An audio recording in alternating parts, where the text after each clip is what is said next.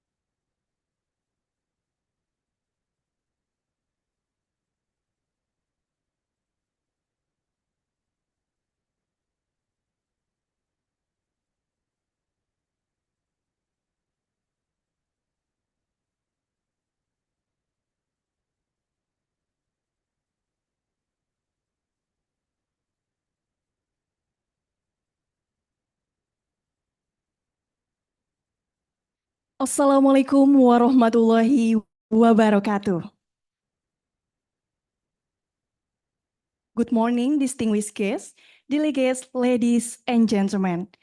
Respectable Rector of Universitas Negeri Malang, which on this occasion is represented by the third Vice Rector, His Excellency Professor Dr. Ahmad Munjinasi. Respectable the Head and Secretary of Research and Society Service Institute, Universitas Negeri Malang, Professor Dr. Markus Diantoro and Dr. Heri Suswanto. Honorable the Head of Center of Science and Engineering, Universitas Negeri Malang, Associate Professor Dr. Eli Hendrik Sanjaya. Honorable the Chair of the 4th International Conference on Renewable Energy, I-CoRE 2024, Bapak Nurul Hidayat, PhD.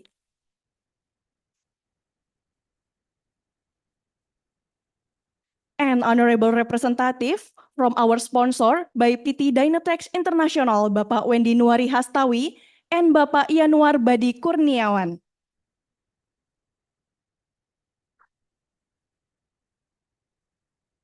Ladies and gentlemen, once again, we thank you all for gracing this occasion. We are delighted to extend the warm welcome to those who have traveled from distance. Ladies and gentlemen, this conference is organized by the Center of Science and Technology, Research and Society Service Institute Universitas Negeri Malang, collaborated with the Physical Society of Indonesia, Indonesia Research and Writers Association, Malaysia Green Technology Society, and KEMRI, Center of Advanced Materials and Renewable Energy, Universitas Negeri Malang. Ladies and gentlemen, the 4th I-CoRE 2024 is also financially supported by Research and Society Service Institute Universitas Negeri Malang and sponsored by the PT Dynatex International and Lab Systematic. Ladies and gentlemen, to start this event, let us watch the official profile video from Universitas Negeri Malang and the next video of 4th I-CoRE 2024.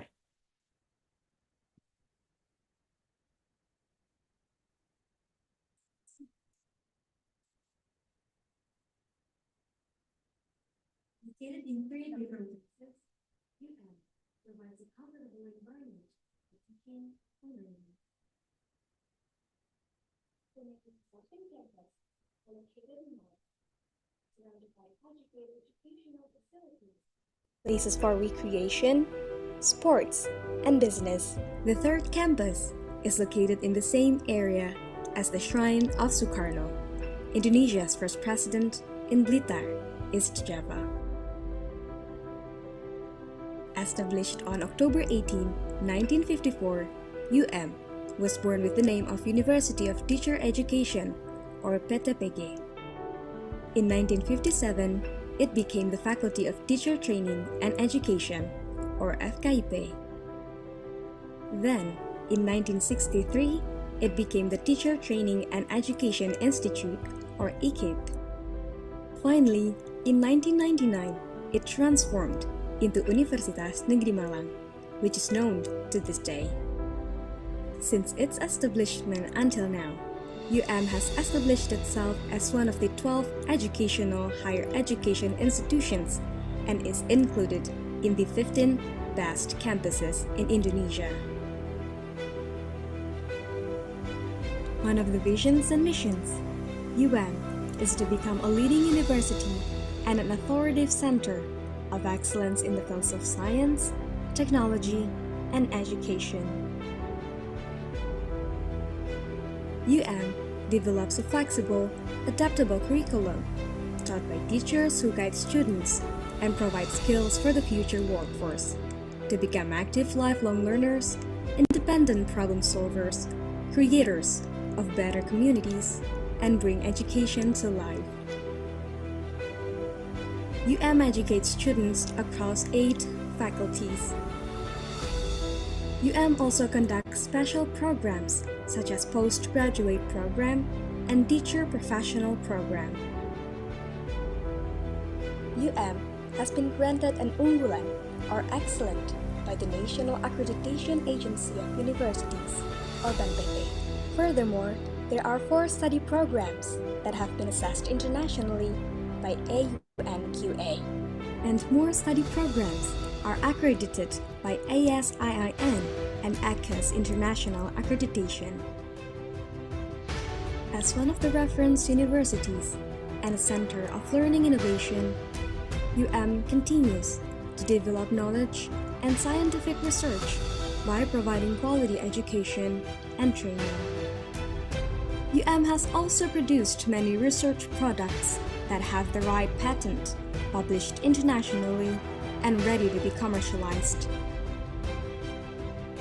In line with our new tagline, Excellence in Learning Innovation, UM is the house for top science and technology center in higher education in DLI, or Disruptive Learning Innovation. Disruptive Learning Innovation Center develops innovation in smart learning with research focus on digital transformation on education ecosystem, either in higher education, school, or community, to improve the quality of education service in Indonesia. Many invention and implementation of products resulted from DLI research are expected to support continuous, innovative learning activities. To support the activities of UM residents in carrying out their daily duties on campus, UM provides unique and interesting learning environment through great and comfortable facilities to facilitate both academic and non-academic activities. UM has also made collaborations with many partners in the form of work training in education, research, and community service. Growing rapidly in this millennial era, UM has the vision to be a higher level institution and a reference university in the field of learning and education. UM has always been ready to dedicate itself to be the best university by producing the best human resource. UM, the only one.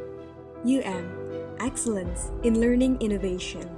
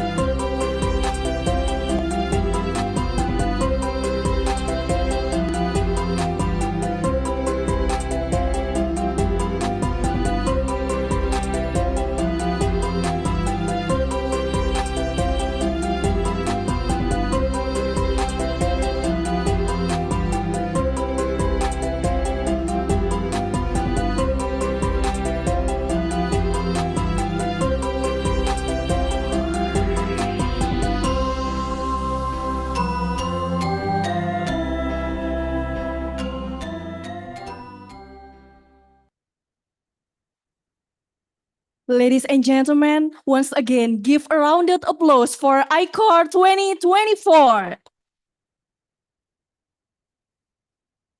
Distinguished delegates, ladies and gentlemen, now we will be singing the Indonesia National Anthem, Indonesia Raya. We kindly ask all distinguished guests and participants to stand up and join us to sing Indonesia Raya.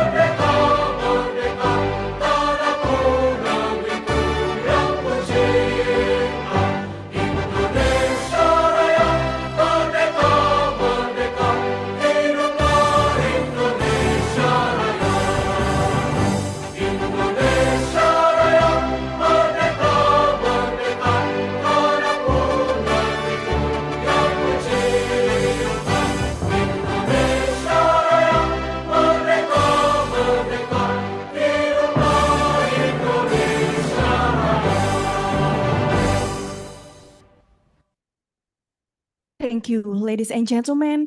Can sit down.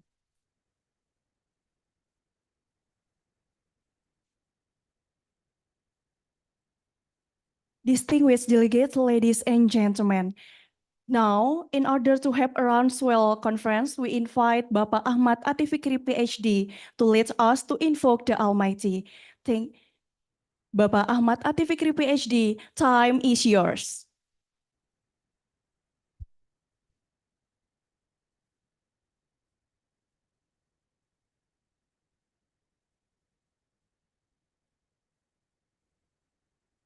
Assalamualaikum warahmatullahi wabarakatuh. Distinguished delegates, ladies and gentlemen. Let us bow our head for a moment, pray to God Allah Subhanahu wa Ta'ala, so that our international conference can be precious to all of us. Allow me to lead this prayer based on the teaching of Islam and those who are not Muslim. You are pleased to pray according to each of your belief. A'udzu billahi minasyaitonir rajim. Bismillahirrahmanirrahim. Alhamdulillahirabbil alamin. Hamdan yuwafi ni'amahu wa yukafi mazidah. Ya Rabbana lakal hamdu wa lakal syukrun kama yanbaghi li ajalin wajhika karimi wa adimi sultanik. Allahumma sholli wa sallim ala sayyidina Muhammadin wa ala alihi wa sahbihi ajmain. Allahumma inni as'aluka salamatan fid din wa dunya wal akhirah wa afiyatan fil jasad wa siyadatan fil ilmi wa barakatan fil rizki wa taubatan qoblal maut wa rahmatan indal maut wa maghfiratan ba'dal maut wa najatan minan nari wal afwa indal hisab bi rahmatika ya arhamar rahimin. Ya Allah ya Aziz, today and tomorrow is the very beautiful place. We gather here to bring about the fall International Conference on Renewable Energy I-CoRE 2024 with the theme of Innovation for a Greener Future. Ya Allah Ya Rahman, make this international conference a useful science assembly as a medium of sharing useful ideas, knowledge, and experience of scholar, research, and student various institutions. May the conference we organize today benefit to our life, broadens knowledge, shine your ideas, and let's be successful and productive person which enter will whose dignity of your nation.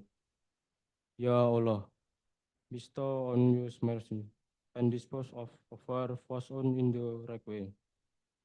Ya Allah, you are the one who fulfill our dua. Rabbana atmilana nurana wa firlana innaka ala kulli syai'in qadir. Rabbana atina min ladunka rahmatan wa hayyi lana min amrina rasyada.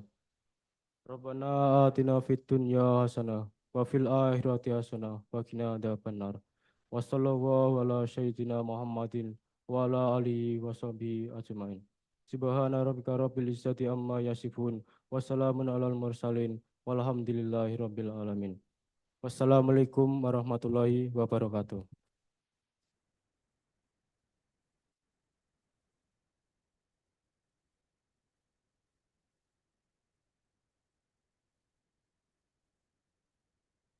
Excellencies, distinguished delegates, ladies and gentlemen, without further ado, now please help us welcome the chair of the fourth I-CoRE 2024 to deliver his welcoming remarks.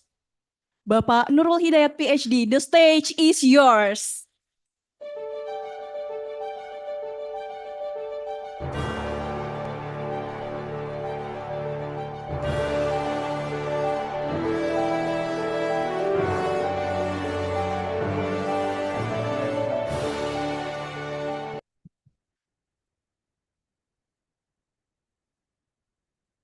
Bismillahirrahmanirrahim. Assalamualaikum warahmatullahi wabarakatuh. His Excellency Rector of Universitas Negeri Malang, represented by Vice Rector for Research, Community Service and Innovation, Professor Dr. Ahmad Munjin Nasi, respectable Head and Secretary of Research and Society Service Institute, Universitas Negeri Malang, Professor Dr. Markus Diantoro, and Dr. Hari Suswanto, respectively. Honorable the Director of Center of Science and Engineering, Universitas Negeri Malang, Dr. Eli Hendrik Sanjaya, esteemed keynote speakers, Professor Benny Cahyono, PhD, Professor Andri Forushdi, PhD, Professor Dr. Ahmad Taufik, Professor Hong Chen, Dr. M. Chandra Sagaran, and Associate Professor Dr. Eng Muhammad Solihul Hadi. Distinguished delegates and all participants, good morning and welcome to the 4th International Conference on Renewable Energy I-CoRE 2024. It is a great honor and pleasure to have you with us today, whether here at the Golden Tulip Jineng Resort in the beautiful Bali, Indonesia, or joining us virtually via Zoom. The 4th I-CoRE 2024 this year encapsulates the spirit of progress and collaboration as we navigate the challenges of climate change and seek sustainable solutions. It is crucial that we come together to share knowledge, explore new ideas, and build partnerships that drive us towards a greener and more sustainable future. Over the next 2 days, we will discuss important topics related to the fundamentals and the advancement of renewable energy, which includes advanced materials and energy management to safety and policy, energy storage, and education for green energy. We are grateful to have distinguished keynote speakers from different continents, from UK, from Malaysia, from Singapore, also from China. On top of that, we are also delighted to announce that the accepted abstracts are co-authored by researchers and scholars not only from Indonesia, but also from Malaysia, from China, from Japan, from Afghanistan, from Pakistan, from the Philippines, Singapore, and also from the UK. So your contributions are vital to the success of this conference, and we extend our deepest gratitude to each of you for your dedication and participation. The I-CoRE 2024 will not be possible without the support of the Research and Society Service Institute Universitas Negeri Malang, our sponsors, and also all collaborators. as well as the hard work and commitment of our organizing committee, in which our students play a very critical role in this conference. And therefore, I extend my sincere thanks to those who have contributed to making this event a reality. Once again, welcome to the 4th I-CoRE 2024. Wassalamualaikum warahmatullahi wabarakatuh.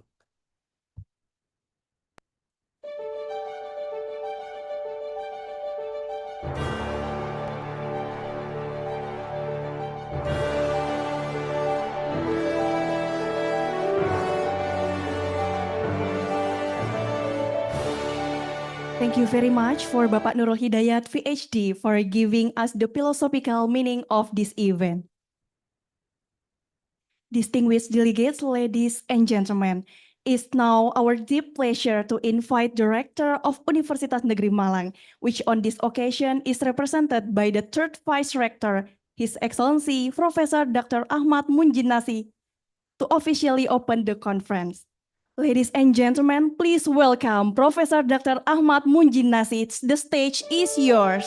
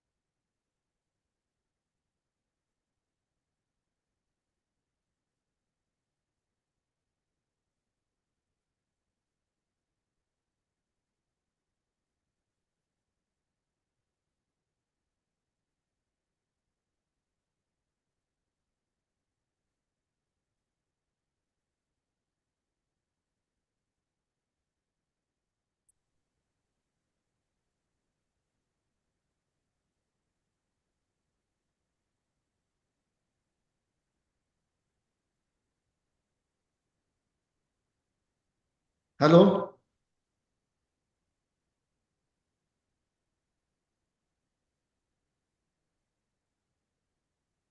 The Excellencies, Head and Secretary of LDPM University Negeri Malang, Institute for Research and Community Service, University Negeri Malang, the Excellencies, all keynote speakers, the Honorable Chair for this conference, distinguished guests, colleagues, and participants. Assalamualaikum warahmatullahi wabarakatuh. First of all, I apologize for not being able to attend in Bali because it's an important agenda at the UN. Ladies and gentlemen, it is with immense pleasure and great pride that I welcome you to the 4th International Conference on Renewable Energy, I-CoRE 2024, organized by the Center for Science and Engineering, Institute for Research and Community Service of Universitas Negeri Malang. We are delighted to host this hybrid event taking place at the Golden Tulip Hotel Jineng Resort in Kuta, Bali, Indonesia, and virtually by Zoom over the next 2 days from September 18 to 19, 2024.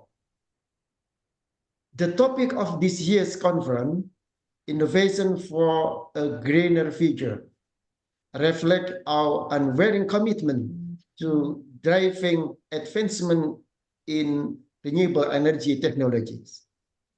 As we confront the critical challenges of environmental sustainability, it is through innovative solutions and collaborative effort that we can create a greener and more sustainable world. The 4th I-CoRE 2024 has been designed to serve as a vibrant forum where pioneering ideas are shared, meaningful partnerships are forged, and impactful solutions are developed to address the pressing issues of our time.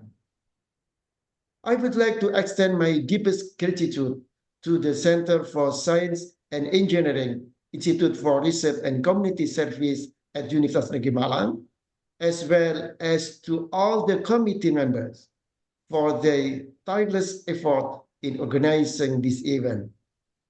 Their dedication and meticulous planning have made this hybrid format possible, ensuring a rich and engaging experience for both in-person and virtual participants. I also wish to acknowledge the support of our sponsors and partners, whose contributions have been invaluable. A special thanks to our distinguished keynote speakers, one, Professor Dr. Andrifo Rusdi, Professor Beni Cahyono, PhD, Professor Ahmad Taufik, Dr. Muhammad M. Chandra Sagaran, Professor Dr. Hong Cheng, and Associate Professor Dr. Muhammad Salihul Hadi. Your expertise and insight are crucial to advancing our collective mission of accelerating renewable energy innovation. To all presenters and participants, whether join us there is Bali or online, I encourage you to embrace the spirit of collaboration and innovation that define the fourth I-CoRE 2024. Let us use this opportunity to exchange knowledge, inspire one another, and take concrete steps toward a greener and more sustainable future. It is now my distinct honor and privilege to officially open this conference. The discussion and ideas exchange over the next 2 days lead to groundbreaking initiatives that will shape the future of renewable energy and contribute to the better quality of life for all. Thank you for your participation, and I wish you all productive and inspiring conference. Thank you. Assalamualaikum warahmatullahi wabarakatuh.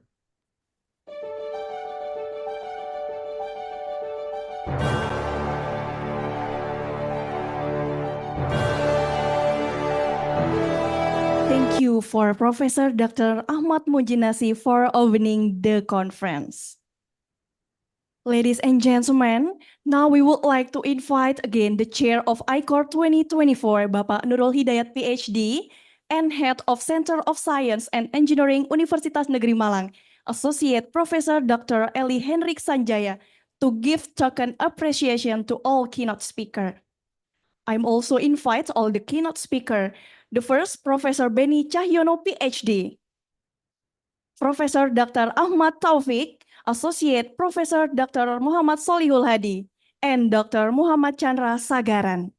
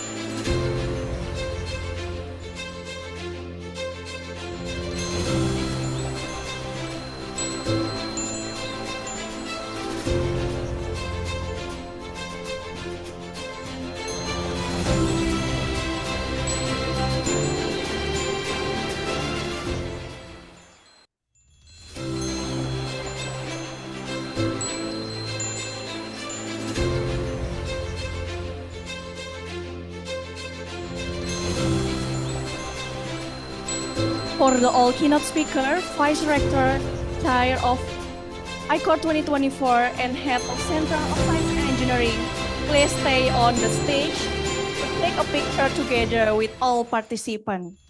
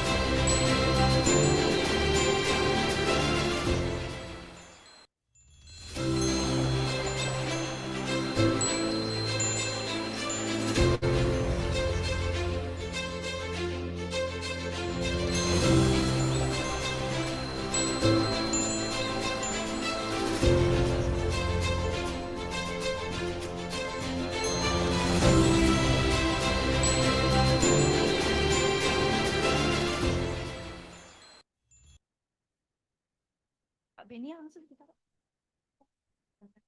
sama Pak Enrico ini dari audit.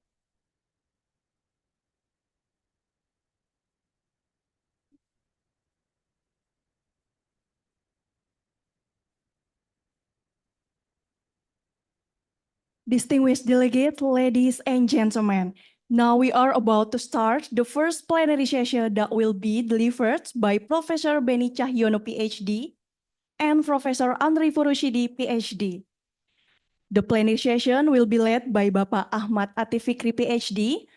Ladies and gentlemen, now please welcome Bapak Ahmad Atif Fikri, PhD. Time is yours.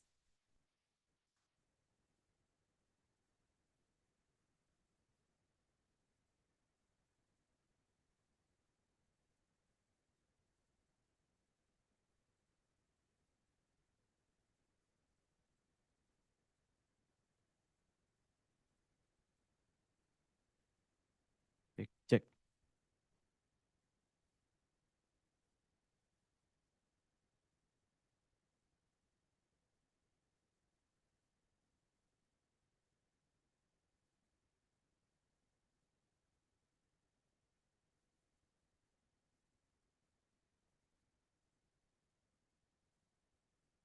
Cek.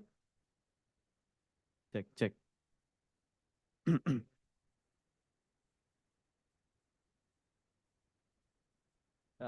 Thank you for Miss Wiwin for guiding us until this moment. My name is Ahmad Atif Fikri. I will be a moderator or a host for this session with two keynote speaker. The first one is Professor Beni Cahyono.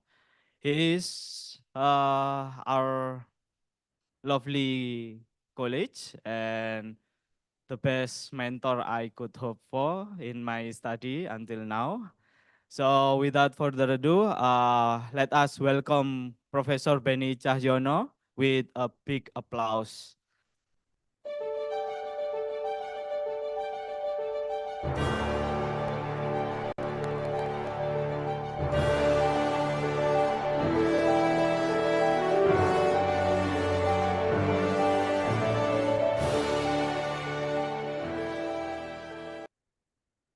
So before Professor Penny give us his keynote, his material, I will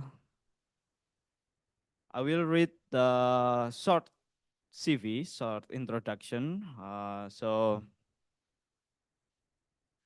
Professor Beni Cahyono research area is in the field of sustainability and supply chain management. He co-leads the Sustainable Production and Consumption Research Cluster at CBIS. With over 20 years of postgraduate studies and distinguished career at Cranfield University, Prof. Cahyono brings extensive expertise to sustainable operation and supply chain management with a primary focus on transitioning to circular economy. His interdisciplinary background in engineering and management has facilitated a robust research track record, securing approximately 10 million pounds in research grant. Yeah, it's a big number.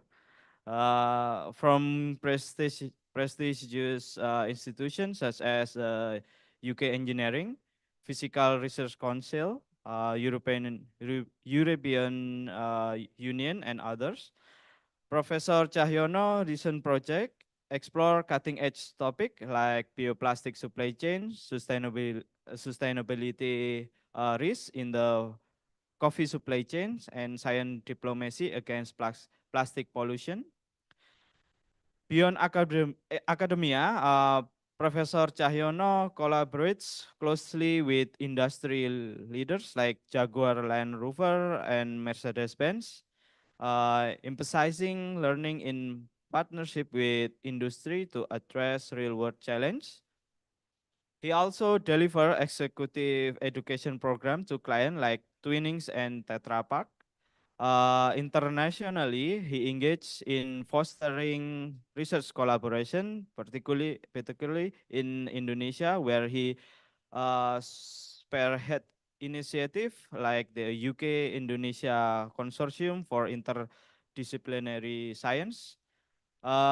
Recognized for his global impact, Professor Cahyono holds esteemed titles such as International Fellow of the Japan Society for Promotion of Science and the World Class Professor by the Ministry Education, Culture, Research, and Technology of Indonesia. His expertise is sought after in the grand panels and international conference, reflecting his significant contribution to the field. So it's only a brief, and many of uh, his recognition in the world. So today, without further ado, I will give the time and place to Professor Penny. So the time and place is yours. Thank you. Thank you very much. Very good morning to you all, and I hope you're all well.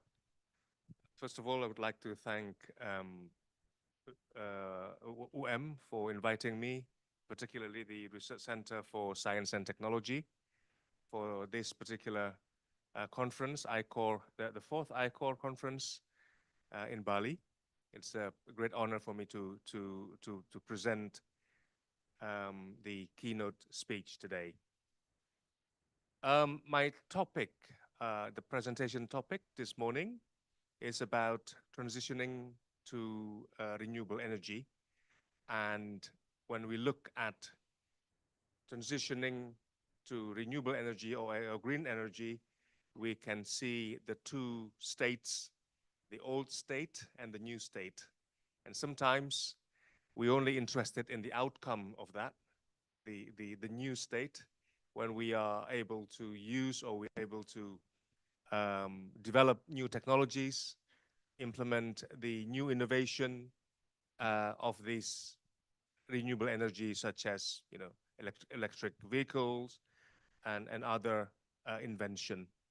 However, in my talk today, I would like to focus or to discuss on the particular topic of transitioning. Yeah, because I can see that although we are, sometimes we are focusing too much on the end result without necessarily paying attention to the process itself. For me, the process of transition is equally important as the end result. So the topic or the title of my presentation today is a sustainable transition to green energy or renewable energy. And particularly, I would like to use a theoretical lens called a multi-level perspective. As I mentioned early on about transition, we're usually dealing with the two states, state one and state two. So state one being the old state and state two being a new state. So for instance, in the old state, we talk about the use of fossil fuel energy, and the state two or the new state is renewable energy. More often, instead of switching like a step function from state one to step two, more often we are undergoing a process. So the process is not instant, but rather undergoing a number of moments or number of changes, as you can see in that ripple there. So from state one to state two. So what we are interested in is focusing on the transition period. Yeah. What's going on? What causes a transition? What are the barriers for transition, for example? If we have, so if you can see from my illustration, yeah, if we have too much incentive for this transition, then the curve will change, for instance. So that's the reason why I use some illustration of the ripple functions in there. Historically, transition has been going on for decades or years and years. So in the past, we used horses, and then now we use cars. In the past, we sail with sail ships or boats, but now we are sailing with a proper ship. Yeah. So if we look at this process from horses, cart horses to cars, from sailing boat to a steamboat, for instance, it's not instant, and often they are a long process. It is a complex process. There's no simple solutions and often uncertain. So there's a lot of uncertainty involved in the transition process. And in many cases, it always involves both bottom-up and also top-down approaches. So bottom-up tends to be something coming up from research, from innovation, invention, whereas the top-down tends to be coming from the policy, yeah, from the government, regulations. I think in transition, therefore, we are interested in both approaches, be they top-down or bottom-up approach. And also, what's interesting here is that any transition is usually beyond the technological changes.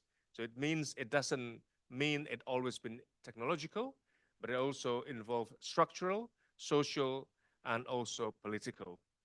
More interestingly, we can look at this transition from different levels, and therefore my approach today is called the multi-level perspective.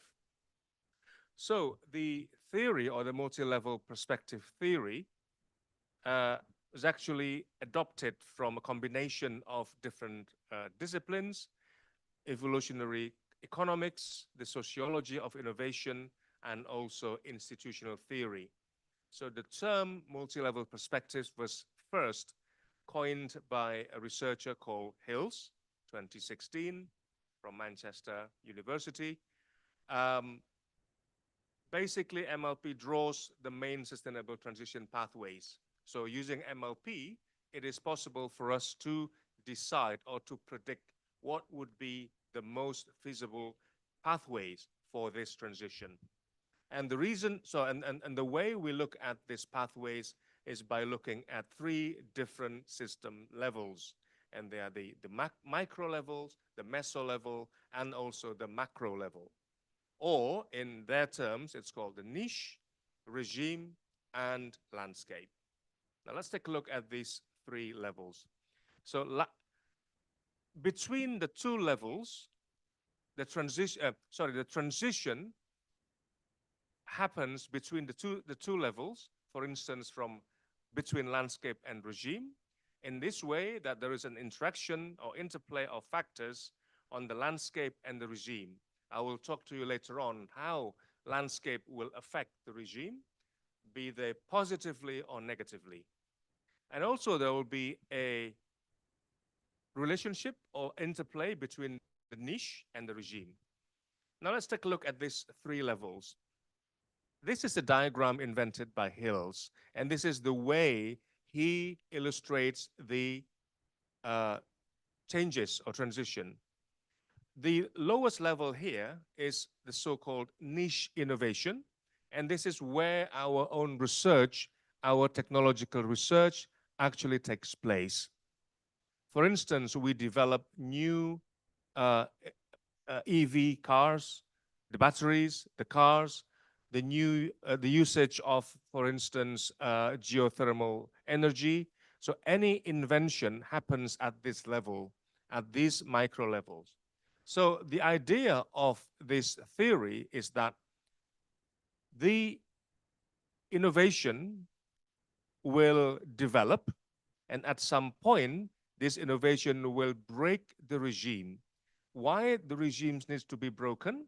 Because we want to change the regime from the old regime to the new regime. The old regime, for instance, the fossil fuel regime, and the new regime would be the renewable energy regime. So by doing or by inventing or by developing new technologies for renewable energy, we hope that at some point we will penetrate the old regime, and therefore the regime can change to the new regime. So the middle one is the regime. However, when we look at the top level here, we have the so-called landscape. So the premise here, according to Hills, is that in order for these innovation or niche innovation to penetrate the regime, we need some pressure from the landscape or incentives from the landscape. So the influence of the landscape to the regime can be in two ways. The first is the pressures given by the landscape, and also all the incentives given by the landscapes to the regime. The landscapes, as is defined here, are the exogenous factors beyond the influence of the actors itself. So anything that is external to the actor, so it could be demographics, ideology, spatial structures, and geopolitics. Regimes are the things or the industry or the process, a policy, governments, or anything that we want to transition to. So if the transitioning is from fossil fuel to renewable, we say that we are transitioning from fossil fuel regime to renewable regime. And as I said to you before, niche are all the technological innovation, invention, development that we do in order to change that regime. Landscapes put pressure, I said before, landscapes put pressure on the existing regime. Existing means the old regime that we want to change, which then opens up and create windows of opportunities for the niche innovation to penetrate. So if we look at the first two layers of this level, so the top levels are, sorry, this is the two bottom layers, I'm sorry. So the first one, the micro layers is the niche, and the meso layers is the regime. So we would like to, for this regime to penetrate, sorry, for this niche to penetrate the regime.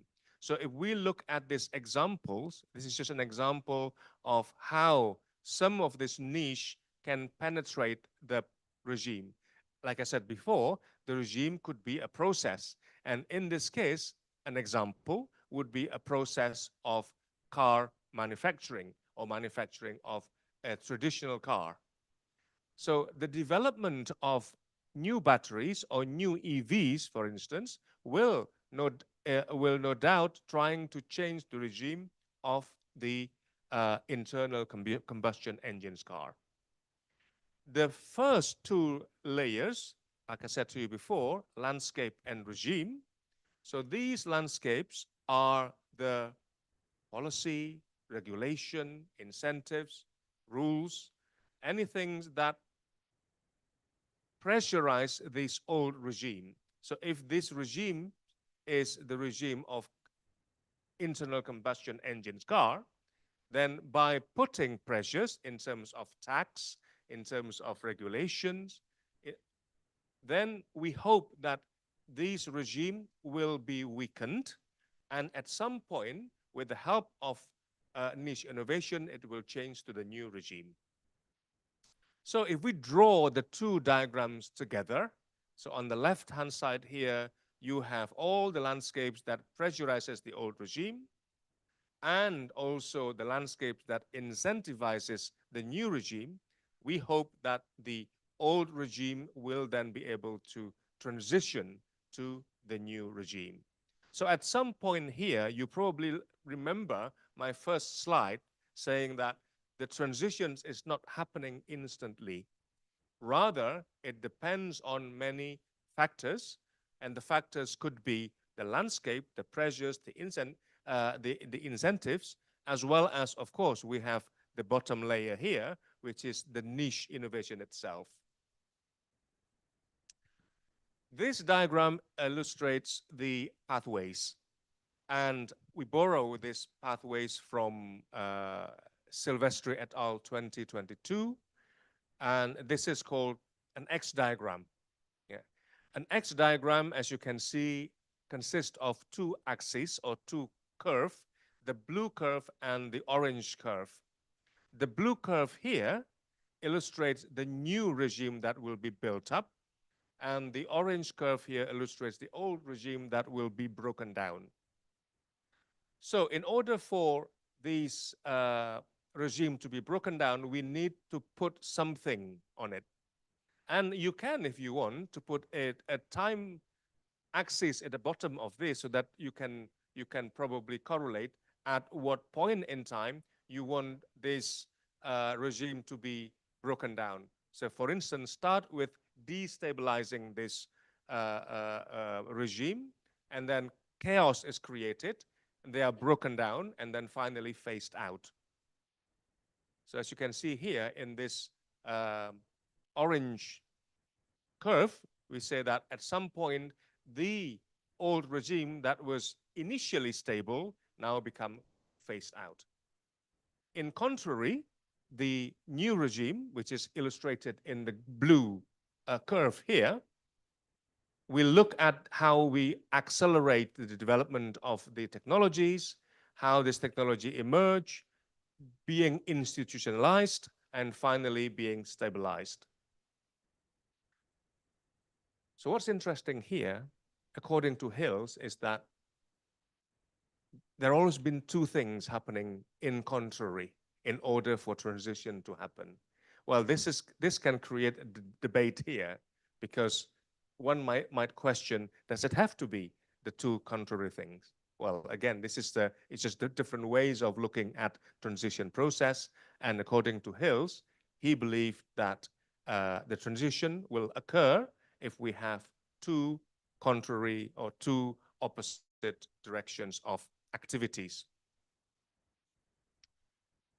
This is just an example, explanation of the X curve. It's a powerful tool to understand the system, make us aware and make priority.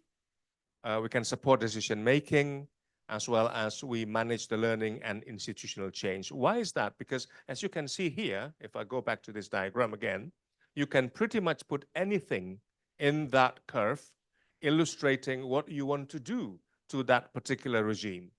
Yeah. So all the dots here, as you see, dots here, these are all your dots to illustrate how you're going to do on this regime. So for example, if you put something on the orange regime, that you want to make this regime weak. If you put lots of dots here in the blue curve or blue regime, it means that you want to make this regime strong. You incentivize this regime. So that's the end of the theory, if you like.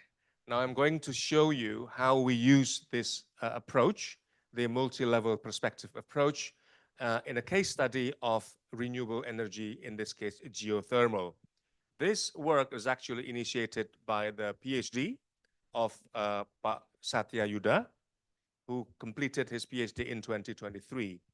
And his research is to do with transitioning to renewable energy. In this case, it's geothermal. So the purpose of the research was to propose a comprehensive yet visible strategies to facilitate the transition from fossil fuel to renewable energy, in particular geothermal in Indonesia. In doing so, he carried out or he adopted case studies as a research method. And the data collection method was interviewed. Or in this case, FGD, I'm sorry, not interview. And he carried out 2 FGDs, and this one is with the same stakeholders, the same subjects. And this is just a snapshot of the participants. The participants are all geothermal companies in Indonesia that exist at that time. So after his research, I don't know how many more geothermal companies, but at that time, he identified 10 geothermal companies. But in fact, there's one company number 9, I think, is not a geothermal. It is actually from Brin. Yeah, from Brin. So nine companies plus Brin. And these are the questions that he posed to the group. So first of all, he would like to know the risks associated with geothermal production. Number 2, whether location, so to what extent location affect the development of geothermal energy. And thirdly, he is interested in looking at the economic value of geothermal project, in particular revenue generation, the pricing mechanisms, and so on. Next is about infrastructure, and finally looking at the other aspects of geothermal energy that needs to be considered to enhance its development. So he posed these 5 questions to the group. As part of the research, he then construct this framework, which is based on the so-called causal loop diagram. And as you see in this diagram, there are arrows and also plus and minuses. The arrows means what influence what, and the plus and minus obviously illustrating the positive influence or the negative influence. As you may guess, the term loop, causal loop diagram, majority of this would be a closed loop. And there are many loops here. There's loop number 1, 2, 3, 4, 5, 6, and 7. So these loops illustrate how a particular aspect of geothermal will influence the whole system. And as you can see here, the green means the reinforcing loop. It means that one factors will influence the other factors. For instance, this, if we look at this first loop that I illustrate in blue, the government intervention in terms of incentive regulation will incentivize more geothermal projects to be established, and then it will make project more attractive, more people to join in, and then more investment to be put as well, more geothermal project development, more tax and non-tax income as a result of geothermal production, and this one will go back to the government intervention again. So this loop, because one factors will always strengthen the other factors, that's what we call, this is the reinforcing loop. The other loop is the so-called balancing loop. As you can imagine, the enforcing loop means that everything will go bigger and bigger and bigger. In order for us to stabilize this or to balance it, we always also use the balancing loop. Yeah. So the red area here that I show you, this illustrates how each factors will strengthen the other factors, and that's why we call it this reinforcing loop. And there are many of this type of loops in this diagram, and this is the full list of the factors that has been incorporated into the loop. The second focus group discussion will be looking into the how we can use the multi-level perspective in this project. I think that we've done it before. These are some challenges in geothermal utilization that has been captured from the FGD, and there are 6 main issues in geothermal production. So the first one is obviously risk of investment, because any exploration is expensive and risky, because you spend money and you didn't get anything, basically. Secondly, the majority of geothermal locations is within national parks and also protected forests, and therefore it's not that easy to get into. The pricing mechanisms, how are we going to to sell the energy, electricity generated through geothermal, and the developed infrastructures. So for instance, infrastructures of roads, infrastructures of electricity distributions, and so on. The next one is called power wheeling. This is towards the end of the process. And also what's interesting is public resistance. So usually the companies operating in geothermal, they pay less attention on public resistance. But in this project, it was clearly mentioned that public resistance is very critical to the success of geothermal project. Well, in this case, public acceptance is critical to geothermal project. The next slides, I don't want to go into this in detail. The next slide illustrates all the quotes from the experts involved in focus group discussion. Geothermal is expensive. Location, geothermal is not easy to access. Pricing mechanisms difficult to agree on. Underdeveloped infrastructures, power wheelings, and also public resistance. Again, you are welcome to have these presentations later on. And this is the second part of the focus group discussion where they are doing the exercise on multi-level perspective. The diagram looks different, but actually exactly the same. Here we have the niche innovation. In this case is how hot brine and hot steam, the development of hot brine and hot steam influence the steam production. If we imagine the blue process is the upstream supply chain, the green process is the midstream supply chain, and the orange is the downstream supply chain. This diagram illustrates how niche innovation will penetrate this production, and how the landscape is actually putting pressure on the old regime. And this is, one second, this is if I zoom in, this is the technical landscape and the socio-technical regime. This is how the landscape putting pressures on coal burning. As you imagine, in the old ways of producing steam to generate electricity, we burn it, we boil the water basically to get steam, right? But using geothermal, it's clear now that we are changing the way we produce the steam. Instead of burning the coal, we perhaps utilizing the heat from geothermal itself.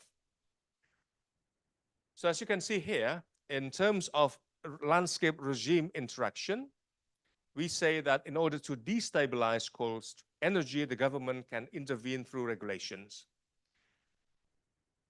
Government only incentivize downstream coal, the new type of coals that is converted to downstream coal products, liquefied and also gasified coal. Also, there is a regulation in terms of domestic coal can only be sold domestically, which means that it's more difficult for them to export.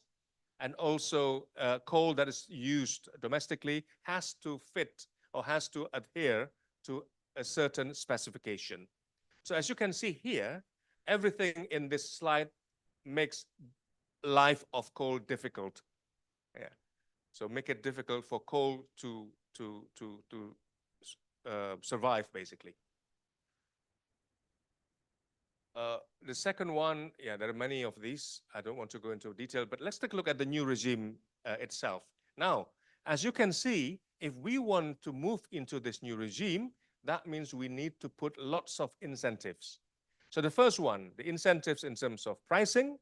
Second one, the incentive of pricing regulation. The third one, in terms of power purchase agreement or PPA, after the geothermal developers fulfill the regulatory procedures. The developers need to obtain PPA and also fiscal incentives in terms of tax allowance. More importantly, the government perhaps can provide funding in terms when they drill the a project for geothermal. There will be schemes for sharing utilization of the electricity network, and this is the power wheeling, and also another type of ETM called the Clean Energy Facility, where the old coal power plant will be prematurely terminated.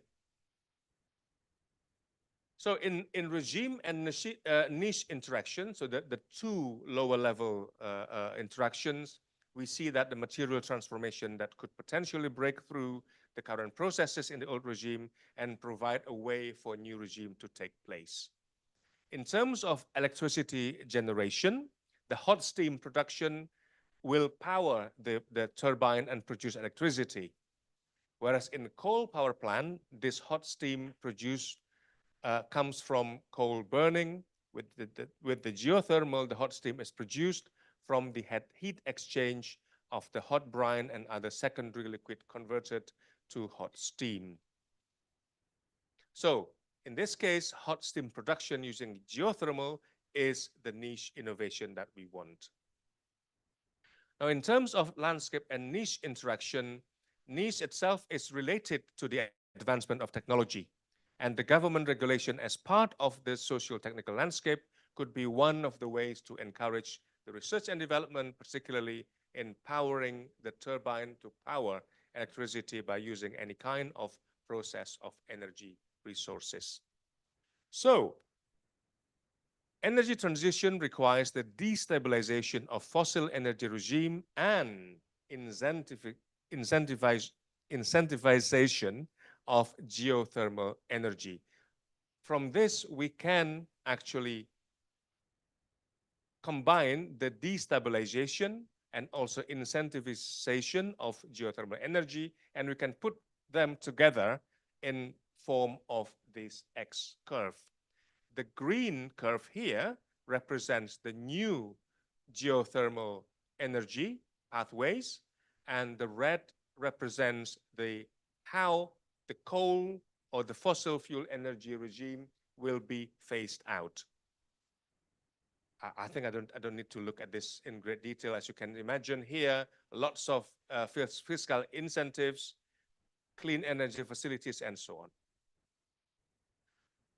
The two focus group discussion were published in this journal, Energies, and as a result of this, Pak Satya completed his PhDs at Cranfield University in the UK. So in conclusions, there is a paucity of management theories dealing with the issues of sustainable transition, and I'm very grateful that we can adopt the multi-level transition theory by Hills, 2016, as a means of illustrating the transition from the old regime to the new regime. This multi-level perspective opens up various avenues on how practitioners might engage with the sustainable transition. The framework developed, we enhanced that framework by developing the in the based on the framework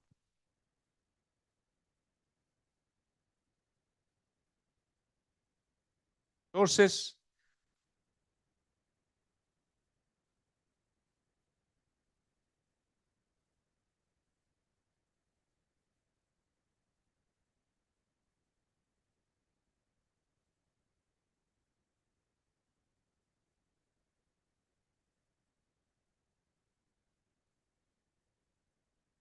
Check.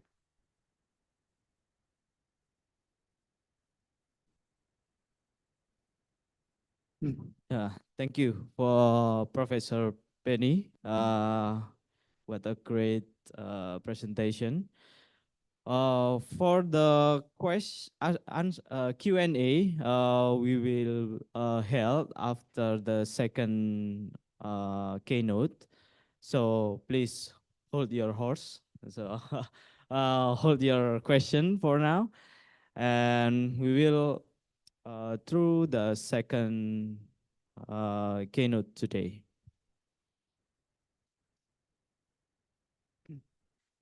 Yeah, for the second keynote,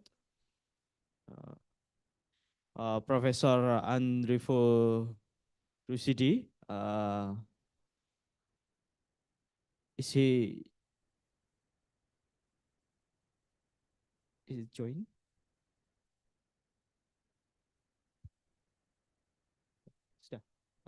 Yeah.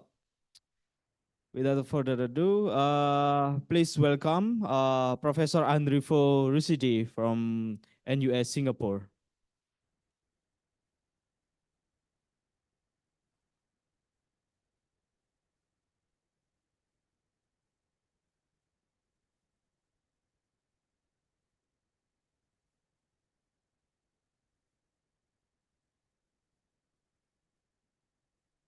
Hello, good morning, Professor Andrivo.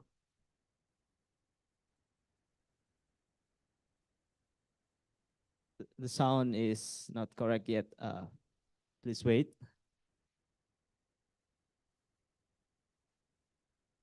Okay, now I can talk.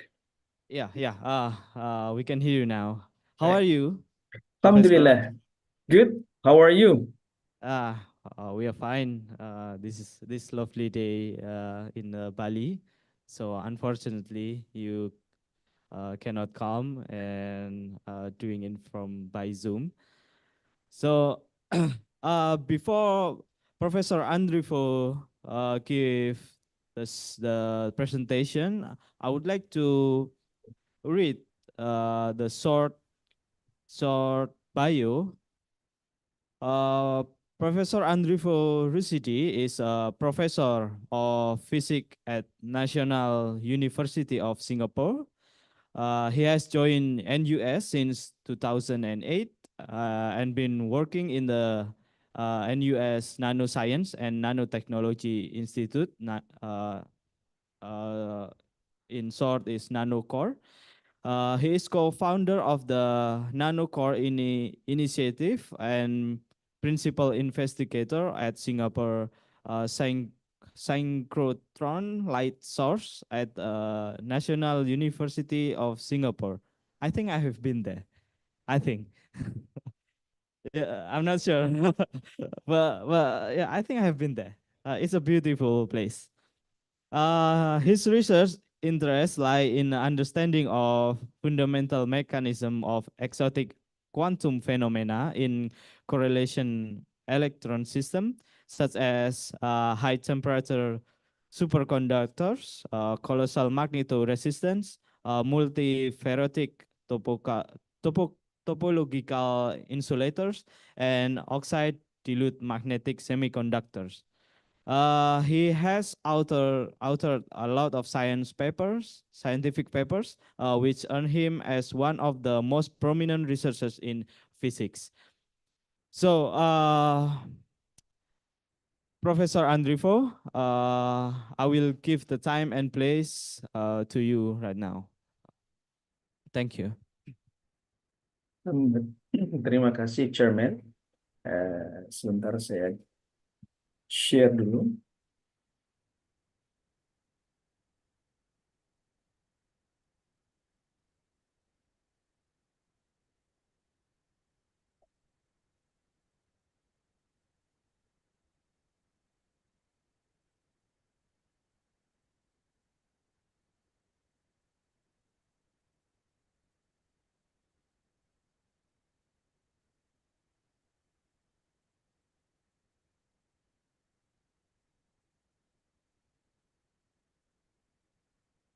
Oh, saya nggak bisa share ini ya?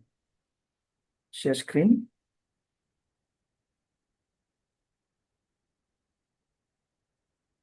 Oh, wait a minute, sir.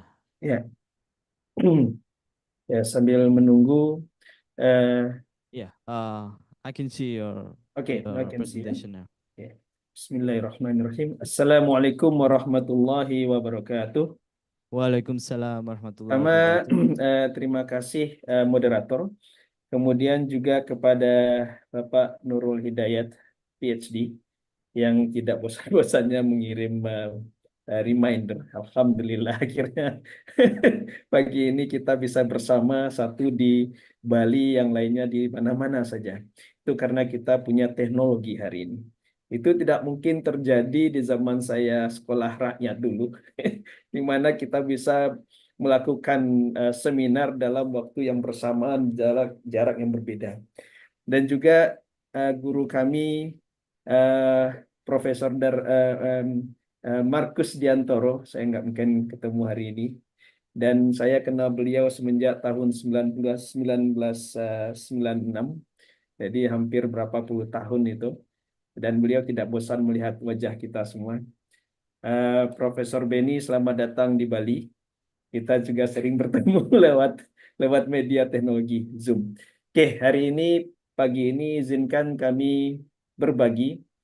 Kalau tadi Profesor Beni dengan bahasa Inggris yang fasih, izinkan saya pakai bahasa Indonesia campur-campur. Hari ini kita berbagi tentang namanya material baru yang saya beri nama karena memang materialnya baru. Highly Oriented Single Crystalline Gold Quantum Dots.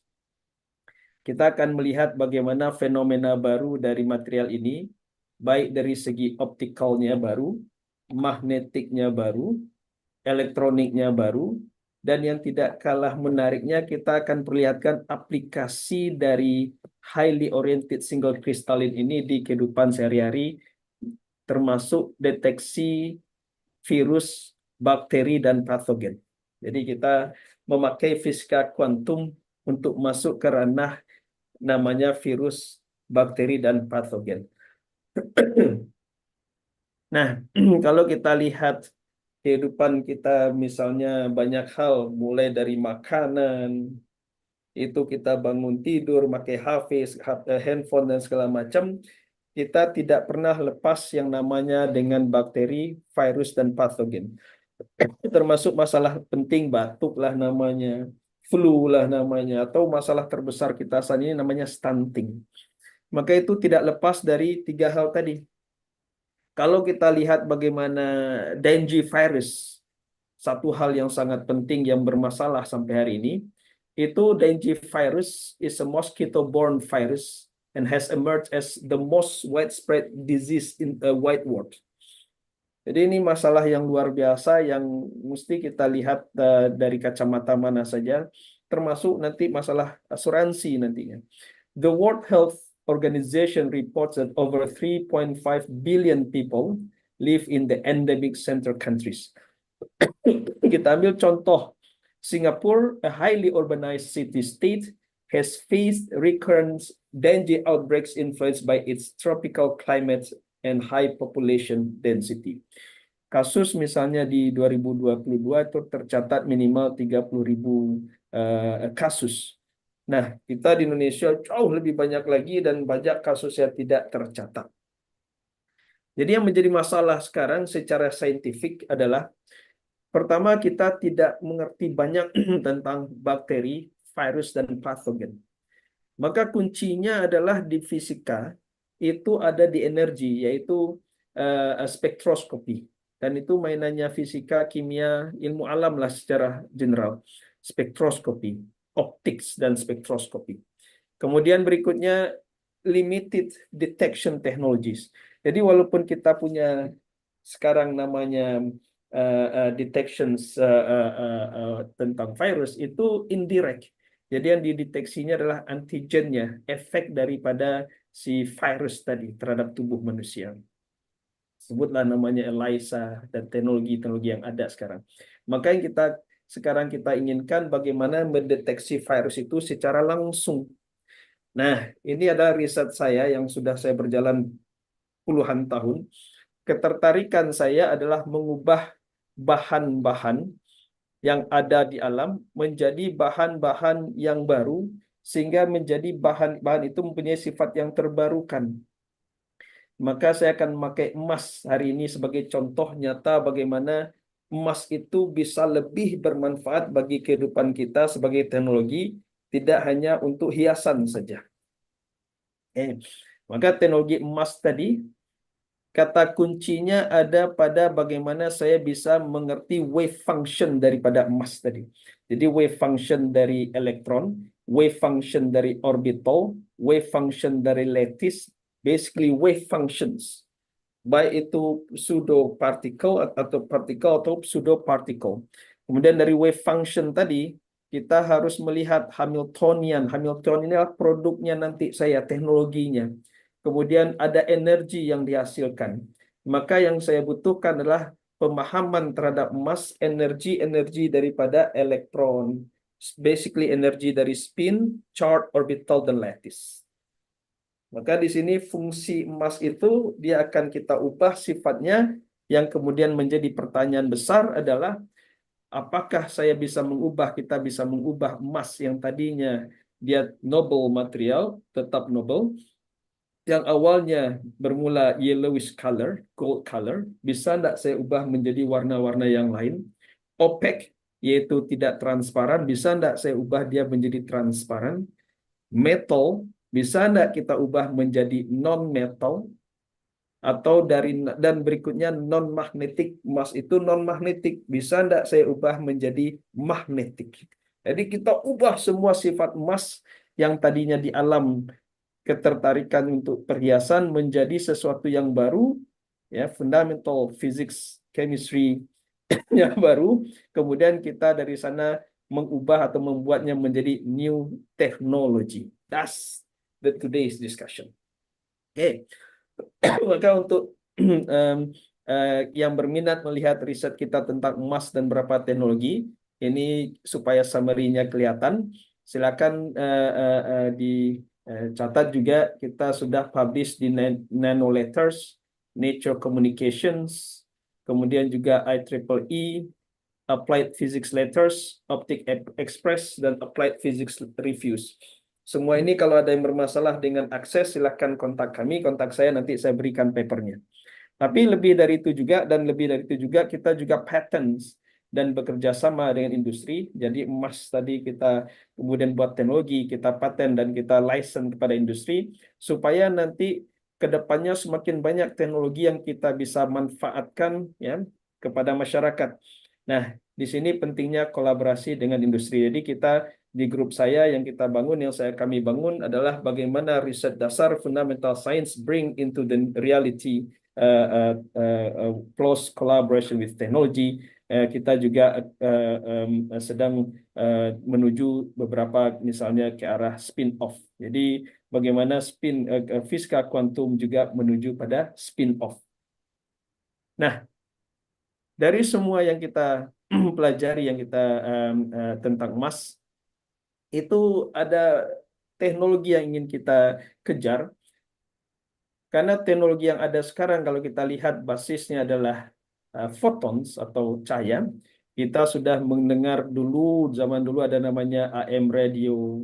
Kemudian kita punya hari ini sound wave, ultrasounds, FM radio, mobile phones, kemudian microwave, wireless, radar. Kemudian itu semua masuk kepada namanya radio spektrum, broadcast and wireless, kemudian microwave. Kemudian ada teknologi berbasiskan terahertz, ada namanya bioimaging, ada screening namanya.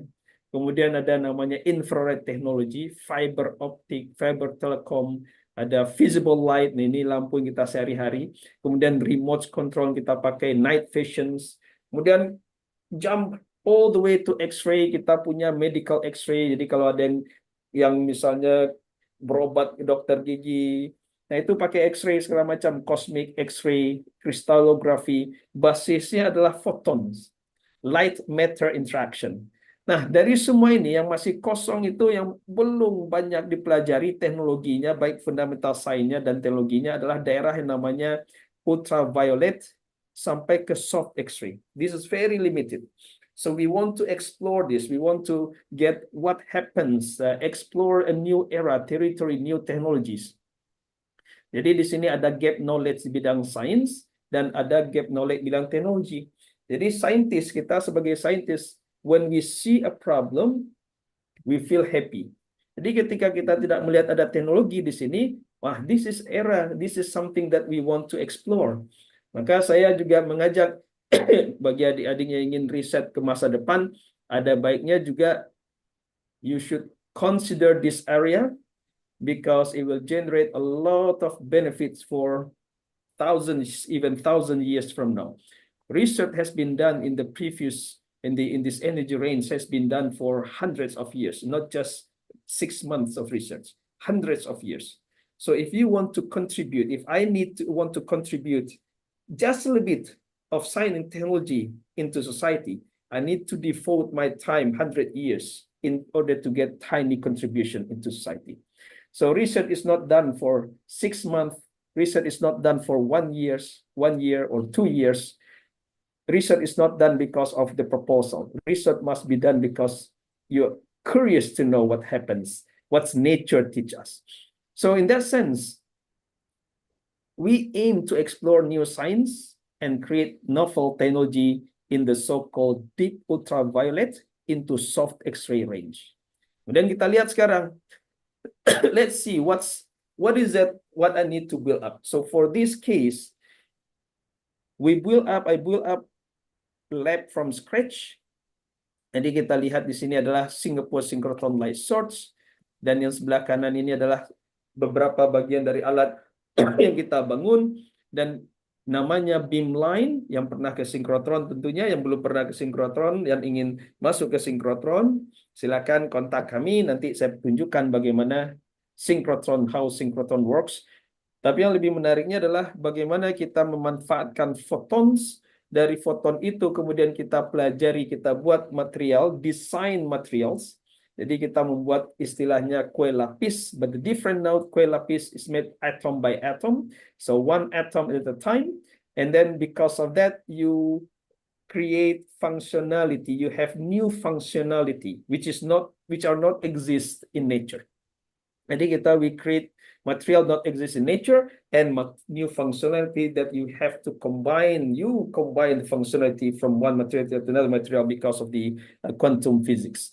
So you can take any elements that you like. You can take carbon, you can take copper, you can take, for instance, oxygen, and then you sandwich them among each other, layer by layer, in such a way that you create novel materials and novel technologies.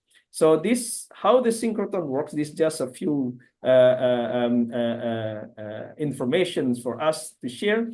So the synchrotron based on, you use photoelectric effect by Hertz and Hallwach and explained by Albert Einstein. Then from there you create so-called a free electron, and you pass this free electron into a tube, vacuum tube, and the trajectory of these electrons controlled by magnet, controlled by magnet, and then you organize them such a way that synchronize them so they have very well defined path and also number of the density of the electron itself.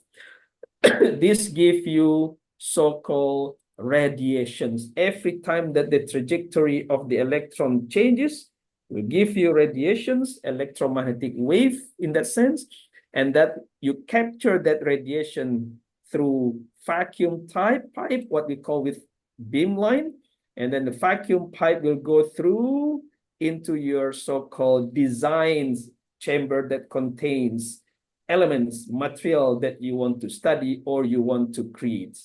And in that sense, it's a non-destructive technique, non-destructive technique where you can utilize photons to study and control spin, use photon to study and control orbital, and you study, you use photon to control charge, and then lattice. There's a lot of things that you can do tremendously. You have enough things to do even for 1,000 years.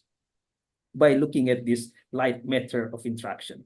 So the reason why I developed this energy range or this new labs is that because the deep ultraviolets to vacuum ultraviolets down to soft X-ray, they match very well the resonance, the size of these photons resonant with the bacteria.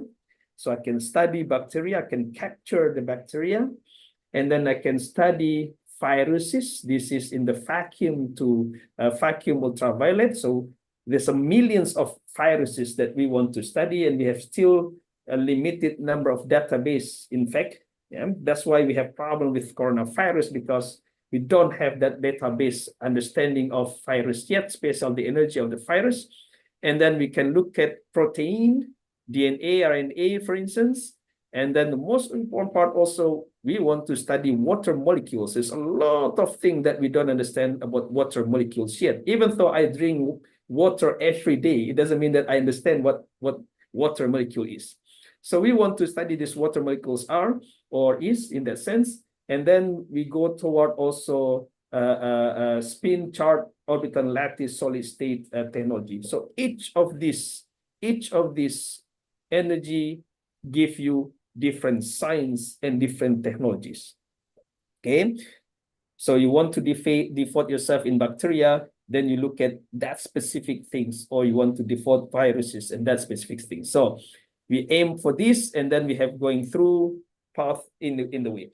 So what's the problem today with our industry, with our technologies? If you look at technologies today, in the past, we have technologies big mass. Okay, the size of the device is even 1 millimeter size, and this operating speed is megahertz only. And then the semiconductor electronic burn, and we can shrink down the size of semiconductor into nanometer size. That's why we have now laptop today. That's because we own to semiconductor electronic, and it was born because of the quantum physics. And then moving forward, we combine with dielectric photonic. Okay. However, dielectric photonic, it can be extremely fast. Okay, it can be terahertz in a sense, or petahertz. Unfortunately, they are big mass still. It's bulky. So we need to define, we need to combine between semiconductor electronic and the electric photonic, so we can reach down to nanometer scale with the speed, with the high speed, okay, with the terahertz speed even faster. So we want to switch on and off very fast. We want to detect things extremely fast before the virus die, for instance. So this is what we offer. New technology, so-called new science, what we call with spin plasmon, and the gold that we just mentioned earlier, highly oriented single crystalline gold quantum dots material. Okay? Now, we expect this to give us something new in science and also technology. So the second part, that we want to explore the technologies of the highly oriented single crystal quantum dots, is that in this analytical sensitivity detection in this, for instance, if someone get a bite by mosquito, seorang misalnya kita digigit oleh nyamuk, then unfortunately if the mosquito carries the dengue virus, and that person will get fever for at least a week without knowing what happens. Okay, without knowing what happens, and then you carry the person to the hospital, and it takes another few days, and then the antigen might come out with the result there's a dengue virus in it, in the blood. But that's already takes almost 10 to 2 weeks for detection itself. So we want to overcome that problem. We want to actually be able to detect virus right away, not the antigen. So we can bring the technology to the hotspot and then tell that, hey, there is a dengue virus. So then we can prevent the problem much earlier. And that's not only that, if there is this problem occurs from time to time, we actually want to explore beyond what we actually just use or hate something without reasons. There must be reasons behind nature. So we want to explore that, and using so-called label-free based on the gold quantum dots that we are proposing. And then we have technology, so-called this SERS 2.0 technologies itself, where today with this technology, I'll show you later, we can detect dangerous virus directly. So just to give an idea, what's the technology that we are exploring based on the quantum physics. So I need to have some novel, smart, intelligent material. I need artificial intelligence as a platform because there's a lot of millions of database that I need to accumulate. So anyone that student want to learn or do research in artificial intelligence, this is actually a good moment as well. And then we need to put the database of the viral, bacteria, pathogens, and that means also machine learning and deep learning. So this is not just not one independent story anymore, but it has to be used, bring up what we learned today. And this will be very important for healthcare and food science, for instance. Now, we are talking quantum physics, remember, not about food. We are talking how quantum physics gonna bring up into reality, more into reality. So what do I need in order to change the properties of gold? So first of all, what I need to know is so-called the structure factor of the gold. I need to be able to modify the structure factor of atom. That means I need to be able to place gold as I wish. The distance among the gold, or one layer and the second layer of the gold that reorganized or organized by us as human such a way that we can detect them precisely. And then I should be able to find out the crystal structure of the gold. This is what we see here, so-called Reed's pattern. The in situ, when we grow the atom, we can detect them, the position of the atom, one by coherently, whether they are really epitaxial or not. And then you can calculate the position of the atom to be precise. And not only that, at the end, you should be able to see what color of the new gold that you create based on what you wish the structure factor. So it's coming back in order to make technologies, new technologies that we are developing, we need to understand solid state physics. So learn solid state physics, and there's a lot of phenomena that we can create from there. And now we look at what next do I need to do.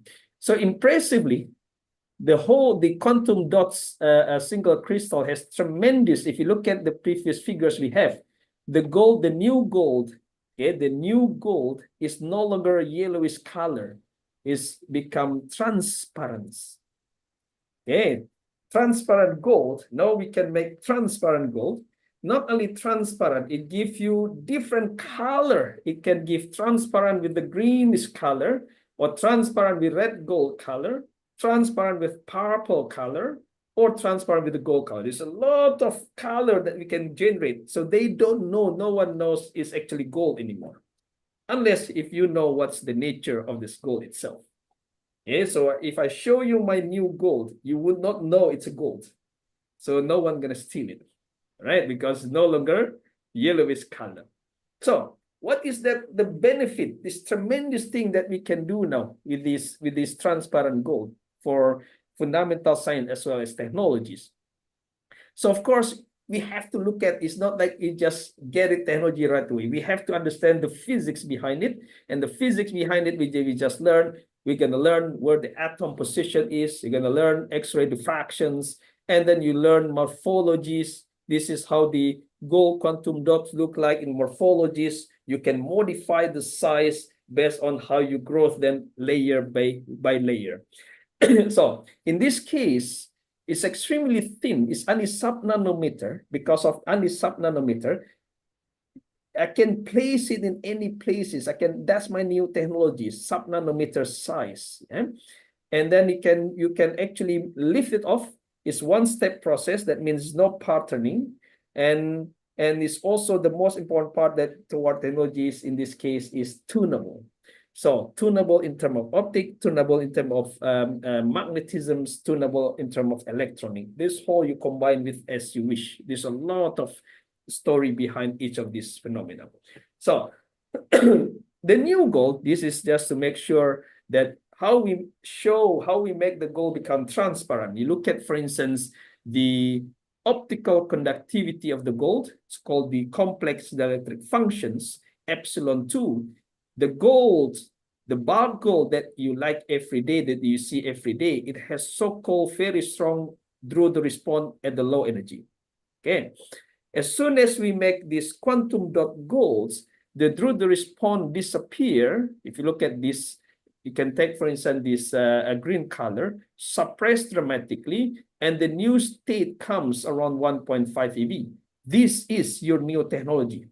Utilize this peak, okay? And then you can detect a lot of new phenomena because this peak generates so-called plasmon. And that is the spin plasmon that it can control through the speed of light. It generates this plasmon generate through the speed of light. Then you can make on state and off states with the speed of light in principle.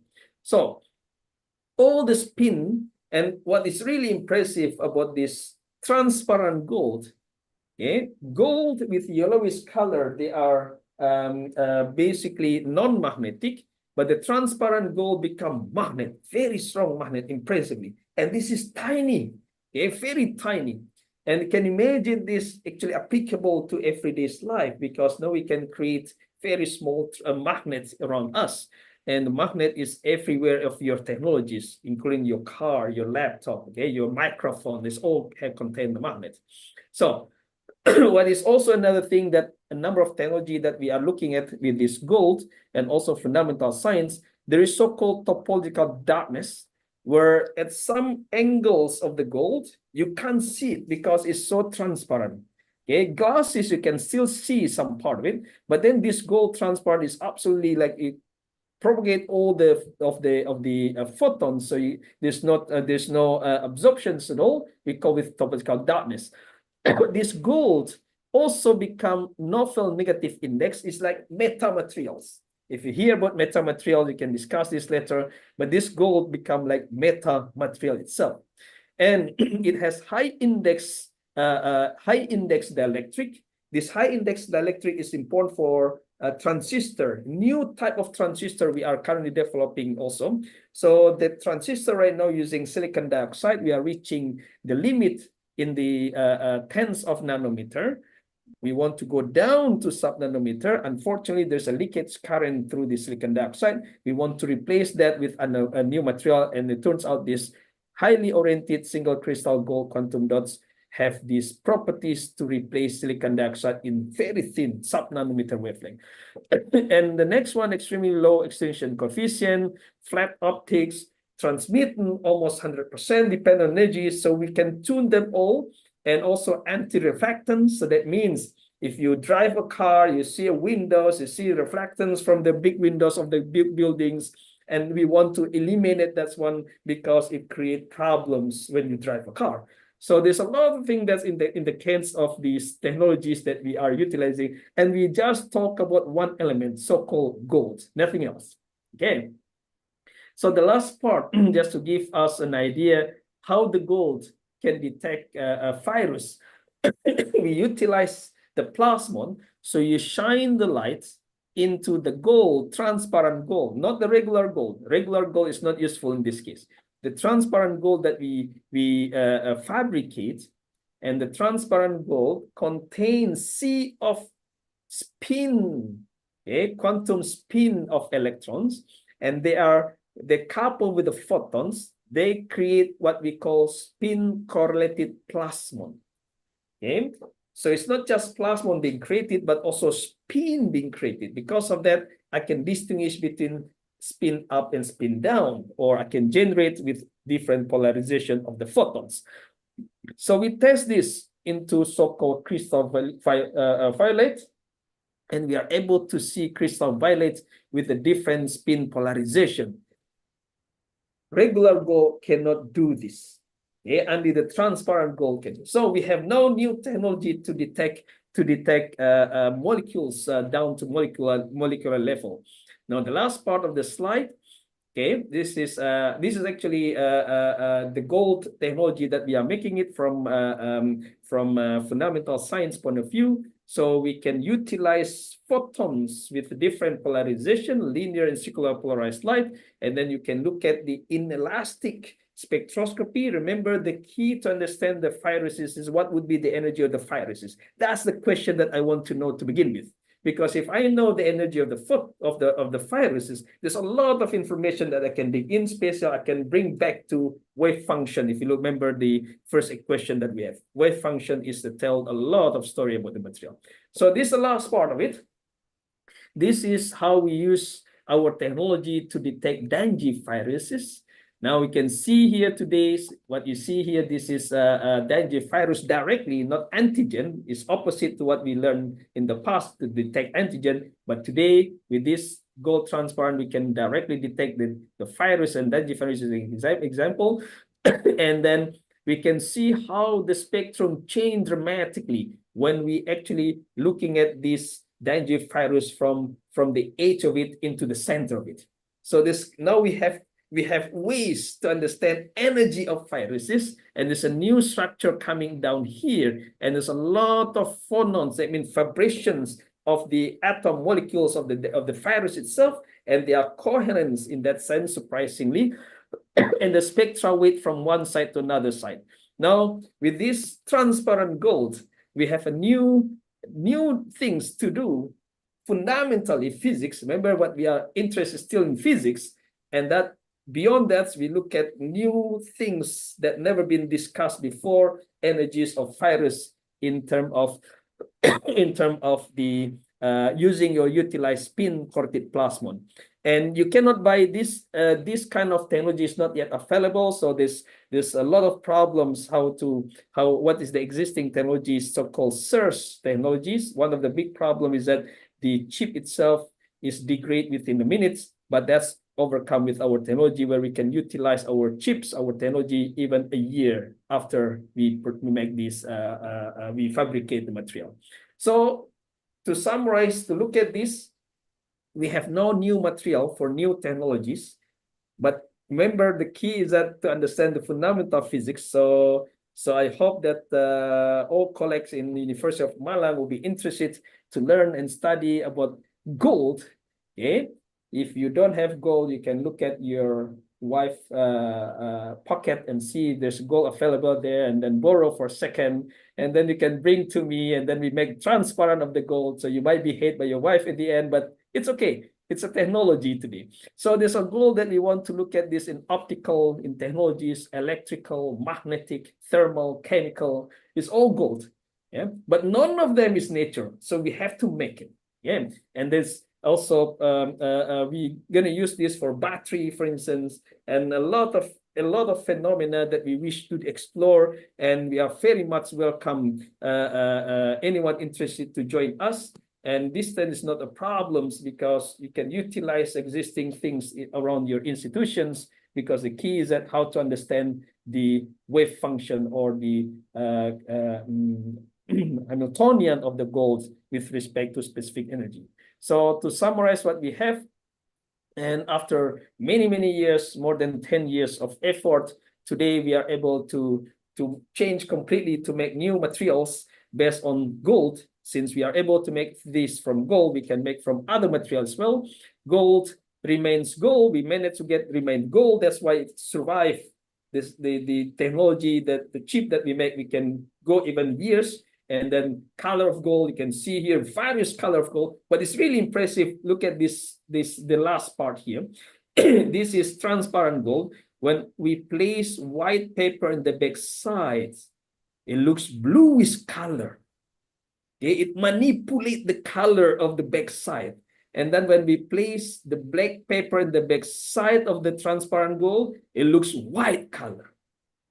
So this is also impressive. If you want your skin looks like white, but you are black, you let me know. We make this very thin gold on your face. It looks white, or opposite directions. You want to look black, but it's actually white or other color. We make this, and then no one knows this because it's sub-nanometer wavelength, thin, and and at the end, it's all back into our understanding of physics and how we manipulate atom by atom. The interaction of the atom we call with spin, charge, orbital, lattice, degrees of freedom. If you're able to understand that, this infinite technology that you wish you might want to, you can develop. All right.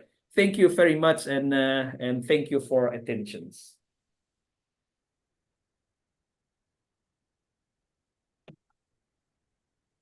Thank you, Prof. Andrivo. I think my wife will very interested in your proposal, so I just say to her like, your goal will be more expensive than now. Then, I think she will gladly give all of the all of her jewelry. Uh, so moving on to the next session, which is Q&A, question and answer session. So I would like to ask for the audience, both from the in the Bali side and in the Zoom side, uh, please in the Bali sides, you can just raise your hand and we will give the microphone to you. And also it's also in the Zoom side, you can raise your hand and I will manage to give it to give the question to the designation Keynote. So maybe from in the on site first. Is there any question for the both keynotes, please?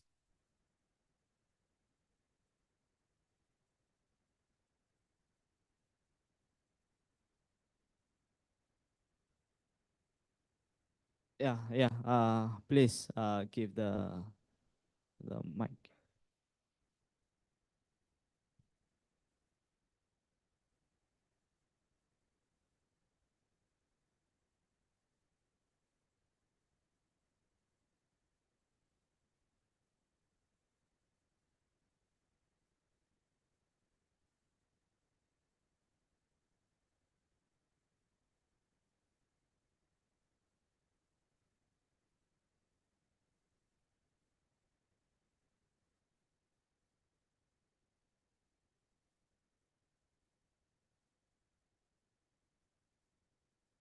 Yeah, mouse, please.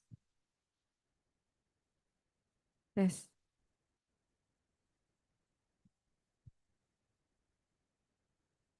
Okay, let me introduce myself first. My name is Fahri Razak. I will ask for both keynotes, two keynotes today. First of all, Professor Benny, uh, I will agree about your presentation. When I study to do my final thesis in my college, I ask some question. There are I search of the many research that if you look from the niche that can penetrate the regime, the old regime to the new regime, the renewable energy, that we can find many innovation, many advanced technology that can penetrate the regime, old regime. But sometimes I ask you question, the recent current situation, how this is technology is not the application in our life. Where is the problem?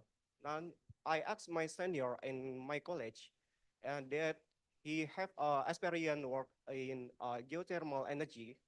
That I agree with your presentation. That he said that the problem is the location, geological location, where the ideal energy is located near the many civil in there, so it will disturb them. So we can plan geothermal energy in there, and so many issue that can happen that we can applicate this technology. So I will ask you a question. When will you think that the landscape can pressure the regime about this situation? And maybe I will ask to the in to come to Mr. Rusdi. Yeah, yeah. This is interesting about material where we can change the physics of the gold from the color or from the we can connect the electron to the gold, but with within their research, you can make the gold to the some conductor properties. So I will ask your question. Is this simple? If we change the gold to the transparent gold, can it change the properties of the gold too? Like we know that the gold is easily make a bend if we can push a force to gold. Then if we change to the transparent gold, can it resistant to the force? So it cannot easily bend or like that. So I ask about the transparent properties. Thank you. Maybe that's all. Yeah, thank you from Mr. Razak. Is there any more question first? So the keynote will answer. Yeah.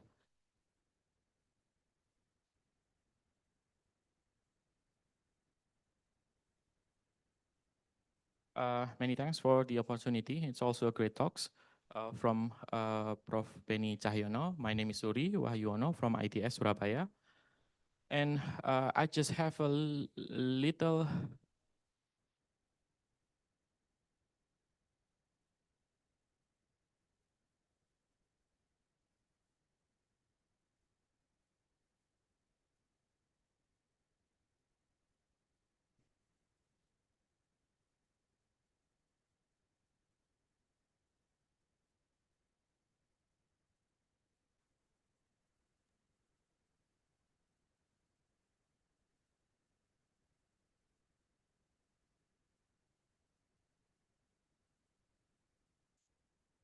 key enabler for all the factors that could accelerate the penetrations of geothermal. That's all. Many thanks. Okay. Thank you from Zuni. Yuri. Ruri. Sorry.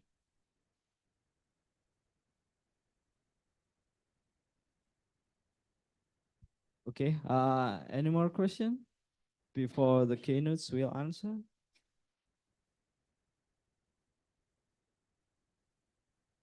Okay. All right. From online side, from Zoom side, is there any question?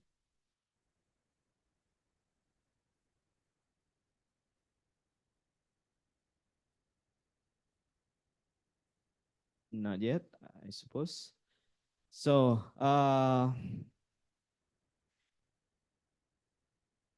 maybe I will give the time to Professor Benny first. So the first question from Razak is the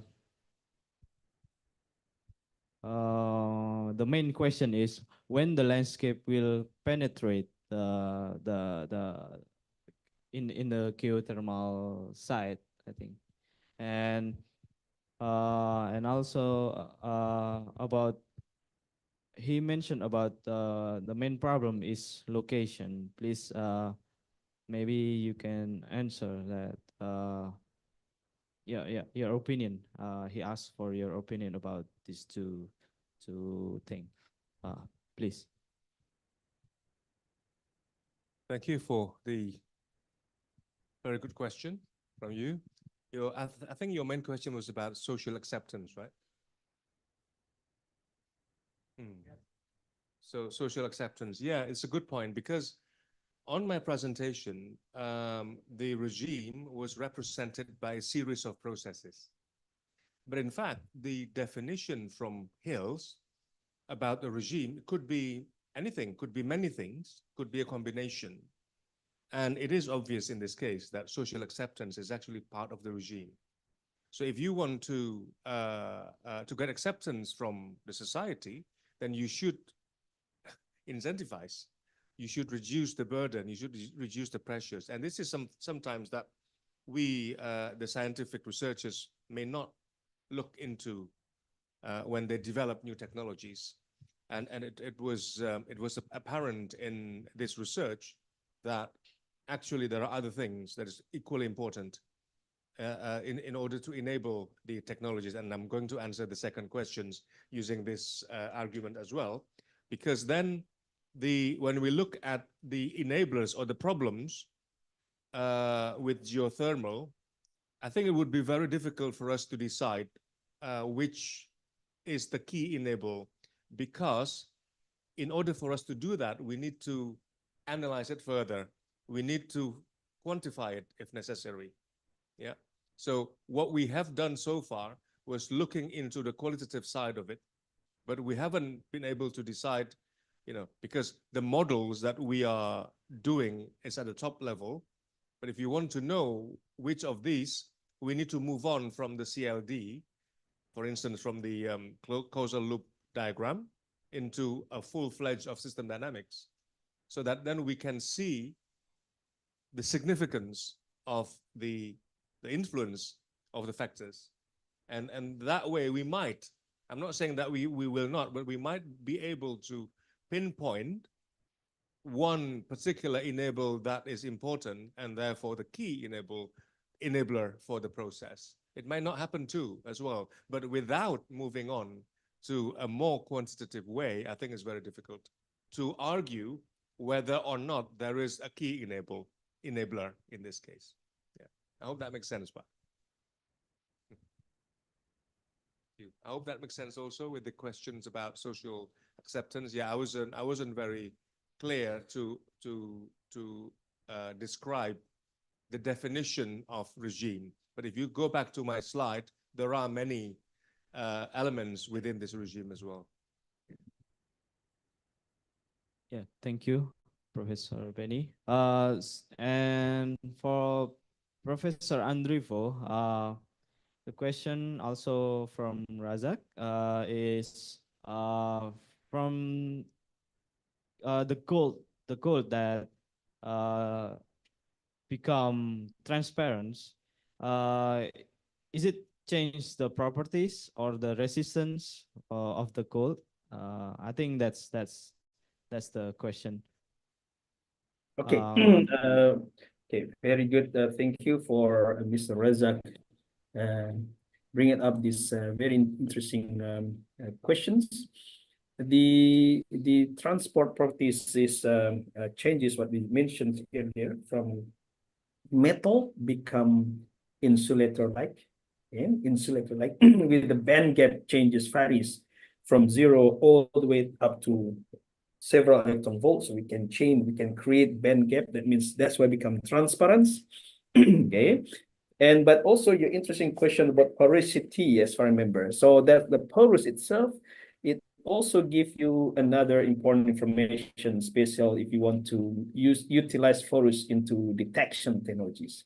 So indeed, that itself is a big field which you might want to explore and go deeper in it. So coming back to the problems, every part, when you change one properties of material, the other properties might affect as well. Now you define which properties that you want to develop further. Okay, which one that you would like to utilize or you bring into daily application if you wish it to, or you want to study deeper in terms of new equations into a new equations, so-called wave function. So hopefully this motivate all of us also how important or useful being understanding atom by atom. So you bring up atom by atom into real technologies today, because most of top industries that we working with, they need that skill, someone who knows quantum physics deeper. Right, thanks very much.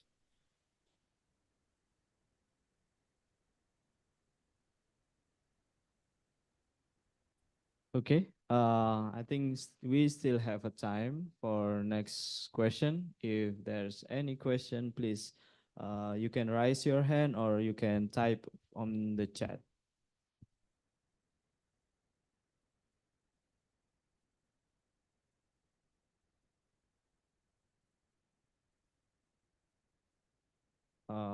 I think I have one, if it's okay. For Mr. Andrivo, there is a really big gap in the ultraviolet and soft X-ray. I think you mentioned that. Um, do you have some idea why is it happen? Why that's no man's land in that area?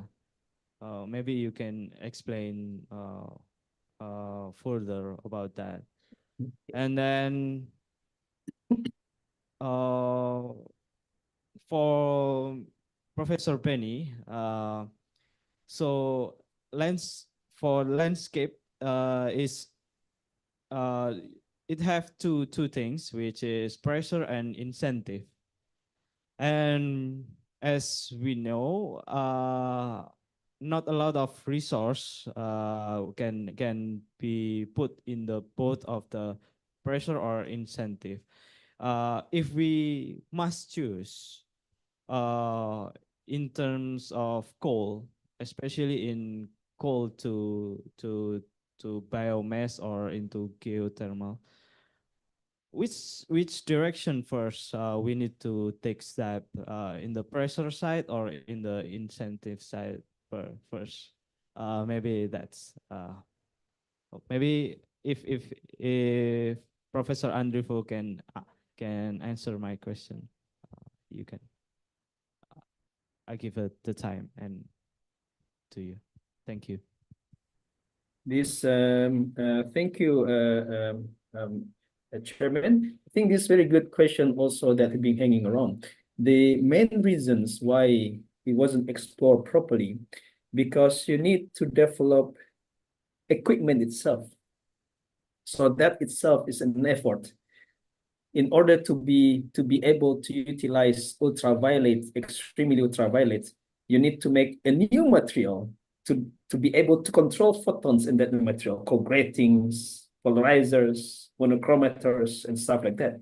So technologies come up one after others, and then you have to put an effort to bring the technology. You don't look at other people, just look at myself or yourself, and then how can you bring into the new field? And that's called pioneer, and that itself is not easy, because you need to be able to read what happened in literature in the past. So now you're coming back to the question. The good question is that why there's not much of the information around this area, because you need a new science itself and new technology. So it's like chicken and egg, right? So when you say, oh, there's no equipments to measure ultraviolet, now you make decision whether you want to develop one or you just wait somebody else to create for you. So I myself decide I want to bring up a new lab. That's why we bring a new laboratory here that we discussed earlier, that we are able to bridge soft X-ray or in the ultraviolet, the gap that we haven't explored properly yet. Now we have a new lab in order to explore this. It will start from scratch. So it's not like I-CoRE is already there. It's actually nothing there, and then you develop from zero. Okay, so being a physicist, you need to be able to build from scratch as well. You have to know electronic, you have to know how to use AutoCAD and everything, because everything has to be calculated and put on the table. All right. Hopefully that's motivate even more. Yeah, thank you. Thank you. So the question was about whether we should give pressure or we should give incentives, and how we're going to play that. And that's exactly the point that Hales mentioned in his theory of this multi-level perspective, that it is actually a link or a relationship between landscape and regime. So we need to look at the two sides. One is influencing the other. So if we look at the old regime, and if we want to pressurize the regime, and if you want to for that pressure to have some impact, then you need to know the weakest part of the regime that you want to attack, right? Because if the part of the regime that is the strongest, that is the hardest part to be broken. Okay, so you have to look at the two sides, not just the pressure or incentives, but also the regime part. So if you look at the new regime, which part that you need to incentivize first is the part that is sensitive, the part that can give the biggest impact to that. So that's my answers. It depends. So for instance, if you think that the political situation in a certain part of the world makes it hard for coal to change, then that is probably the sensitive part to be attacked by the pressure. Okay, because actually, in order to shift, there are a lot of things happening. There are a lot of things that influencing the shift, and one of the hardest part is the political. And I stop there. Thank you very much for both keynotes. So before I close this session, is there any more question? Last question that you want to address? Yeah, thank you. Mrs. Lintang, I have a question. Yes, thank you for the opportunity. My name is Lintang and I'm a general practitioner or dokter umum in Indonesia. I want to ask to Prof. Andrivo. Yes, this is so interesting, yes. For virus detection with gold. Yeah. This is a new or novel technology. Usually we will use ELISA for RS1 for detection patient with Dengue. Nah, if we will use this technology applicative to the patient, nah, is it mean the technology can detect the virus in the patient's blood, or the virus itself has to be isolated first? Yeah. Thank you. Thank you. Is there any more question before Professor Andrivo answer the question? I think it's not. Oh yeah. Oh, one more question. Hey, many thanks. I would like to ask to Prof. Andrivo Rusdi. I just look at the slides presenting the gold nanoparticles. We know, I think, a lot of researchers in Indonesia developing catalytic nanoparticles based on gold nanoparticles and used, for example, for plasmonic resonance and also for biosensor as well. But the thing is, like, most of the time we synthesize the gold nanoparticles using a wet chemical synthetic method, which is hard to control the self-assembly of the nanostructures itself. And yeah, I think you already know this one. And I'm just curious, is there any control method if you want to use a wet chemical synthetic to produce a catalytic nanoparticle, for example, gold nanoparticles, platinum nanoparticles, palladium, and so on, and in which direction the self-assembly process will affect the performance of this catalyst for such application, for example, biosensor that already asked in the previous audience. Yeah, that's all. Many thanks. One more question from our chairperson. Terima kasih banyak Pak Tif. Assalamualaikum warahmatullahi wabarakatuh, Prof. Andrivo. Terima kasih banyak Prof telah hadir meluangkan. Waalaikumsalam warahmatullahi wabarakatuh. Wah, semakin panas ini rupanya. Terima kasih banyak Prof sudah meluangkan waktu di sela-sela kesibukan Prof Andrivo, juga kepada Prof Beni. My question goes to Prof Andrivo. Prof, 2 months ago, I invited my wife to jewelry shop. I brought her to buy 1 gram of gold, but not for her, but for my students, which are all of them are girls. So one of them is in this room. So the gold nanoparticle was given to my student for making gold nanoparticles by means of laser ablation technique, Prof. And then those nanoparticles were then prepared for, just like our college just now, using self-assembly techniques to attach the gold nanoparticles. But in my case, is to attach the gold nanoparticle on the optical fiber and then turn this into sensors like chemical sensors and so on. And then one of the challenges that we faced in the laboratory is to control, again, just like our colleagues just now, to control the thickness of the gold nanoparticle layers on the optical fiber, Prof. Could you please give us some advice? Thank you very much. Alhamdulillah. Ini semakin panas ini, semakin banyak pertanyaan. Oke, mungkin sebelum saya lupa, moderator kita coba jawab dulu ya. Yeah, thank you. So first question from Mrs. Lintang, in the virus detection with gold, especially in dengue, which site is isolate first? Is it correct? That's the question. Oke, this is fantastic question karena Ibu Lintang ini dari kedokteran ya? Ya, kedokteran. Dan Malang. Ya. Kedokteran Malang. FKUM. Karena untuk teknologi ini memang saya juga bekerja sama dengan hospital. Jadi saya butuh dokter sekarang. Karena ketika saya enggak punya akses kepada virus dan bakteri, tapi dokter punya akses itu ke pasiennya. Jadi kita tes itu. Jadi semakin banyak masalah membuat kita semakin gembira dalam tanda positif karena kita akan tes sensitivitasnya. Maka nanti tolong email saya. Nanti kita buat bagaimana kita melakukan tes juga di Malang, kita buat misalnya kolaborasinya. Dan itu menjadi riset penting karena kalau kita berhasil mendeteksi semakin banyak database, maka itu semakin memudahkan ke depannya. Jadi intinya nanti teknologi yang kita buat dari emas yang transparan ini, kalau misalnya Bu Lintang punya emas yang mau diinfakkan kepada saya, silakan saya. Jadi teknologi nantinya ya. Jadi berinfak sekarang untuk teknologi. Jangan hanya ke masjid, tapi untuk teknologi. Kemudian dari infak itu, dari emas tadi itu, kemudian kita akan buat, dia akan mendeteksi langsung kepada virusnya. Jadi gambar yang saya perlihatkan tadi, yang terakhir itu datanya itu langsung virus.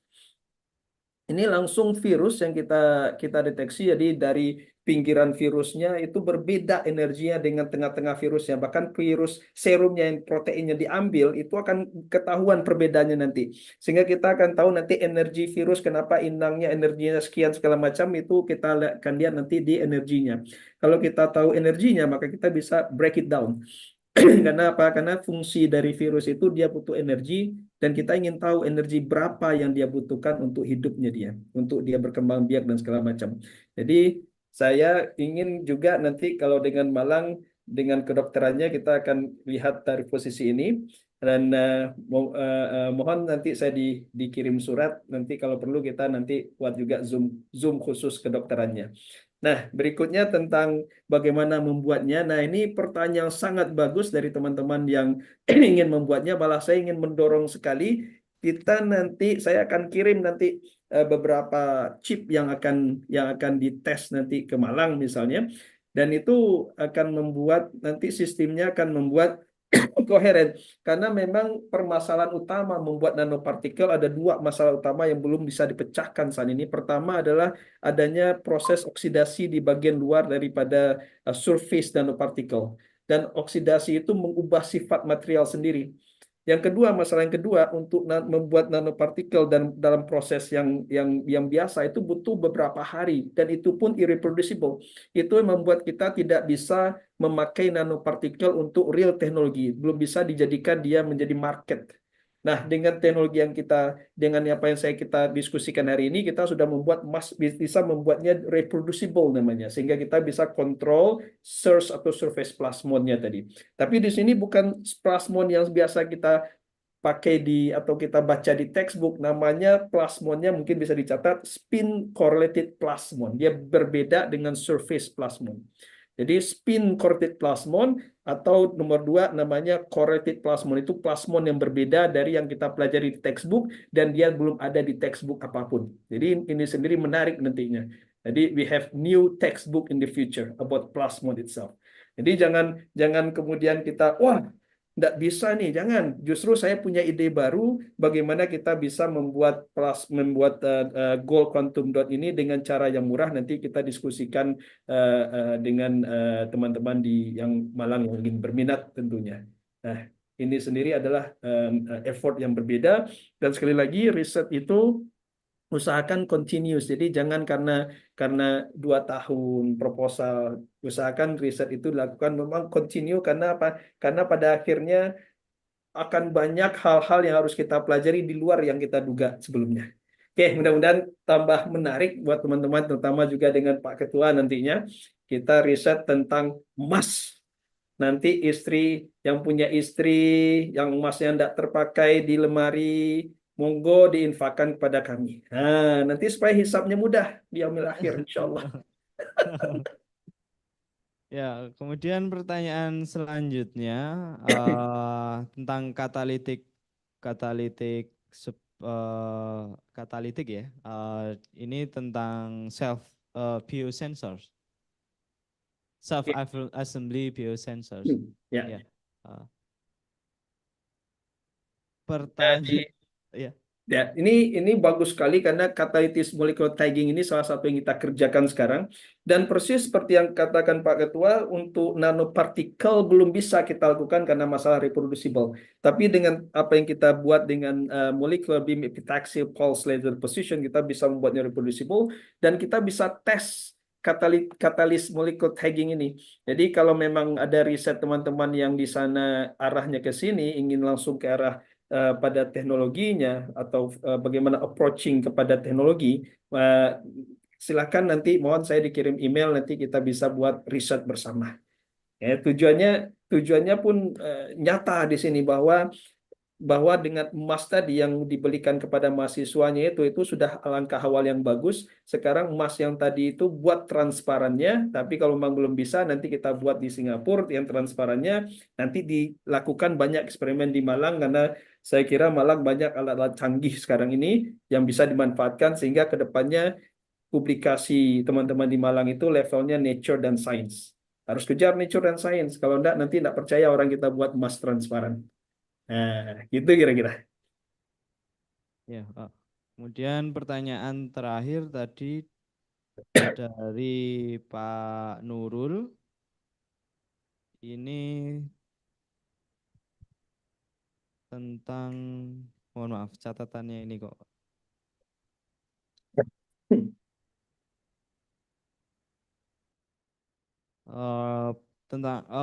It's about particles. I think Mr. Nurul want to have advice.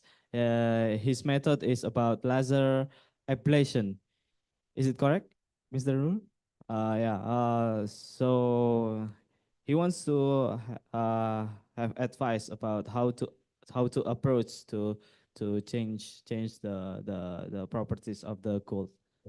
Ini bagus. Nanti Bapak Nurul nanti dengan laser ablation itu harusnya lebih cocok untuk membuat nanopartikel emas transparan ini karena dia clean dan itu juga pengaturannya mungkin dari segi vacuumnya dan temperature dari substrate-nya nanti. Jadi laser energinya nanti harus kita hitung juga. Dan yang lebih tak kalah pentingnya nanti pengukurannya adalah crystal structure dari gold particle itu, dia harus epitaxial. Kalau dia berbentuk nanopartikel terpisah satu sama lain, dia efeknya berbeda dengan gold quantum dot highly oriented yang kita diskusikan hari ini. Jadi nanopartikel itu tadi kita diskusikan bagaimana masalah paling fundamentalnya adalah oksidasi di surface-nya. Sementara quantum dot highly oriented ini oksidasi tersurface itu somehow tereliminasi karena correlation effect. Nah, ablation ini mungkin bisa kita diskusikan lebih lanjut bagaimana resepnya, kita cari resepnya. Tapi saya kira itu bisa menjadi alternatif yang sangat penting, bagus kalau memang Malang sudah punya ablation system, laser ablation system. Terima kasih. Yeah, okay, thank you. I think that's all the question and answer. So with this session is over, I will give the time and place back to Miss Wiwi. So before we end this, please we give a huge applause for both of our keynote speakers. Thank you.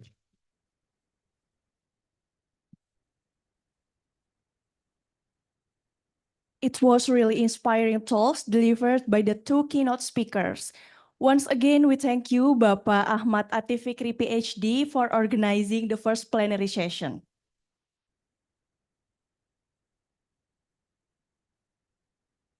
Distinguished guests, delegates, ladies and gentlemen, now we would like to please you with our coffee break. Ladies and gentlemen, please enjoy for 15 minutes, and we hope that we can be ready for the next plenary session at 11:15 a.m.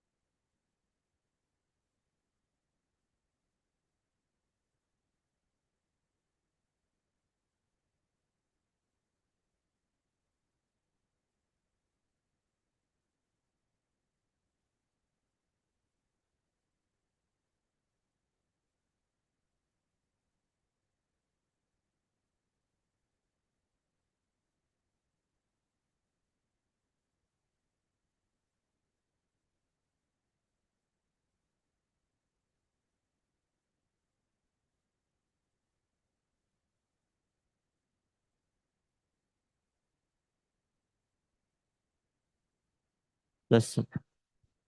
Absent.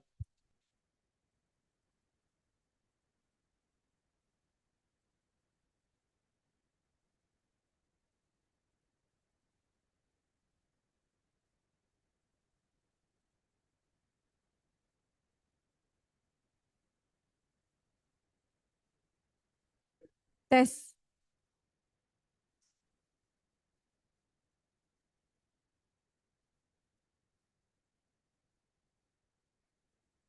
Cek cek tes.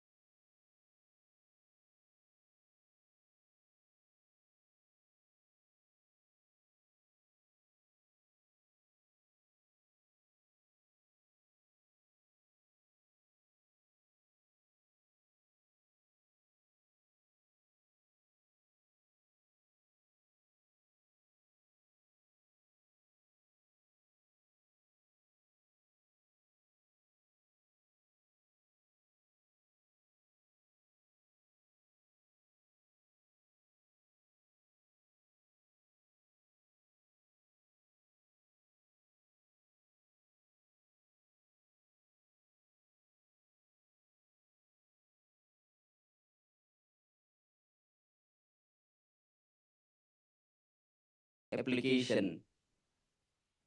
Actually, for biomedical application, but now is conference related to energy, so we add related to application, energy harvesting application. Actually, for biomedical application, but now is conference related to energy, so we add related to, we have application main campuses. The main campus in Jalan Semarang, Malang, you should come. And the second campus also in Malang, and the third campus in Blitar, another city. It is about 2 hours from Malang. We have 10 faculty of education, because our university actually from education, we call it training for teachers. And then Faculty of Mathematics and Natural Sciences, Economic, Engineering, Science, Medicine. Mbak Lintang is from Medicine. She is a doctor. So now it's free to check participant, medical check-up. So School of Postgraduate, Faculty of Vocational, Faculty of Letters, Psychology, and also Social Sciences. In Malang, Malang is the second largest city in East Java after Surabaya. And we have special language, maybe from Bandung, from ITB. We will inform you that in Malang we have a reverse language, Bahasa Walian. Everything is reverse in Malang, including gold to paper and paper to the gold. We have population around 1 million, and we have best ecotourism destination, beach, volcano, and waterfall. Related to Prof. Benny, related to energy, volcano is related to your research field.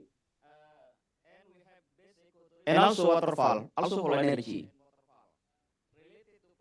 So we have 17 higher education institution in Malang. We have also disruptive learning innovation, because our campus is officially related to training for teacher. And we have only one in Indonesia Center for Advanced Material for Renewable Energy. We call it KEMRI.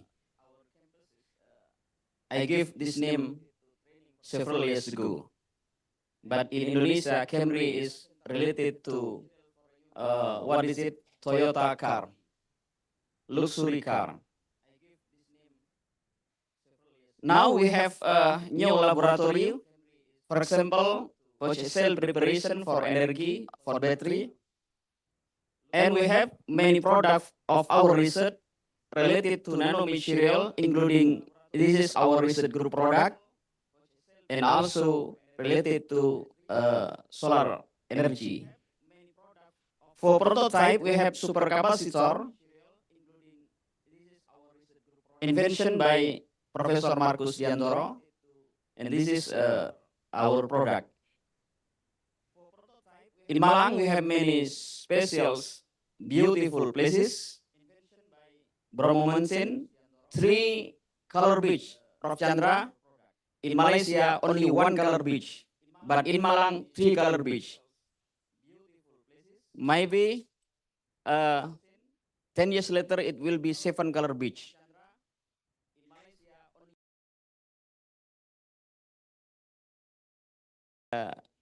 Explain related to horse. This is real horse.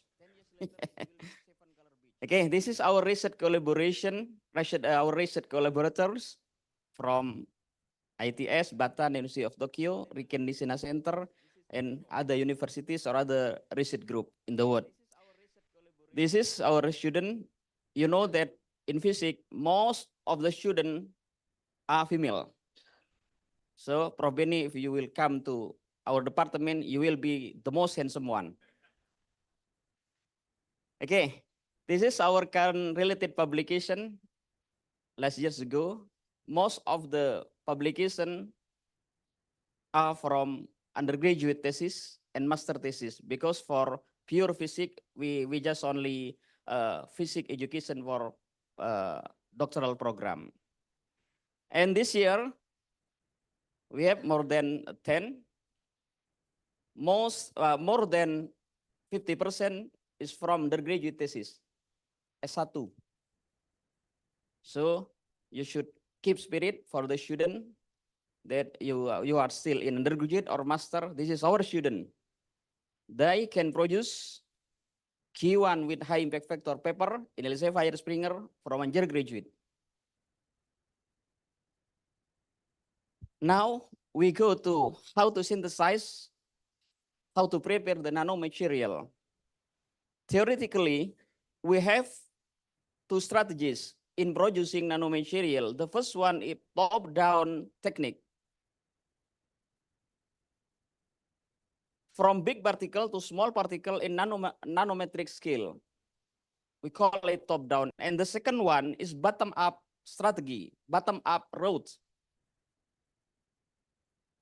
We build the process from atom to atom and molecule or cluster for producing nanoparticle. Which one is better? Actually, we use the bottom-up technique in our laboratory. We know that Indonesian natural resources, we have abundant and easy to be found. For example, iron sand. And plant extract, we can use these natural resources from Indonesia to be used as raw material in producing nanomaterial. So our Indonesian natural resources, until now, the exploration is not optimum. So based on the view of science, especially from natural science and also engineering, we should give a solution by nanoscience and nanotechnology approach. What is nanomaterial? Why this material is very important? In nanometric size, especially in nanometric scale, we know that area per volume has a high ratio. So theoretically, it will be more reactive. Professor Andrivo already explained that in nanometric scale, the quantum law, quantum phenomenon, quantum approach will become domination parameter. We know that 1 nanometer is 1 times 10 to minus 9 meter, or 1 per billion meter. If you divide your hair in 1 million case, it will become 1 nanometer. Or if you small ball, it's 1 nanometer, and 1 area of Java Island is still like 1 meter. So it is very small. So in our research, there are so many kind of nanomaterial, but in our group is focused on ferrofluid, or we call it by magnetic fluids. What is magnetic fluid or ferrofluid? Magnetic fluid is homogeneous liquids that contains of superparamagnetic particle in liquid carrier. Usually, the magnetic nanoparticle is covered by surfactant and dispersed in liquid carrier. During the last 5 years, many scientists call magnetic fluid by smart material. This is our product, and this product is stable more than 5 years. how to fabricate, how to synthesize, how to prepare the magnetic fluid from natural iron sand in Indonesia. In this slide, we can see that natural iron sand is easily reacted by hydrochloric acid. Only it will take about 15 minutes. And then for producing magnetic fluid, the magnetic nanoparticle should be covered by single layer, for example, using DMSO or oleic acid. However, the single layer ferrofluid usually is not stable. So it needs the second layer or the second covering layer. We call it by double layer ferrofluid. This method by chemical or precipitation method. And the second one, we combine the precipitation method by physical method by giving or bombing the material by energy. So if we mix or if we produce the nanoparticle, not only magnetic material, but also non-magnetic material can be mixed with magnetic material and then coated by surfactant to make a stable ferrofluid.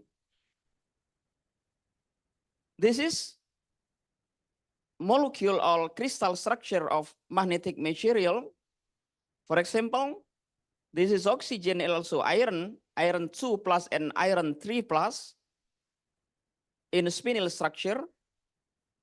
And with modeling by synchrotron or neutron, usually every year we conduct experiment using neutron and also synchrotron. This is our modeling.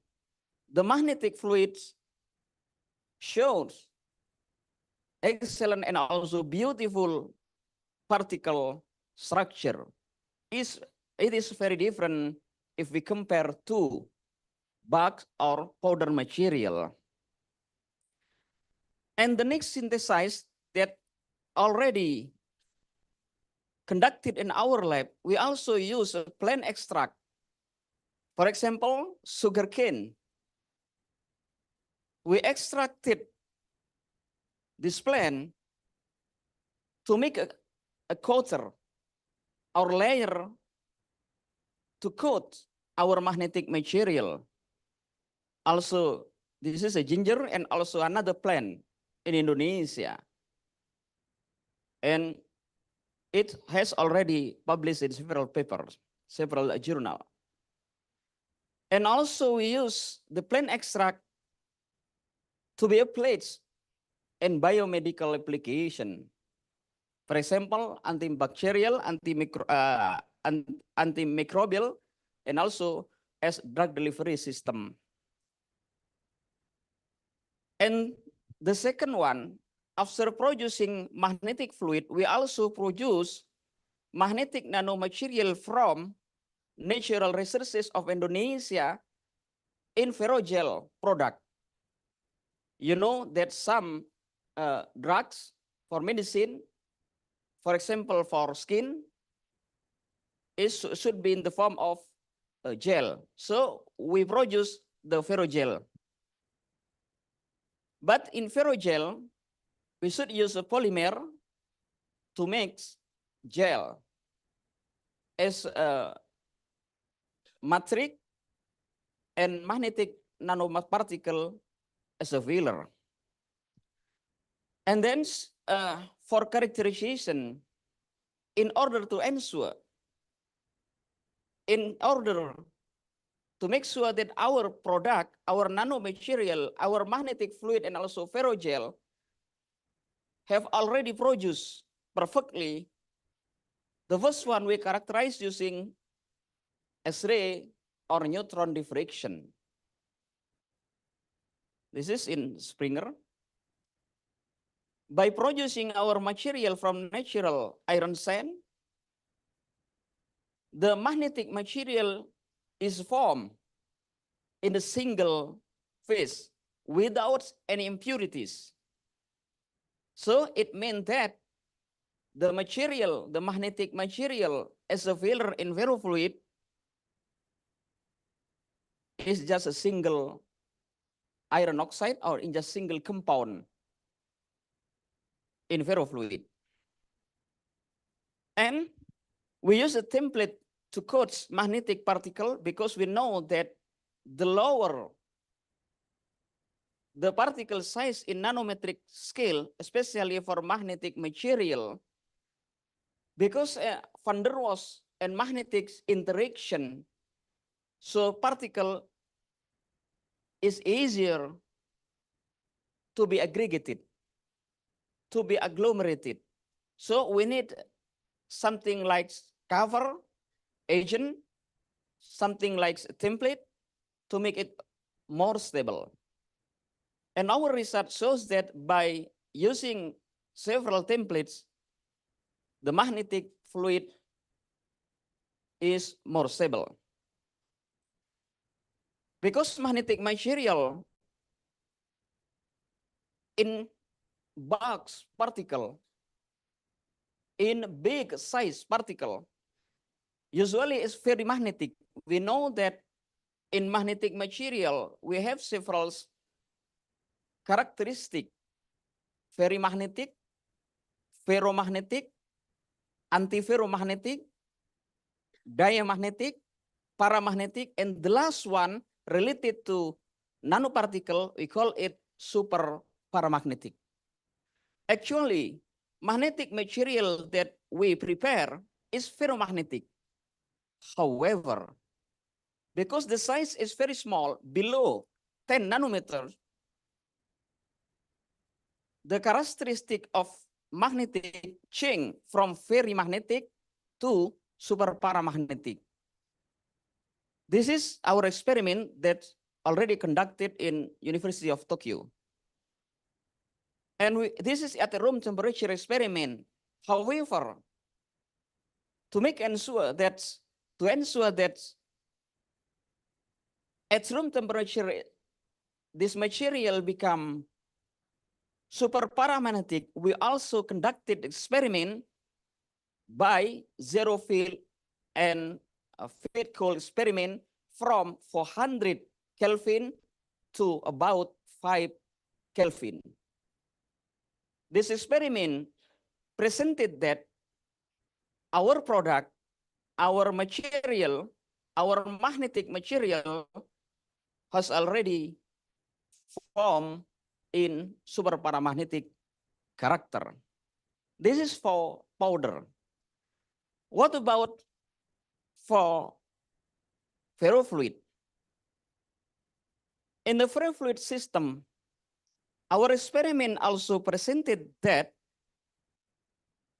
in powder, in bulk, and also in liquid state, liquid form, our material is also still in super paramagnetic. Interestingly, in the right side, we can see that in liquid or ferrofluid state, we have a freezing and also blocking temperature. What is this? This is the phenomenon from liquid carrier in the liquid system. We also conducted experiment using small angle neutron and synchrotron scattering. However, using neutron, we can make experiment one sample in 1 week from the morning to midnight every day. So we analyze the data, one sample, it is about 1 month.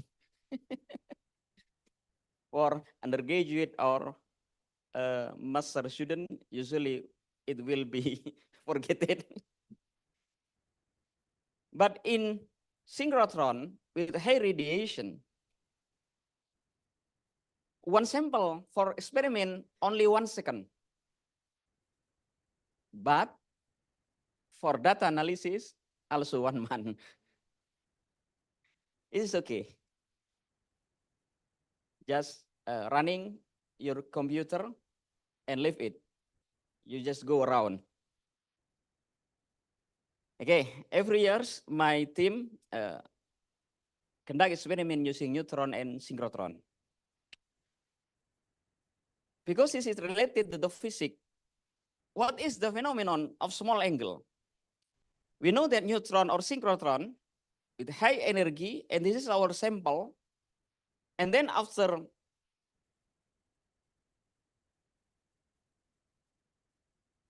getting the sample, it will be scattered. And this is the phenomenon. In small angle scattering, we can take information related to size, not only size, but also shape and orientation. Using X-ray diffraction or neutron diffraction, it is very difficult. So by using synchrotron small angle scattering from synchrotron or neutron, not only the size, but also shape and morphology and orientation can be evaluated. In nanoscale architecture, this is crystallography, neutron diffraction, X-ray diffraction, and electron diffraction.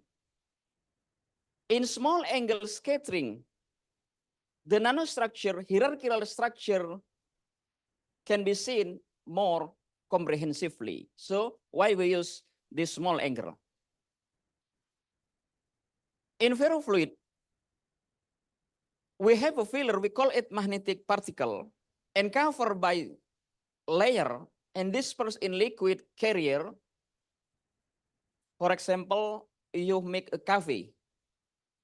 If your coffee is little big size, but after shaking the coffee will be, what is it? Precipitated. However, if your coffee is very small, for example, nanomaterial coffee, so it will be there is no precipitate. Which one is better? I think nanomaterial coffee. Including in medicine. In medicine, your drug, the size is big. The chemical or biological reaction is quite long. However, if the drug in small size, in nanometric size, it will be more effective. This is a nanomaterial. And then, what about the hierarchical structure of our sample, our material? If we compare using crystallographic analysis and also small angle analysis, and also using high resolution TEM, transmission electron microscopy, in powder and also in solid and also in liquid system, so the particle is formed in nanometric size. And then what about the small angle neutron scattering? In powder, something like a coffee, for example, we conducted experiment using neutron scattering because this is magnetic. In the upper figure here, this is without external magnetic field treatment. And the below one here, by applying external magnetic field. What about the scattering? The scattering visually in here, there is no difference phenomenon. However, after producing powder of the magnetic in magnetic fluid sample, we can see here, without external magnetic field, this is isotropic scattering. Why be like this? The answer is related because magnetic material, including in ferrofluid sample, the particle can be oriented not only related to particle, but also related to spin magnetic moment in direction. So after applying external magnetic field, the scattering become anisotropic and the particle in the liquid become oriented. For example, this is ferrofluid or cave. We can see the particle here because our eyes is in what is it? Visible light. However, in invisible light, we can see the particle. And we should thank to God because my eyes is visible. You can imagine if your eyes, something like X-ray or neutron. So no dress here. Everything can be seen. No secret, everything. Okay, so this is a phenomenon in what is that? Ferrofluid in nanometric size. And what about the hierarchical structure of nanoparticle using small angular X-ray scattering using synchrotron? This is our data, and this is our modeling by mathematics approach. We can see here by TEM and also modeling quite similar. Why we use synchrotron or neutron? To evaluate the hierarchical structure of magnetic fluid. Because scanning electron microscopy, X-ray diffraction, and also transmission electron microscopy cannot detect the particle because the liquid, the material in liquid state. This is Mbak Yuanita. This is my undergraduate student. Is the first name, the first author. What about the application? Okay, 10 minutes. One slide, 10 seconds. Okay. Application as antimicrobial agent. This is our ferrofluid. This is also our ferrofluid. Why ferrofluid is powerful as antimicrobial agent? The first reason is related to reactive oxygen species. Mbak Lintang should know related it is medicine field, not physics. Because the reactive oxygen species enter the wall cell and destroy the nucleus of pathogen bacteria. Don't ask me what about the bacteria. And the second one, modification of surface chase of particle initiate the microbial eradication process related to electrostatic force effect. So don't ask electrostatic effect to Mbak Lintang because it is physics. So it is very impossible if we conduct experiment to make a good experiment with a good result without collaboration. So collaboration, the main key in successful experiment. And the last one, in magnetic fluid can also inhibit or even stop the reproduction of fungi. This is plus and minus. We know that in elementary school, if we charge positive and positive, it will be elementary school. Opposite, charge minus and plus will be attractive. Very good, student. Okay, like boy and girl, attractive. Boy and boy, no. Okay, the next application is for a gel for antibacterial agent. You know that for Mbak Lintang, if someone has a problem with the skin, if you buy a drug, something the drug is like gel. This is our product. Okay. This is our product here. And also the next application for antifibrotic agent and drug delivery system. This is medicines field. And our material can act as drug delivery agent effectively. And then this is our product. In the COVID-19, our research is award from Ministry of Research and also Ministry of Health. And also, I got the money forward to buy gold. From paper, producing gold. Okay. And the third one is application as radar wave absorber for military technology. I don't explain this phenomenon because it's not related to our topic. And sensor here, this is in Taylor and Francis. This is our prototype. And the last one, the application of ferrofluid for energy harvesting. This is our preliminary study. So the efficiency of the energy harvesting is not quite good. However, from this experiment, we can give new phenomenon that magnetic fluid have a potential to be used as new energy harvester. This is magnet, thanks also shaker accelerator. This is magnet, external magnetic field, south and north. This is a new phenomenon.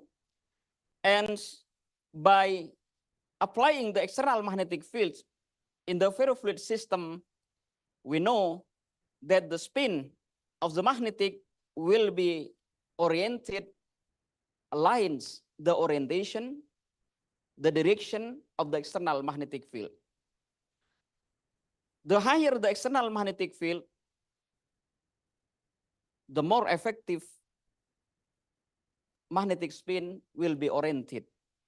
For example, if I give 1,000 rupiahs for you, please come here, maybe you will not come. I will give 1 million, you will come maybe one step. I will give you 1 million, you will come. This is external magnetic field. So in the life, external factor also give strong relation to a phenomenon, especially in the physics. This is our research experiment in our lab. This is our research experiment. We try applying laser here to our magnetic field. By applying the external magnetic field in small magnetic field, the orientation of the particle and also the orientation of the magnetic fields align the direction of magnetic field. This is our data. And the last one, by sloshing movement of for the ferrofluid, we also produce the energy harvesting, although this is very low. But this is the new phenomenon because we just use probably very small ferrofluid. Maybe for the next time, the magnetic field should be increased and increased in the size. So the power and also the current and voltage will be increased significantly. This is just a prototype using small ferrofluid. This is also our data that our magnetic fluid can be acted as the energy harvesting agent. Conclusion, nanomaterial from Indonesian natural material from Indonesia have been successfully fabricated not only for biomedical application, but also for sensor, but also for energy harvesting application. Thank you very much. Thank you very much, Prof. Taufik, for such an insightful presentation.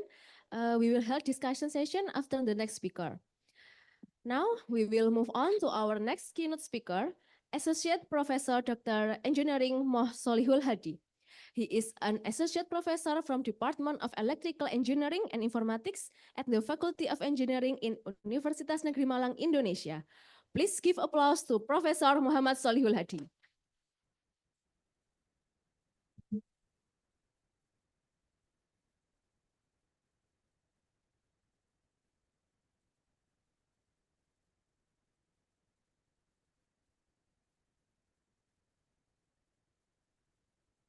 Okay, I will read short CV from Prof. Solihul. He earned his Master and Doctor of Engineering in Electronics and Applied Physics from Tokyo Institute of Technology, Japan. Prof. Solihul is a member of IAENG and IEEE with a current research focus on IoT system. With over 30 patents in IoT system and 30 IPR in software for smart system, he is also the founder and commissioner of two startup companies in Indonesia that specialize in smart system and IoT. Prof. Solihul, you can start your presentation. The time is yours.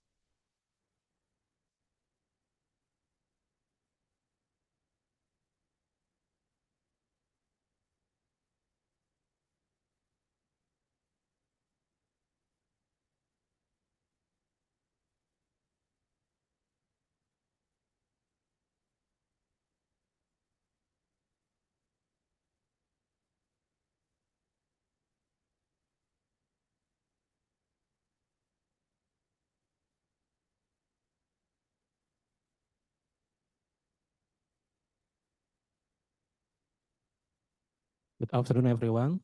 Assalamualaikum warahmatullahi wabarakatuh.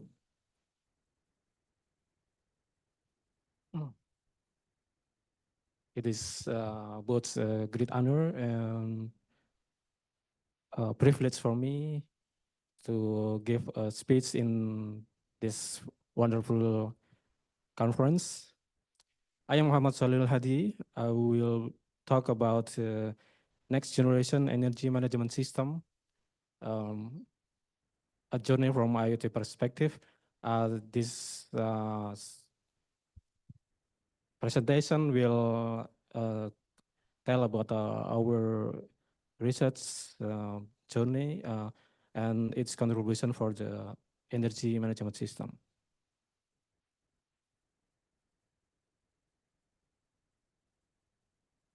Okay. Professor Taufik already introduced about University Negeri Malang, so it's easier for me. I just want to explain about my faculty. I am from Faculty of Engineering, and I am now my research concern is about IoT system.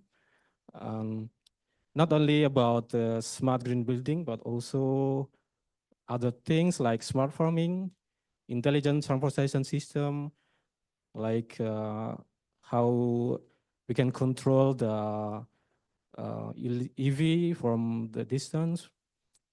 Also, we study about the smart device and system, embedded systems, and telemedicine. So using our research, we can help drug delivery. We can implement in the drug delivery system. For example, in this telemedicine, we successfully built an IoT system for curing COVID-19 COVID-19 patient from distance. Yeah. Okay. In this presentation, this is our presentation outline. I will talk about energy demand trends.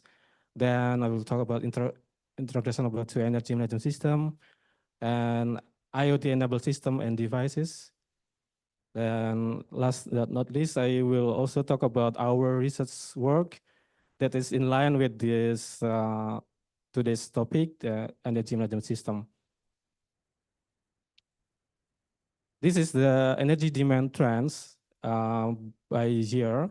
We know that the population is increasing year by year, and also that's the energy that we need is also increased year by year.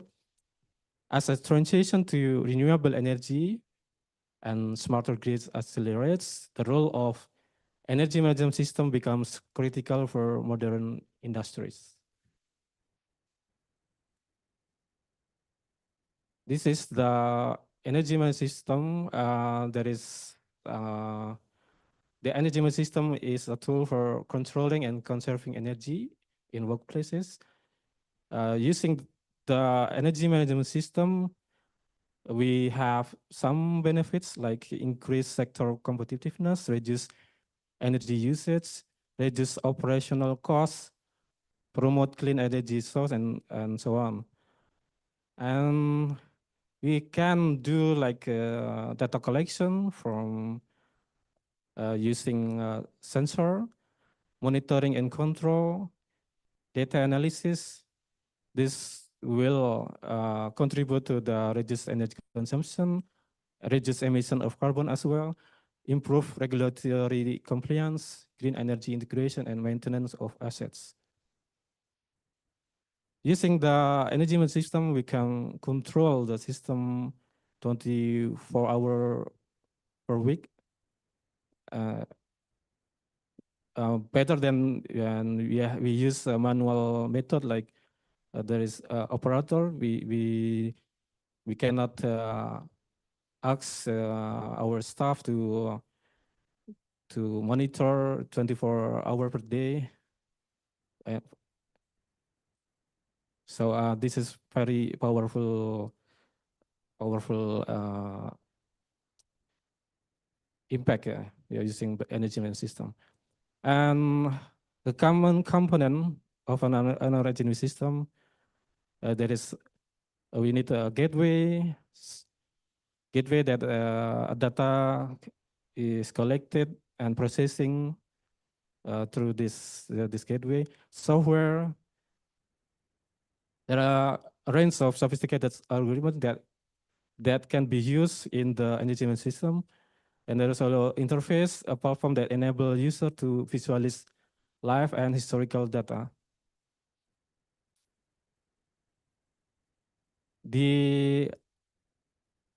Now we talk about the IoT attractive opportunities in energy.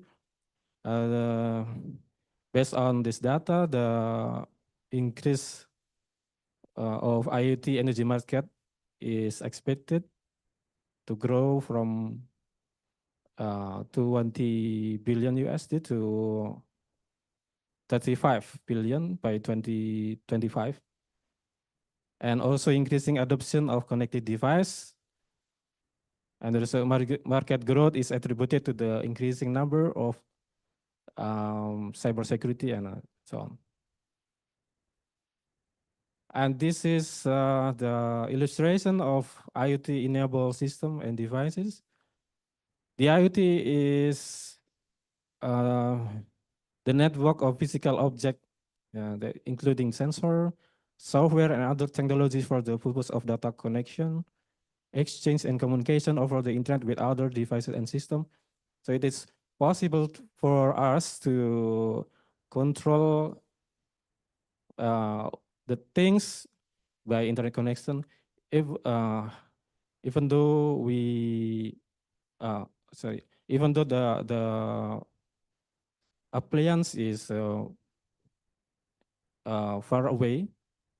As long as we have internet connection, we can control it.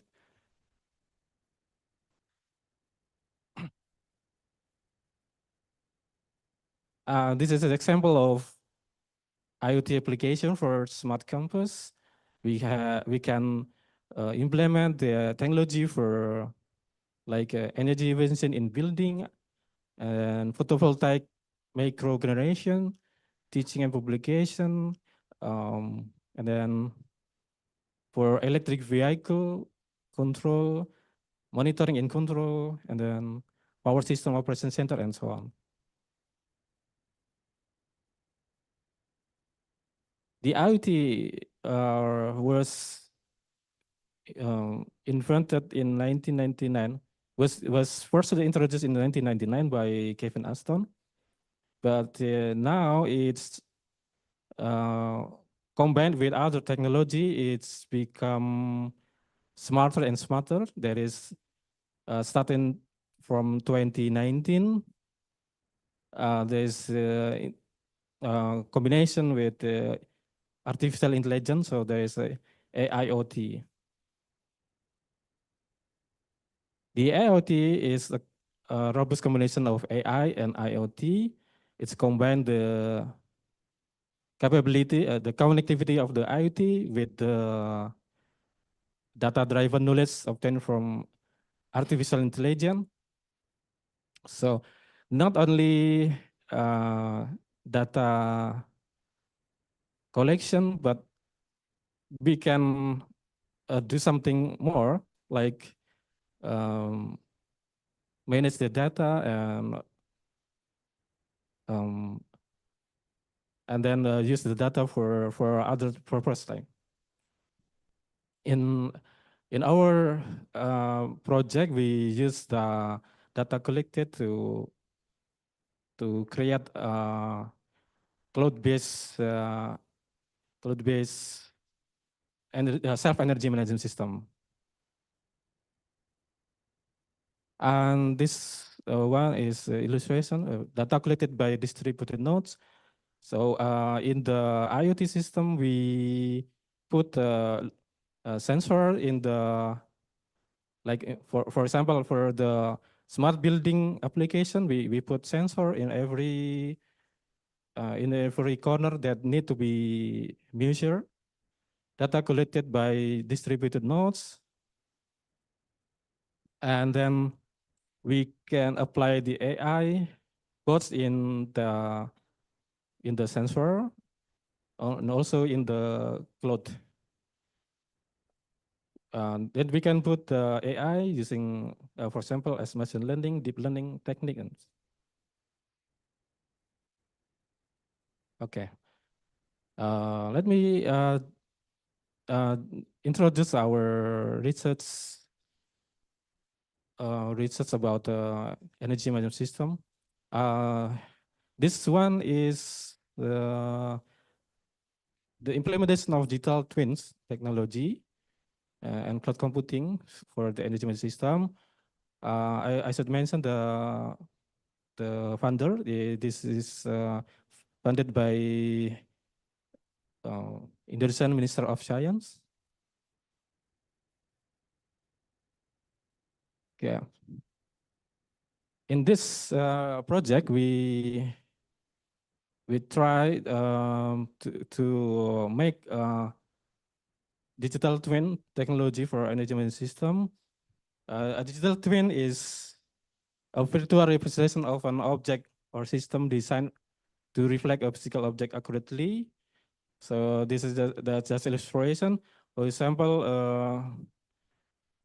armor robot here. We create the 3D model. We put sensor in the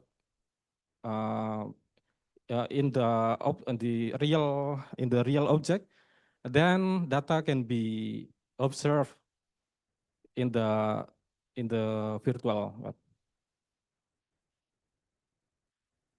In our project, we create 3D model of the building that can be controlled via VR lens. In our case, we use Facebook Meta Quest 2. So our objective is we can manage everything inside the building. This is our digital twin layer. We can control the building, the vehicle that is connected to the building using a V2B protocol. And then there is a cloud platform that perform as a data storage, historical data, and use the AI, machine learning. And then there is virtuality as illustration, 3D illustration, 3D visualization of the object. So we developed to connect all the things here: IoT vehicle system, smart building system, and cloud platform. In our model, we use B12 building. This is our department, one of our department building, Department of Electrical Engineering, Informatics. We created the 3D model based on the real condition. We draw the building by software, Unity software that is usually used for making a game.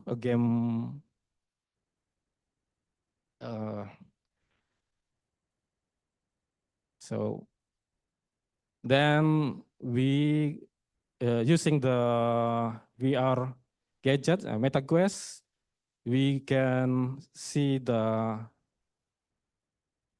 3D models like this. So this is our more realistic building regime system.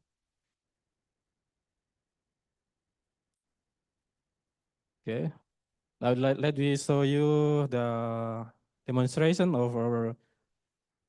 Oh, there's no sound.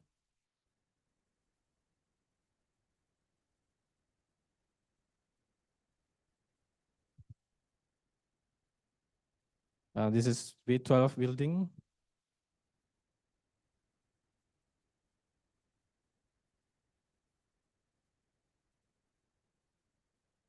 Yeah, the first version.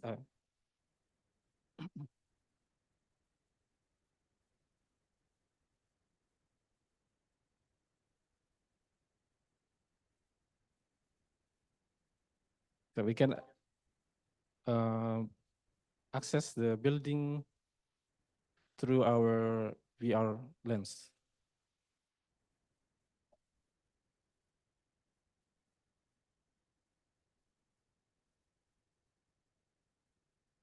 Then we can observe the voltage, current, power consumption.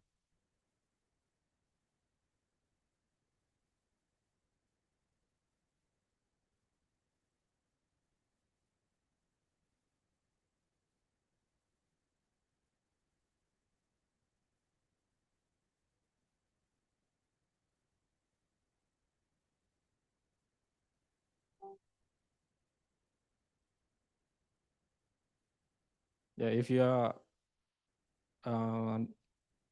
electrical engineering student, you may be familiar with the layout.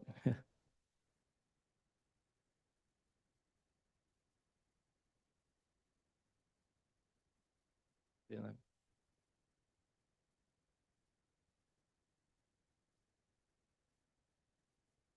This one is our lab, electronics labs.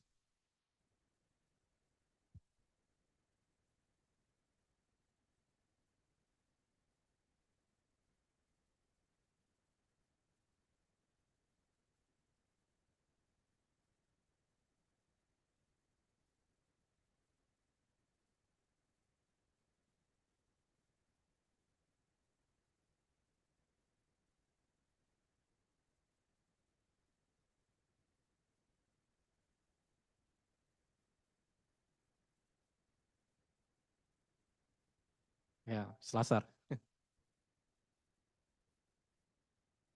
Okay. This one is from last year. This year we got, sorry, we have another funding by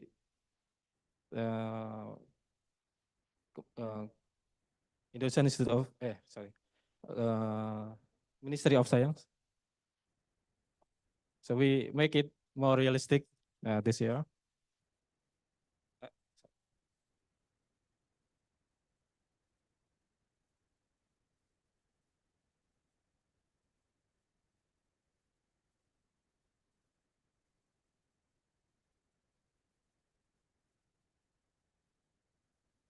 So integrated with a charging station. Actually, it's just a teaser. We will officially launch maybe in early of October about this product. This year we successfully control the appliance, not only monitoring but also control it.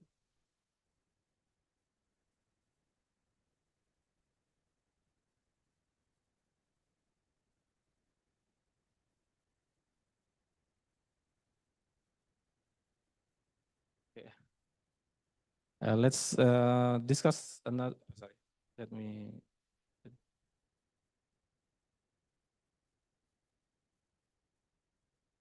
Okay, and now I want to discuss my other research.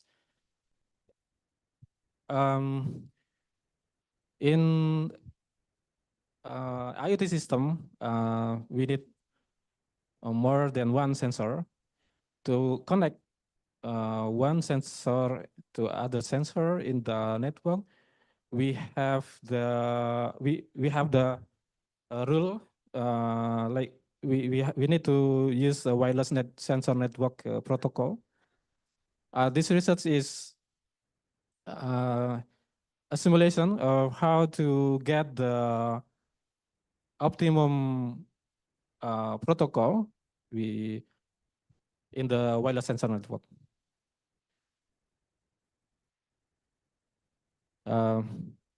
We developed the LEADS protocol that is used for the wireless sensor network.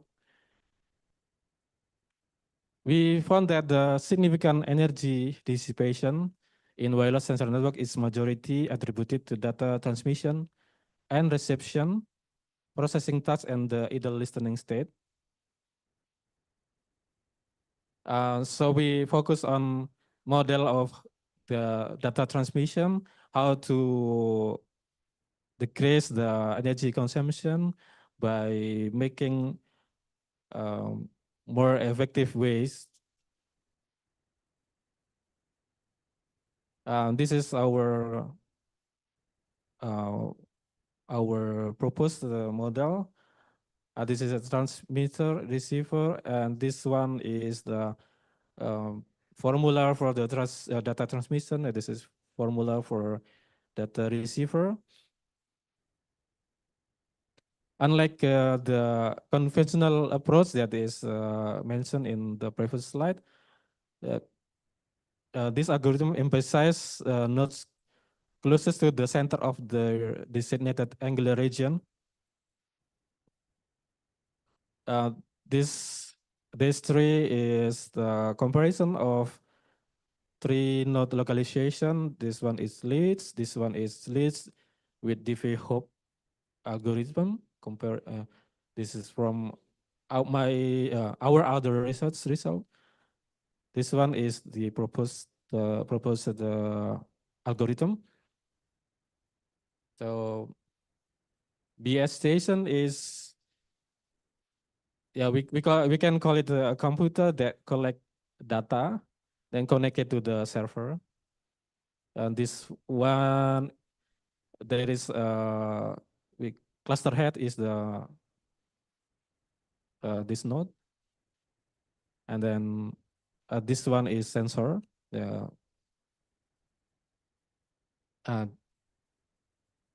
By using an angular-based routing mechanism and selecting cluster head node for each angular segment, these cluster head nodes are spread out in plain way like this. And we compare the simulation result, our computation with other method. There is significant energy suppression compared to other method, and the total remaining energy of the system is much higher than the other methods. So increasing the operational lifetime of the network. The other one we developed RCEP protocol, angel-based routing optimization in Y-shape protocol for heterogeneous VSN. The leads protocol is only suitable for the homogeneous wireless sensor network. For heterogeneous wireless network, only WASEP protocol is suitable. But there is some limitation of the WASEP protocol that can be solved by this algorithm. This is a comparison of three different algorithm. This one is our proposed method. This is illustration how the angel-based step is implemented. And using the simulation, we got the we got that our proposed method is more efficient than other methods. Then the total remaining compared to total remaining energy compared to other method is much higher. And when in comparison for the all that node, sorry, the length of the cycle, the proposed method is the best. As a conclusion for today's presentation, the integration of IoT technology in energy management system is reshaping the energy landscape, facilitating more efficient and sustainable solution. IoT enables intelligent energy consumption and foster transparent energy ecosystem, addressing the growing demand for sustainable and reliability. And continued collaboration and innovation are essential to meet the forthcoming challenge and opportunities in the energy sector. So that's all for my talk. Thank you for your attention. Thank you very much, Professor Hul, for such an insightful presentation. Now we will begin to the discussion session. This is an opportunity for all participants to ask questions to our keynote speaker. If you have any questions, please raise your hand or chat in the Zoom, and I will address them to our speaker. So, who would like to ask the first questions on site? Anyone for us, for Prof. Solihul or Prof. Taufik? If no question, we should go to lunch. Pada lapar. Apakah pada lapar? Oh, enggak. Okay, any questions or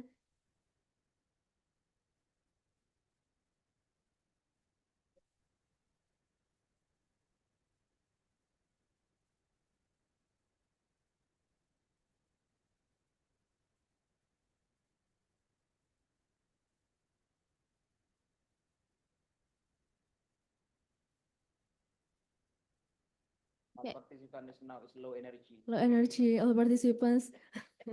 Okay. Harvesting.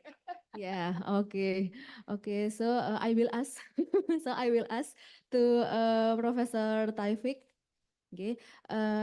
Maybe I want to ask in biomedical science, from your perspective, what is the applicative technology that will improve our health in general?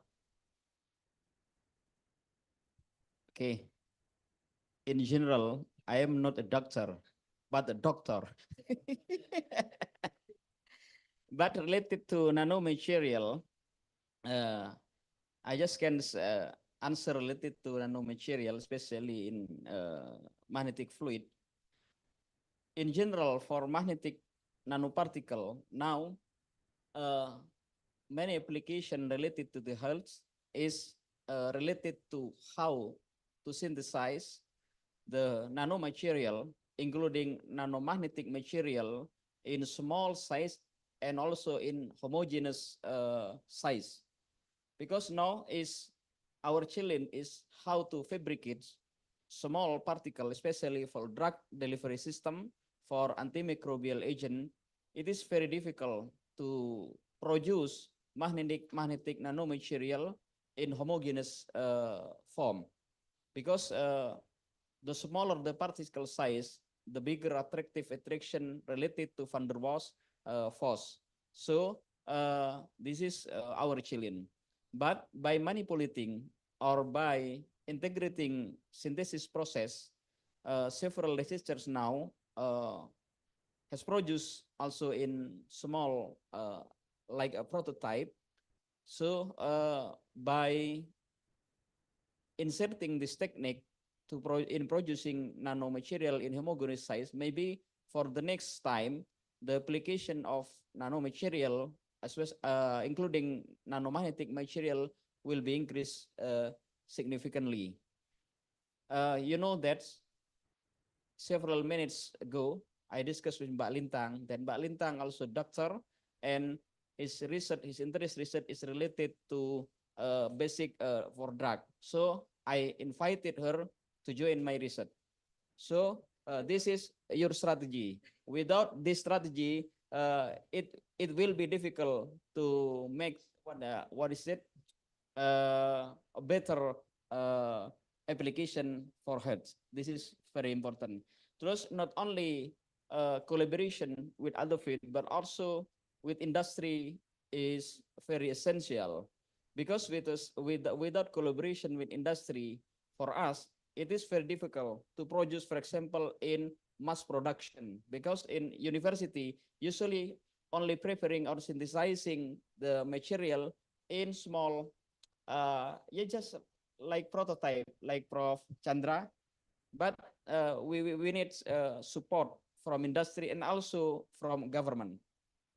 So the government also become as one of essential key to make research, especially in hertz, make better and better in the future. Okay, thank you. Okay, thank you, Prof. Taufik. Thank you for invite me to collaborate with you. And okay, is there any question from the participants? If no, I will ask for Prof. Solihul. I'm sorry because I'm a medical doctor. I will ask about the medical section. Prof. Taufik, is there any example for application in IoT or energy management system to be applied to health sector? Thank you. Yes, okay. Thank you for your interesting question. Okay, in line with the energy management system, we have a research about the self energy self energy management system for the sensor. For medical application, we also need to put a sensor, like for example this one, the smart watch and smart band. There is a sensor here, there is a battery here. If we put an algorithm to for energy management system, the battery life will be longer. And as you know that in remote area, we are difficult to get power access, electric power access. So that is very useful for that. Okay. So let's go to harvesting. Okay, thank you, Prof. Harvesting food. Thank you, Prof. Solihul. Yeah. Oke, sesuai dengan yang Prof. Taufik, kita akan harvesting habis ini. Oke. Oh ya, langsung tepuk tangan. Oke, thank you. Okay, if there is no question again, I will close this section. Ladies and gentlemen, thank you. We have now reached the end of the session. I would like to express our deepest gratitude to Prof. Taufik and Prof. Solihul for sharing their valuable insight and expertise with us today. Please give us applause to our speakers. Thank you. Thank you, Prof.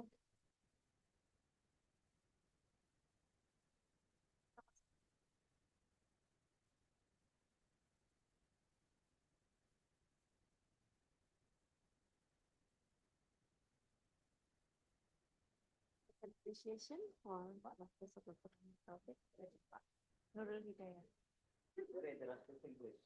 Ladies and gentlemen, for Professor Dr. Ahmad Taufik, please stay on the stage because second appreciation from the committee. And we invite Bapak Nurul Hidayat PhD for give appreciation for Professor Ahmad Taufik.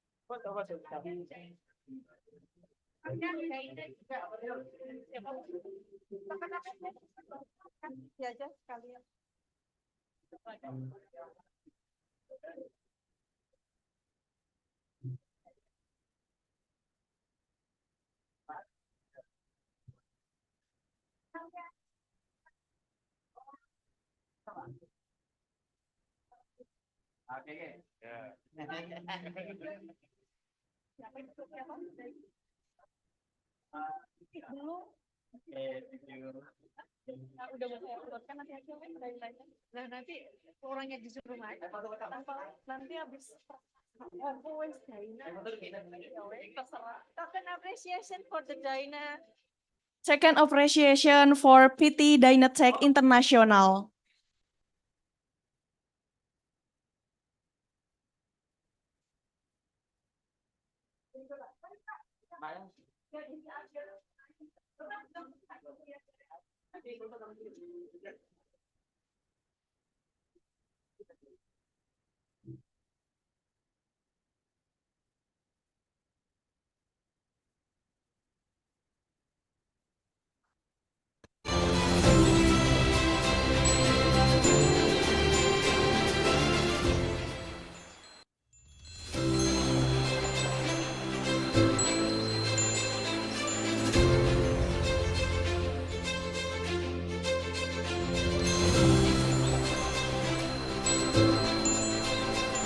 Okay, thank you so much for all keynotes and moderator Ibu Dr. Lintang Widiasi Hartami.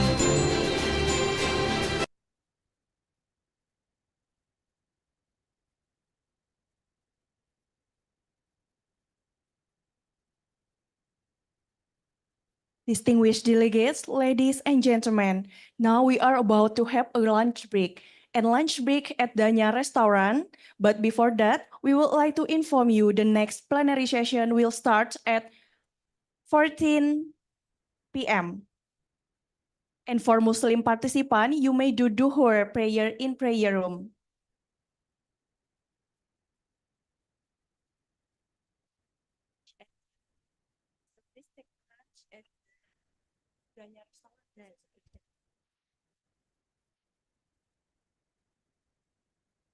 Bapak Ibu dipersilakan dahar di restoran Lunchnya itu di Danya akan kita mulai di pukul 14.00 supaya segera selesai untuk plenary hall-nya. So please for all the participants, would you like to taking the for lunch at the Danya restaurant, and we hope that all of the participants and the keynote speaker come and continue for the next plenary, the third plenary that will be conducted with the Bapak Nurul, and the keynote speaker is Bapak Associate Professor Chandra and Professor Hong Chen. So please enjoy your lunch. Thank you.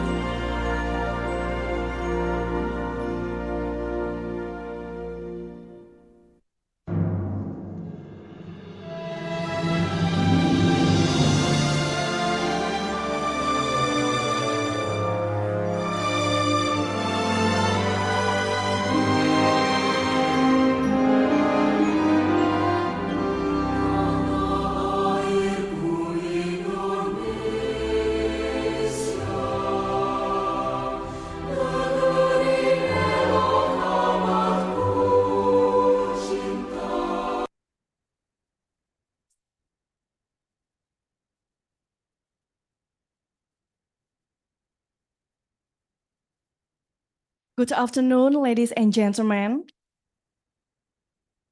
Welcome back to the I-CoRE 2024 in Hall Room. And now please welcome PT Dynatech International to open presentation. Bapak Wendy Nuari Hastawi and Bapak Yanuar Budi Kurniawan. The time is yours.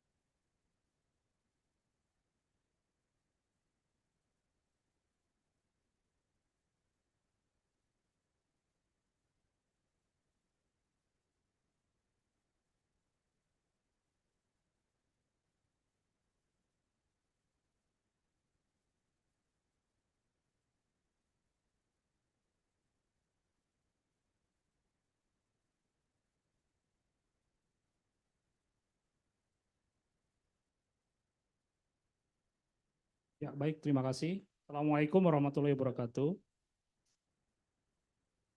Ya, kami dari perwakilan PT Dynatech International mengucapkan terima kasih untuk bisa sharing mengenai produk-produk kami. Ya, nama saya Wendy Nuari Hastawi.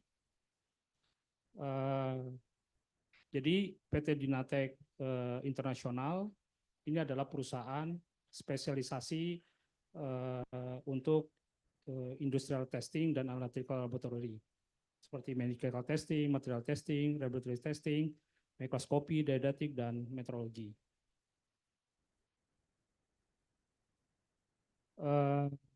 Ini alamat kantor kami. Kami berkantor pusat di Jakarta, di Kebonjeruk. Kami ada juga representative office dan demo center di Cikarang, di Bekasi. Dan kami juga ada representation office di Surabaya, dan kami juga ada representation office di Kendari.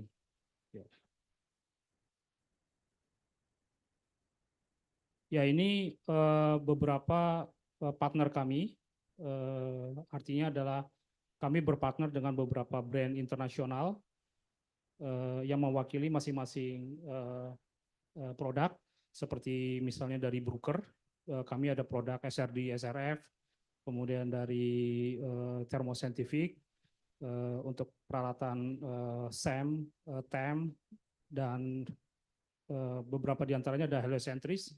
Ini adalah perusahaan yang mempunyai produk mengenai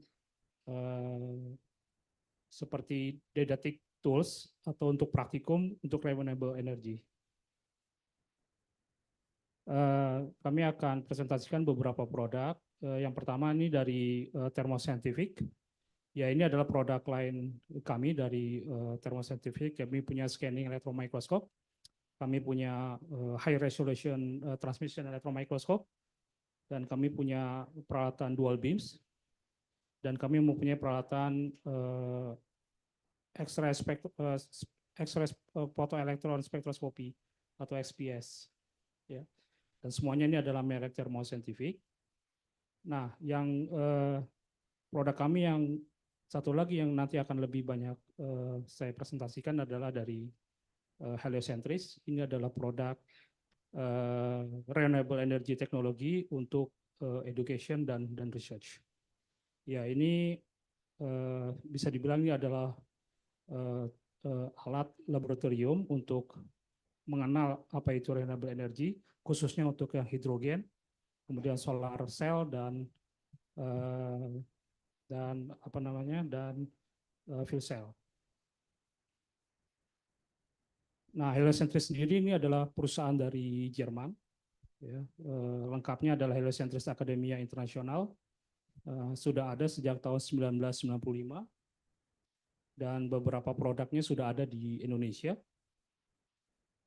Produk lainnya itu ada berbagai macam, ada yang dari school level, ya seperti ini school level ini ada model car, kemudian ada science kit, kemudian ada juga yang di level advance, ya ini untuk high education, dan university biasanya mulai dari professional product, kemudian ada fuel cell trainer, dan sampai dengan renewable energy laboratorium solution. Produknya namanya New Energy Lab, ini sudah sampai pada level kita akan menganalisis bagaimana energi manajemen, efisiensi energi. Ya.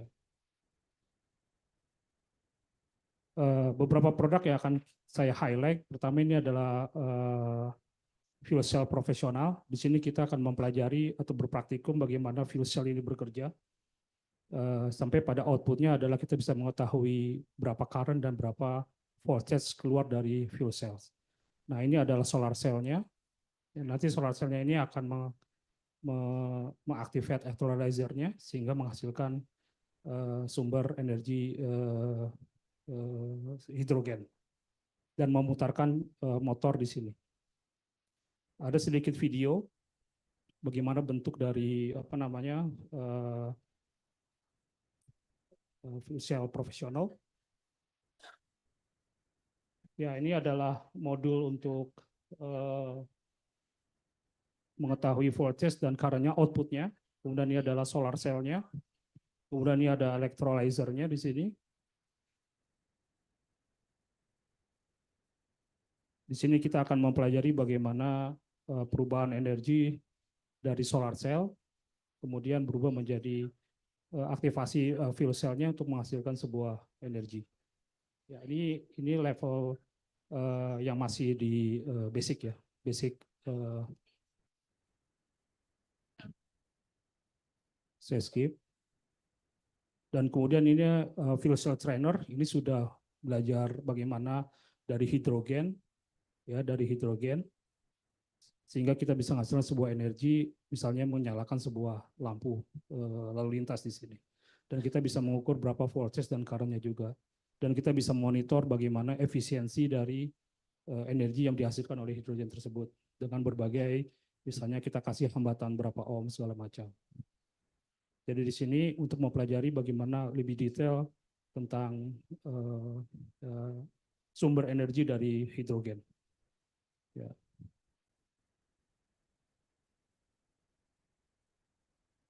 Ya, ini ada modul electrolyzer-nya. Ini fuel cell modulnya. Kemudian ini ada electronic load modulnya. Nah, nanti teman-teman bisa bagaimana melakukan praktikum untuk menghasilkan sebuah energi hidrogen ke energi listrik. Ya.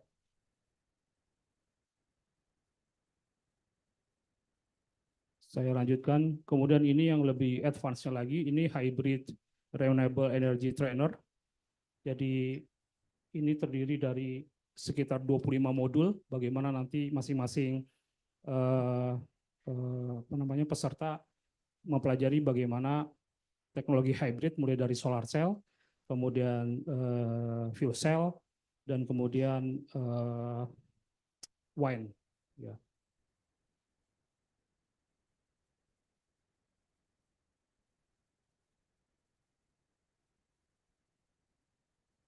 Ya, jadi di sini ada 25 modul yang bisa dibongkar pasang tergantung dari kurikulumnya, karena semua alatnya kita tadi presentasikan semuanya punya kurikulumnya masing-masing. Ya.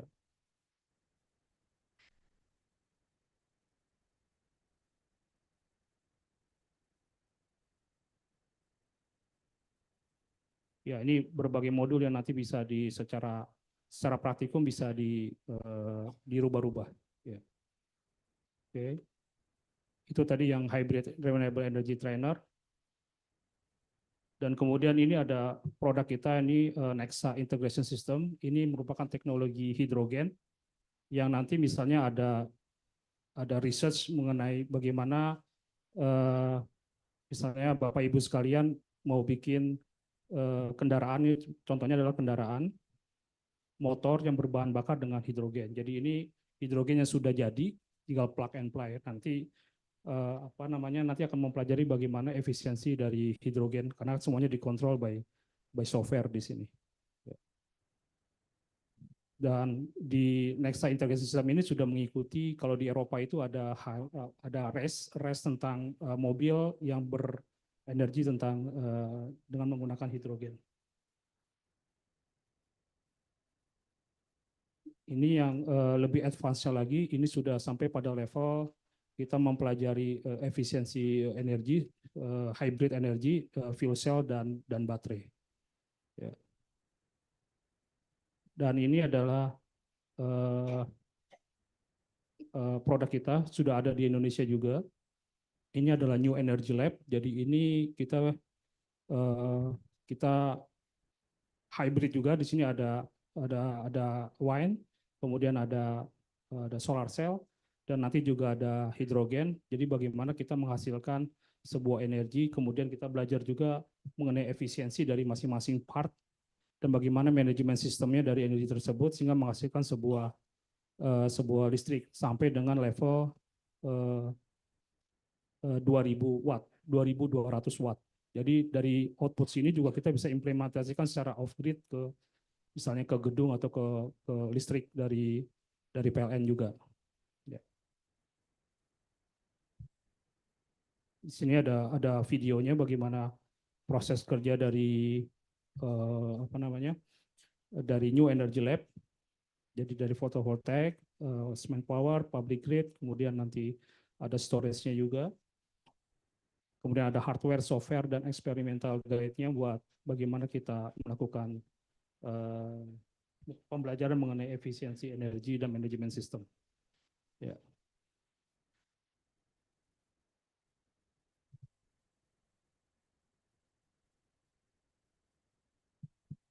Ya. Kira-kira seperti itu dari kami, dari PT Dinatek Internasional.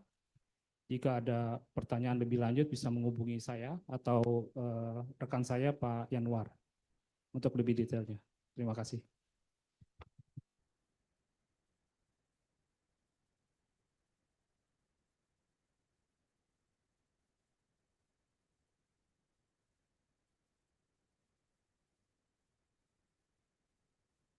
Okay, thank you so much for representative dari sponsor from PT Dynatex International.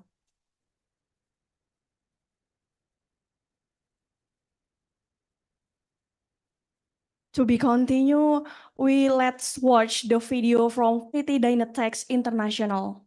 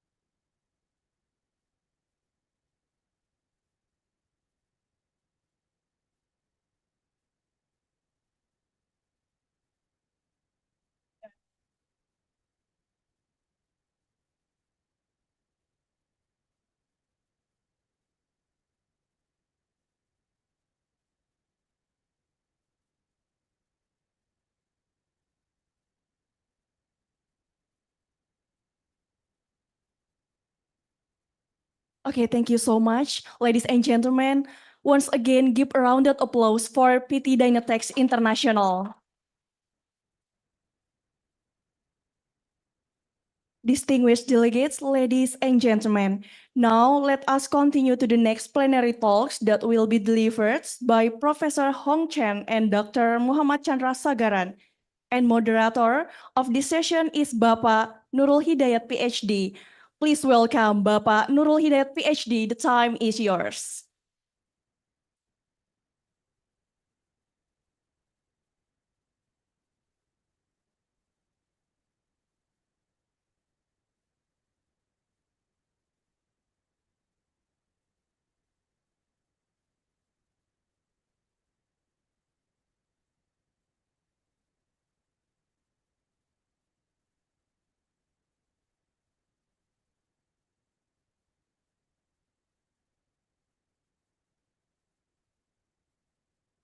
Bismillahirrahmanirrahim. Assalamualaikum warahmatullahi wabarakatuh, and a very good afternoon for everyone. So how was the lunch? Is everything good? Okay, everything is full. We just harvested the energy from the restaurant. And for those of you who join virtually, you can enjoy the lunch anytime at your own place. All right, today we have 6 plenary speakers, and this is the 5th keynote speaker. And next to me is Dr. M. Chandra Sagaran. He will be the last but not least keynote speaker. And prior to Dr. Chandra Sagaran, we will have Professor Professor Hong Chen from School of Hydraulic and Environmental Engineering, Changsha University of Science and Technology, China. And before we start the talks provided by Professor Chen, let me read a brief bio of him. So Professor Hong Chen is a full professor and doctoral and also master supervisor at Changsha University of Science and Technology, China. And he was granted his doctorate degree by Human University, China in 2010, completed his postdoctoral study at the Research Center for Eco-Environmental Sciences, Chinese Academy of Sciences in 2014, and finished the GSPS researcher work at Tohoku University, Japan in 2018. He primarily conducts research in the fields of environmental anaerobic biotechnology, water purification, wastewater treatment, anaerobic digestion, anammox, and bioretention technology. Up to now, he has published over 100 peer-reviewed international journals, which have been cited over 4,000 times and published over 50 Chinese journal articles. Give a round of applause for Prof. Hong Chen. And he has over 50 invention patents authorized by the China National Intellectual Property Administration, 24 patents among which he has is the first inventor. He has already undertaken over 25 scientific research projects and guided over 30 master students. And most importantly, Professor Hong Chen is one of the adjunct professors at Universitas Negeri Malang, especially in the Department of Bioscience. And today he will be sharing his expertise in terms of mathematics for anaerobic biological conversion of organic waste to biogas, equilibrium principles, ADM1, and its application. So ladies and gentlemen, without further ado, let us give our round of applause to Professor Hong Chen.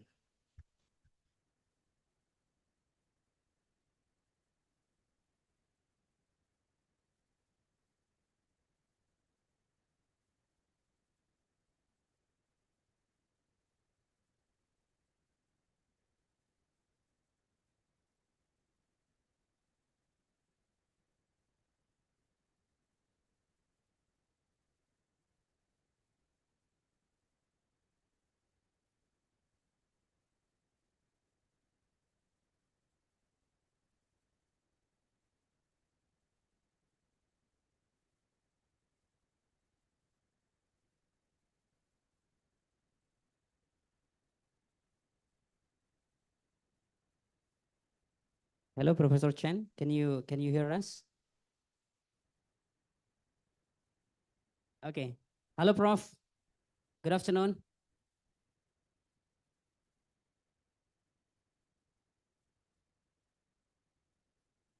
Hello, Prof. Chen. Can you listen our voice?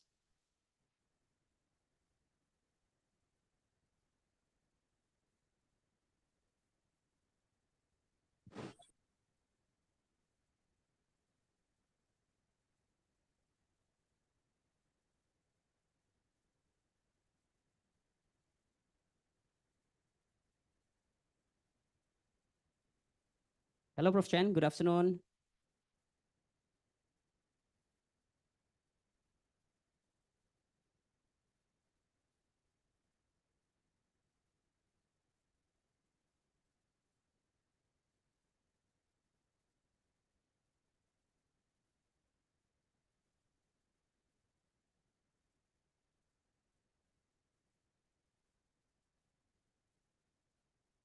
Hello, Prof. Chen. Good afternoon. Can you listen? Can you listen my voice, the audio?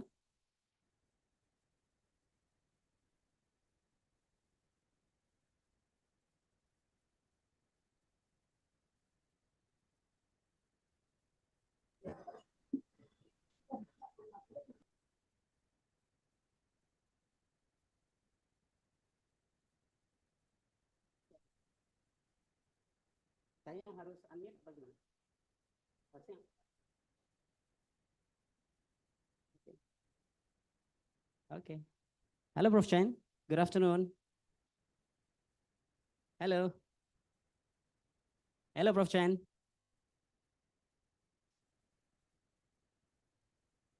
Okay, we cannot listen. We cannot listen to you, Prof.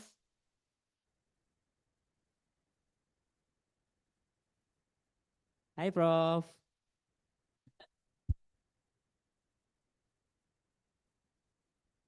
Okay. Langsung share screen. Okay. All right, Prof. Chen is now sharing the screens.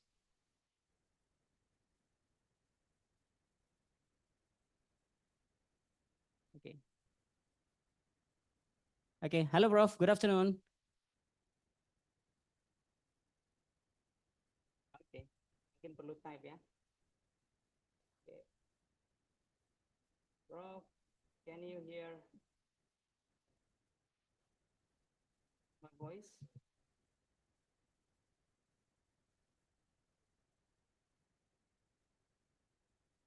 The audio working?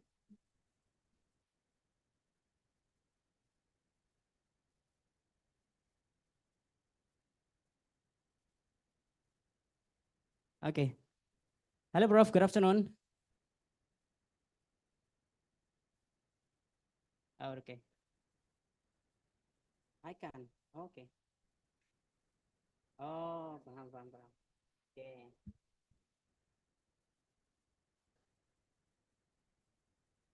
Dia tidak bisa katanya.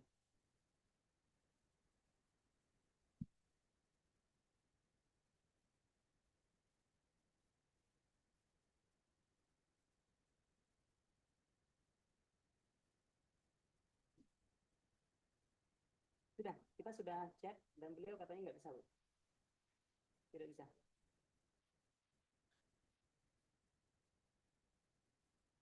Iya, betul.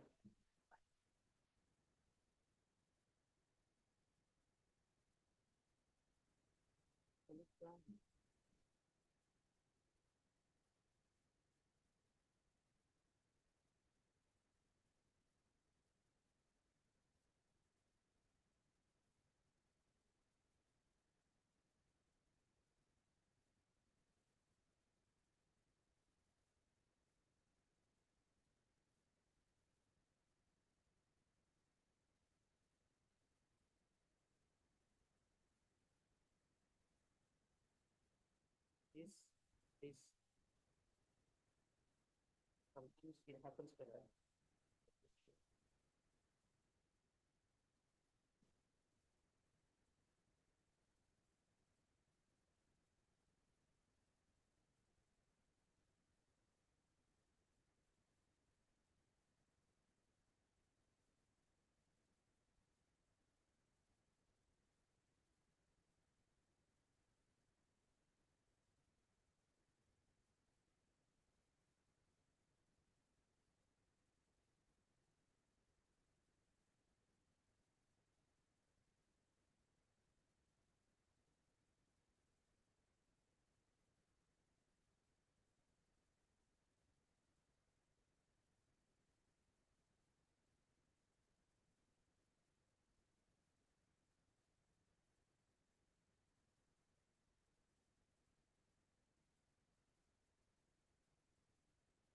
Okay, I am asking whether is it possible that the time is okay. So Prof. Chen already agree that Dr. Chandra Sagaran first to speak before Prof. Chen. Okay, so let me say thank you first.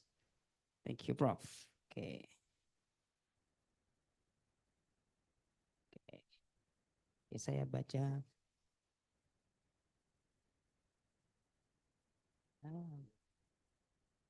Benar, bro. Itu sudah ada di sini, bro. Oh, benar.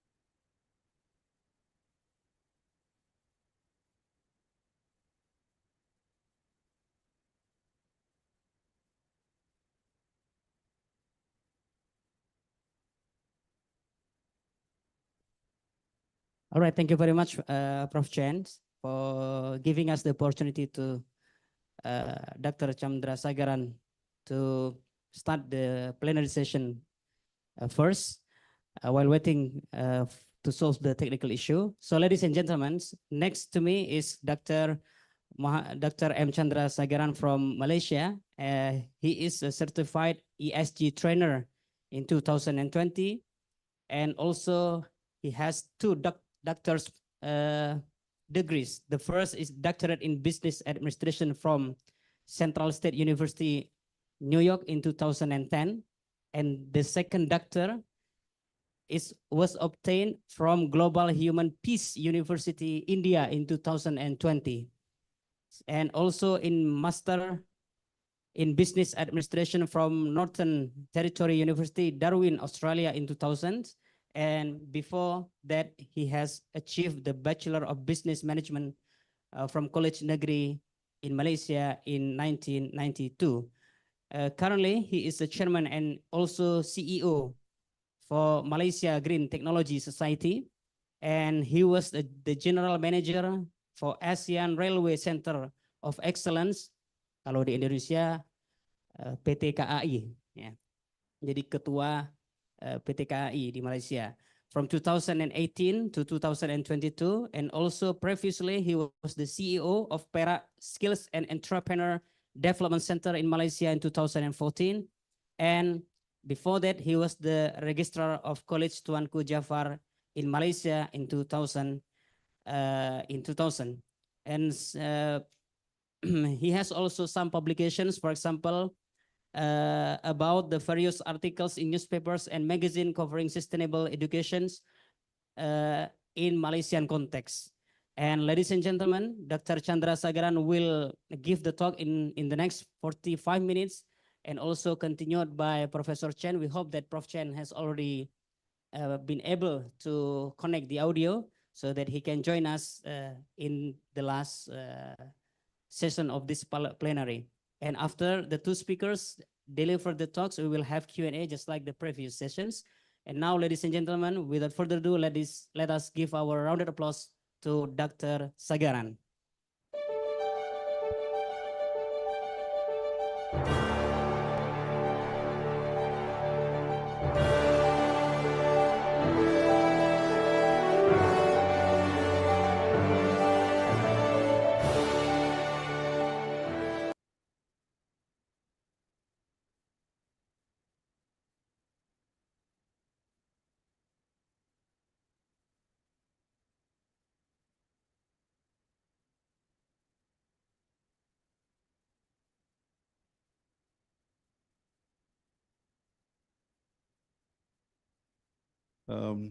Salam sejahtera, all right.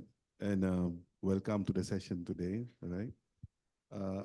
I actually, before I want to start off, I just want to play a video so that you'll understand better about my message or what I'm going to talk about today. Is my voice clear enough for you? All right, good. So Dr. Nurul is actually helping me to get the video. Today we seem to have a lot of technical issues. Is it okay? Okay, while he's adjusting the video, first of all, let me welcome all of you all. And thank you very much to Professor Dr. Andriwo Rusyudi, Professor Benny Tanjono, I think. Sorry about my pronunciation. Professor Dr. Ahmad Taufik, and also Professor Dr. Hong Chen, who will be on live soon.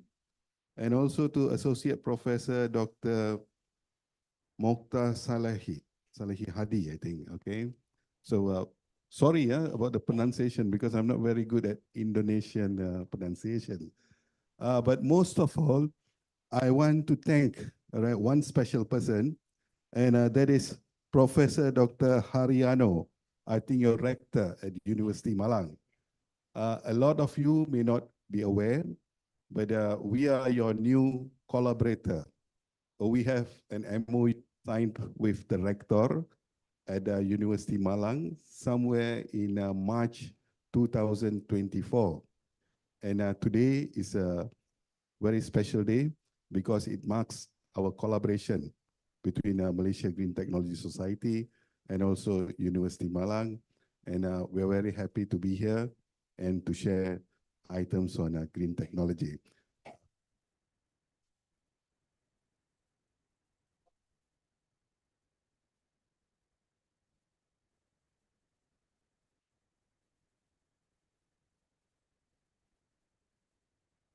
To share items on green technology.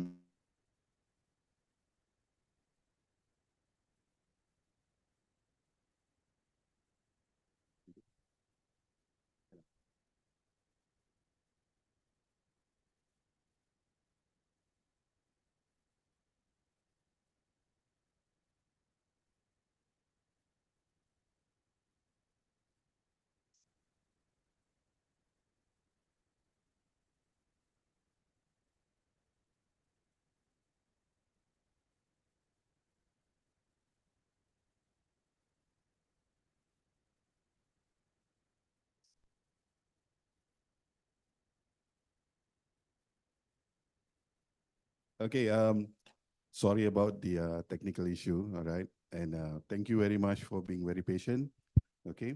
So we will move with my slides, okay? All right. Now, today's topic is going to be about renewable energy and technology, right? And I like the concept behind. It's about green energy, all right, moving into green energy. So that is the focus of everyone around the world today. And I think we are all moving towards that. And first of all, I must thank you all. First, give a clap to yourself and I'll tell you why. Please, applause first. Okay, this is the first time, all right, I'm in Bali with people like you. People like you means you're all scientists, you understand? You all are researchers. So you're the future scientists, and I'm happy to be among the scientists. I'm not a very big scientist, all right? So give another clap to yourself. All right, the first thing we must understand about renewable energy is actually technology, and both are crucial in achieving SDG. SDG means Sustainable Development Goals. Now, this SDG is very important for those who are doing research today. Things are moving in a different direction today, but in a positive direction. They are interconnected and mutually dependent and support the other in addressing global challenges. So today's global challenges, the biggest global challenges are global warming and climate change. So I welcome those who are already in that area doing research, innovation and all. partly on renewable energy. So that's good. Next one. And this is just for you to recall back. Tapi dia dalam bahasa Indonesia, saya sengaja letakkan di sana so that at least you know what we mean by SDG. It's already implemented in Indonesia. It is across all industry and all economic fields or all faculties. Everybody needs to know about it, and everybody needs to incorporate this in whatever they're doing. Not only to undergraduates, even if you're doing small business, right, you are doing services, you need to focus on SDG because this is the future, right? And this is the current trend, right, that you need to have. Okay, let's move to the next one. And green economy transition in Indonesia is not something new, right? So a lot of you are aware, this article is a very old article. It is in year 2011. What was your age during 2011, right? So remember, it's been launched very long ago, and we have to keep practicing and moving with innovation to fine-tune green economy transition. So I believe Indonesia was very lucky because they started very early in 2011 itself. And today there is a lot of green economy transition being done in the country. You know better, right? There's a lot of articles. Please follow up. Okay. And coming back to Malaysia Green Technology Society, because a lot of you today will be wondering, what, this guy, he's from Malaysia and then he's here today talking to us. Why is he here? Now, Malaysia is part of Nusantara. That's the first thing. Yang kedua, we are all together in ASEAN. So the messages yang kita cuba sampaikan or whatever findings we do or research or innovation, we share with ASEAN. So the ASEAN spirit should be there. So we believe we are here today to share with you, but we are not saying we are better than you, but we also want to learn from you because you are the future scientists. So a lot of things I may have to learn from you, right? So let's share together. Now, the role of green technology in natural resources and technology, right? So that's what the role of Malaysia Green Technology Society is.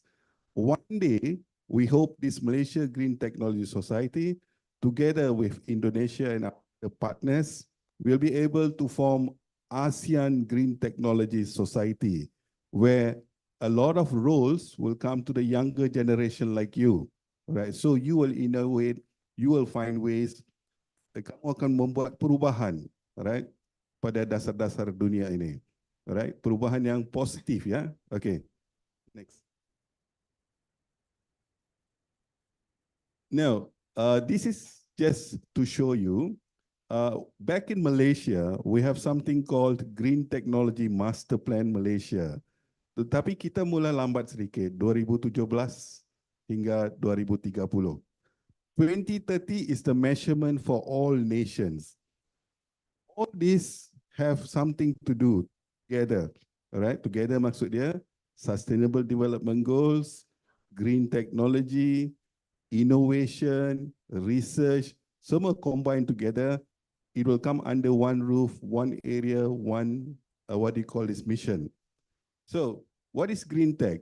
Technology that is considered environmentally friendly, that promote more efficient management of natural resources, reducing waste. Tadi we sebut about circular economy, that's actually reducing waste, and overuse of materials. We want to stop overuse. Okay. So, green technology is relatively young. Okay, apa maksud relatively young? Relatively young means dia masih lagi baby. Baby means it is still a small industry, a still growing industry, but you know, it's still starting off, but picking up very fast, right? So this is what the message I want to send to all you young, what do you call this, adventure kind of scientists, right? Those who are doing research.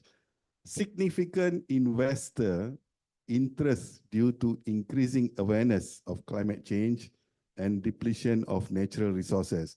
There is a significant investor interest. Investor means those who want to finance your research, finance your findings and all this.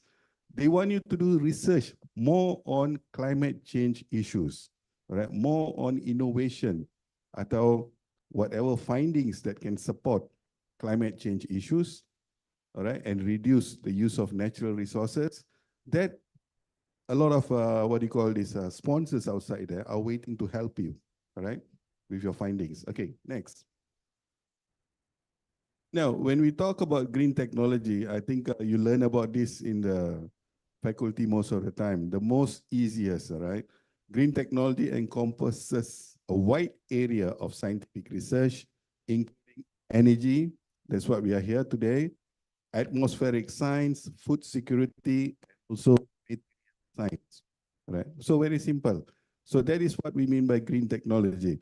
Or you may not know, but what you're doing, what you're finding, what you're reading, everything is completely based on green technology. Okay, move ahead. Now, green tech also aims to reducing carbon emission and greenhouse gases. Now, why is this important and why this message I'm putting it across?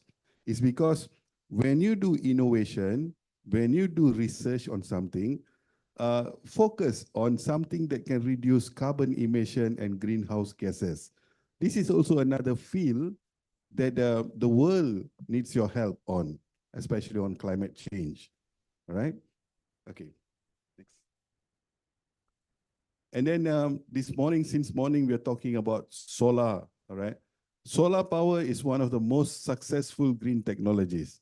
Whether solar power is in a very big scale or a small scale, or you just use it for classroom research and all this, but it is still the most successful green technology because solar actually depends on the sunlight, and it's available in most tropical countries, right? And you can store solar power, right? And in certain countries now, they're looking into solar as another generator of power.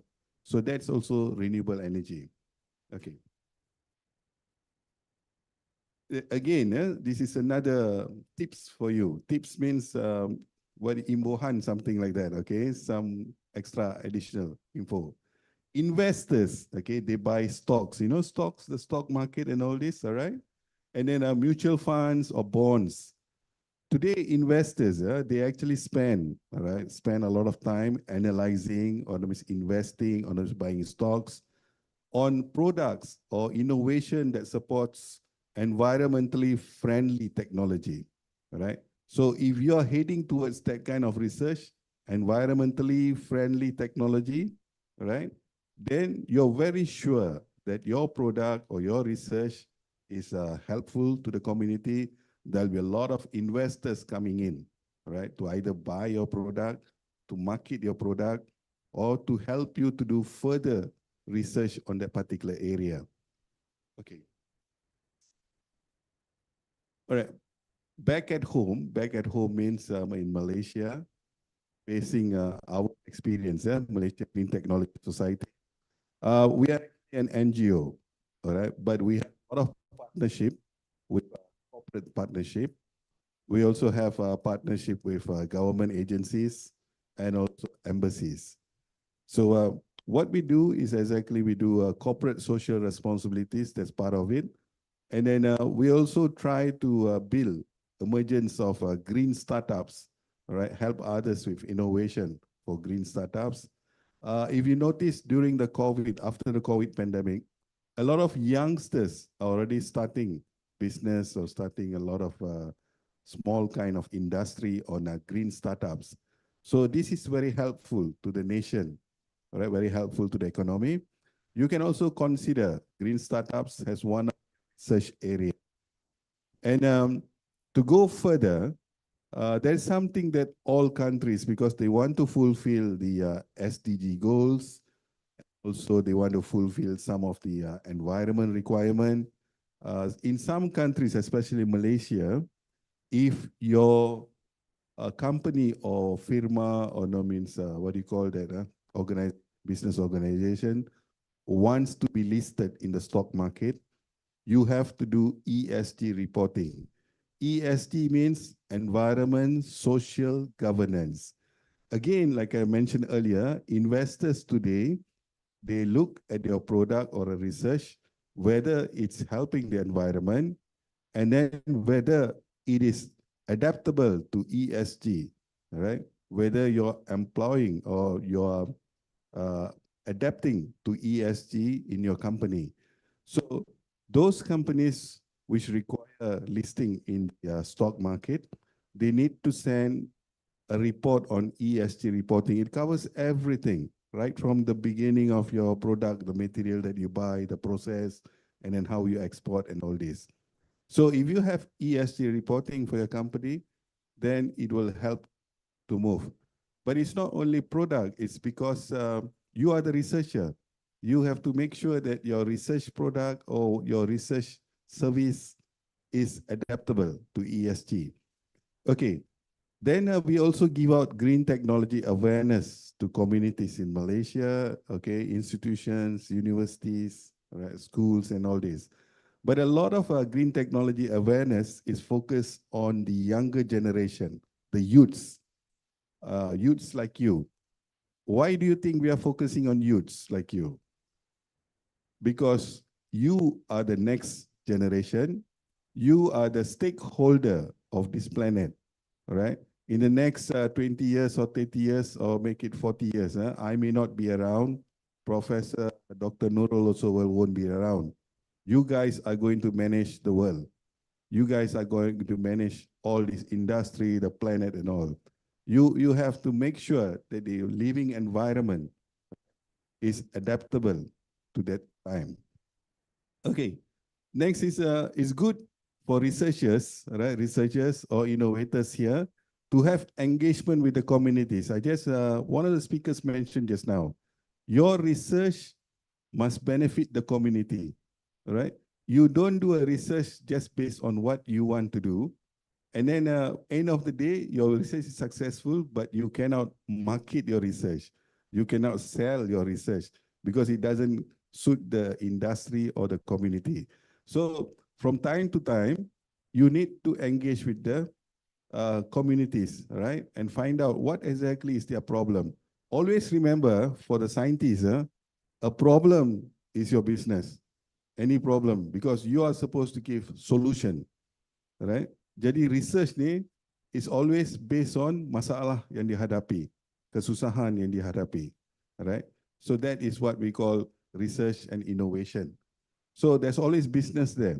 So anybody says, I got a problem with this, you remember, I got a business here, fine, good. Let's look at it, research. Okay, then we also look into building capacity. Building capacity here refers to economic building, right, in the community. Every country needs what you call this, a certain source or a certain group to do some economy revenue, all right, for the country, so that at least we have financial support, we have jobs, right, we have things moving in the community. So that is what we mean by building capacity. And from time to time, we also do government coordination. Like I'm here today, okay, partly is the government coordination, partly is the university coordination, partly is the community, the I-CoRE community, okay, coordination. So sometimes a lot of us, we can't do things by ourselves. We need networking, right? And sometimes government cannot do everything for us. They need missionaries like NGOs, societies, all right, embassies, all right, private companies, okay, which is here today, to do some coordination, all right, on what we want to do. And last but not least is the green investing. When we say green investing, our focus today is green energy, as you can see on the banner behind. So that is also called green investing. So your research, if you want some funding for your research, if you want your research to be on the right track, you must make sure it applies to the green investing. A lot of answers to green investing, you can also get it from your respective ministries, all right? They have the idea, They'll tell you how to go about it and all. Even in some universities, they have this special research center. They have information on green investing. Always coordinate with them so that you are on the right track of research and innovation. Okay, next. So this is just a poster, but this is our slogan actually. The future is green technology, sustainability, renewable energy, like today is very important, green living, and our society. Our society means our community. And this slogan is for the youths today. All right, this is what you're going to look forward to. All right, and green technology is definitely going to be with us for a long time. Okay, next. And this particular article is from a newspaper in Malaysia, all right? But it's recent launching, I think somewhere in June or July, I'm not very sure. This is about getting ESG going in Southeast Asia, but 3 governments came up and, they set up like a collaboration. It's between Malaysia, Indonesia, and Philippines. So we are all rushing to get ESG done across the nation. This is a very important point for you because remember these 3 nations collectively gives you around 350 million population, all right? So if you are doing innovation, if you're doing research, just look at your market. It's so big, so huge, right? But your innovation has to incorporate ESG, right? So this is something that everybody is looking into now, right? So new investors, they require you to have some ideas on ESG. The new research also requires you to have some ideas on ESG. So I think this is a very good move for Indonesia especially because you have the largest population between these 2 countries and slowly the rest of the nation will join in. And it's also a mission for the ASEAN, ASEAN group or the ASEAN family to move towards an ASEAN ESG as well. Okay, next. Okay, this is my art. So the message, although it's for Malaysians, but it also is the same message for all across ASEAN as well. If you're into green technology, then that is your future, all right?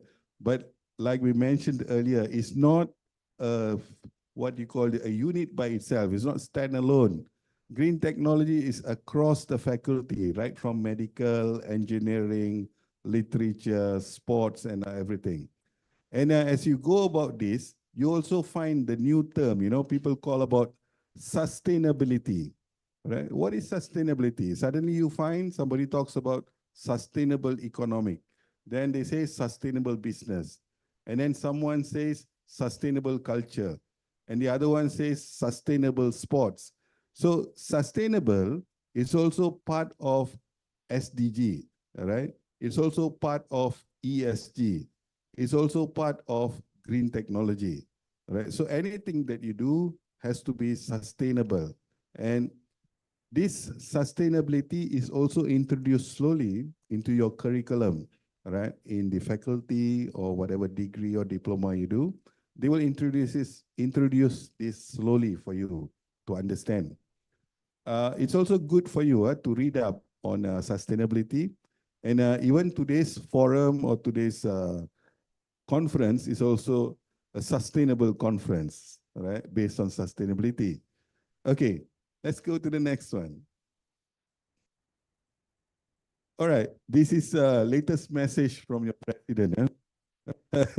Okay, he calls for green energy focus in Indonesia, which means Indonesia is on the right track, all right?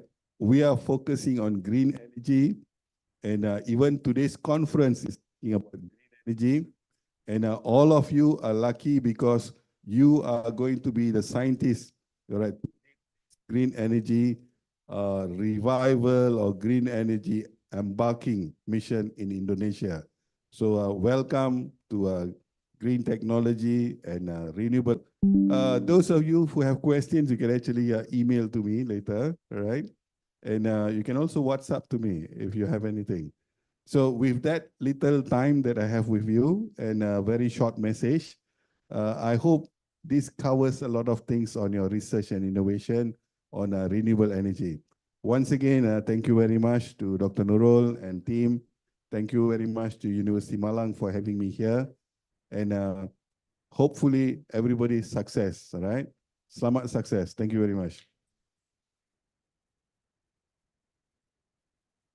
Video bisa ditaruh, Mas.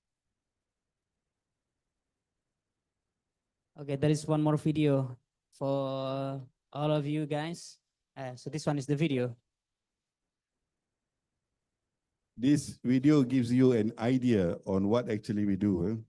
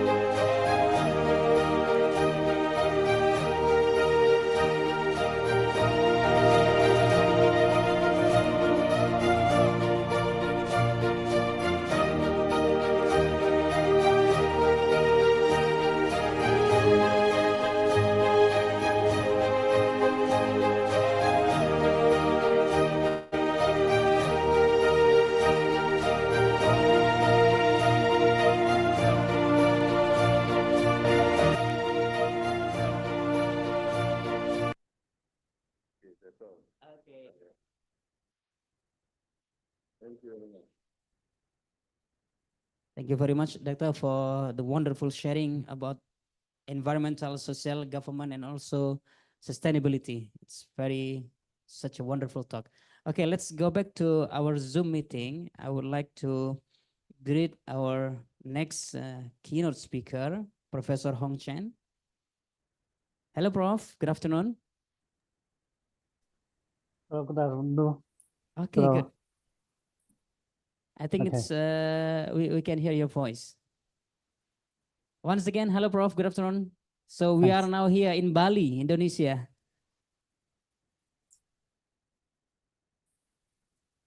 It's my great pleasure. Thank you very much, Prof. Thank you very much, Prof. Now the audio is working, and we here all can hear your voice, and we hope that you can also hear our voice from Bali here now. And this is the time for Professor Hong Chen to deliver his plenary talks related about the mathematics modeling about anaerobic biological conversions of organic waste to biogas. But once again, let me reread the short biography of Professor Hong Chen. So Prof. Chen is a full professor from Changsha University of Science and Technology, China.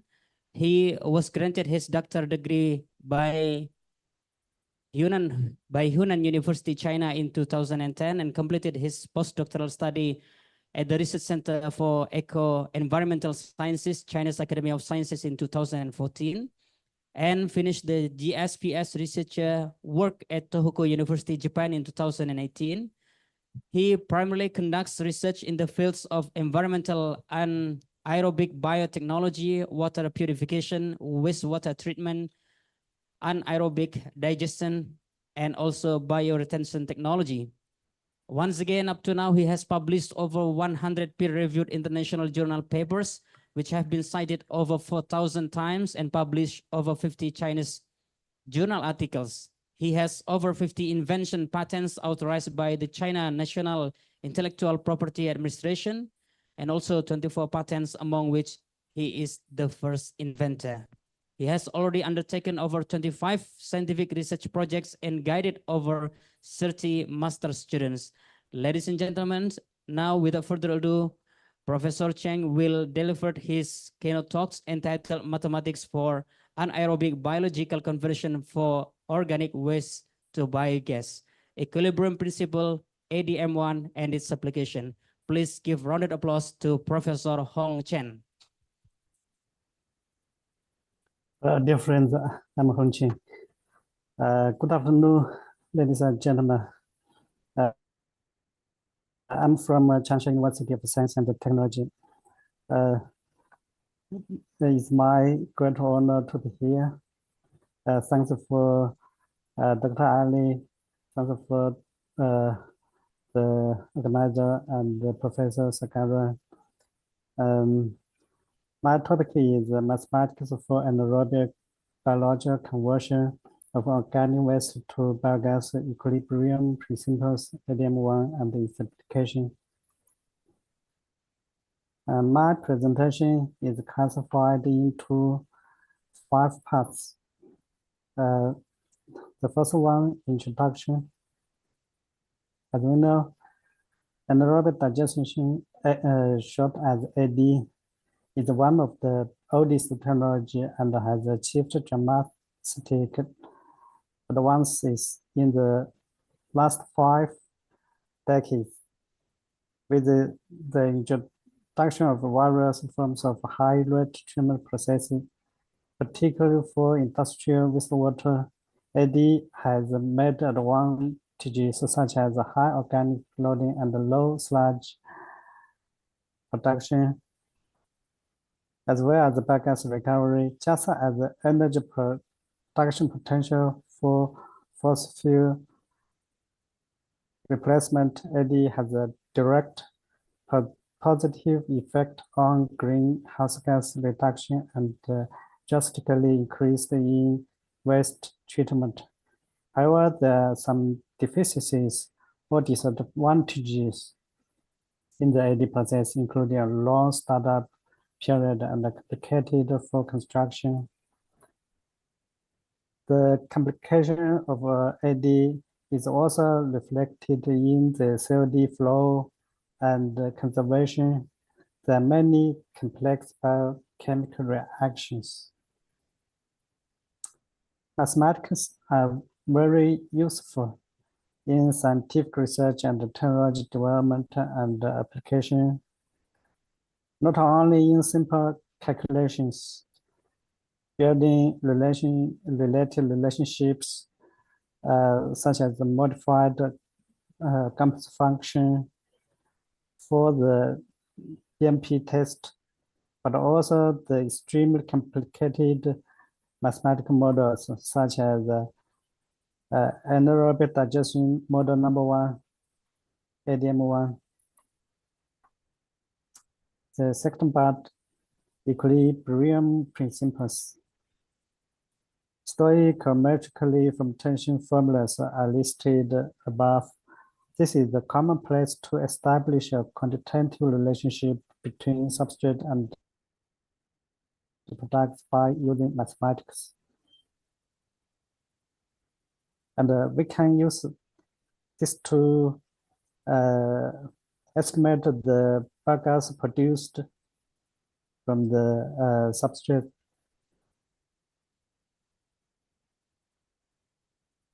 And then carbon dioxide produced by AD has been focused on its balance relationship. Acidic and alkaline products in the anaerobic system greatly affect the pH value. Meanwhile, the pH significantly affects microbial activity. For achieving system stability, proton balance in the aqueous surface can be testified theoretically. After the simplification, a chemical sensor or titration testing method can be utilized to accurately determine the concentration of bicarbonate ions. At the same time, CO2 impact gas and can be detected by gas chromatography.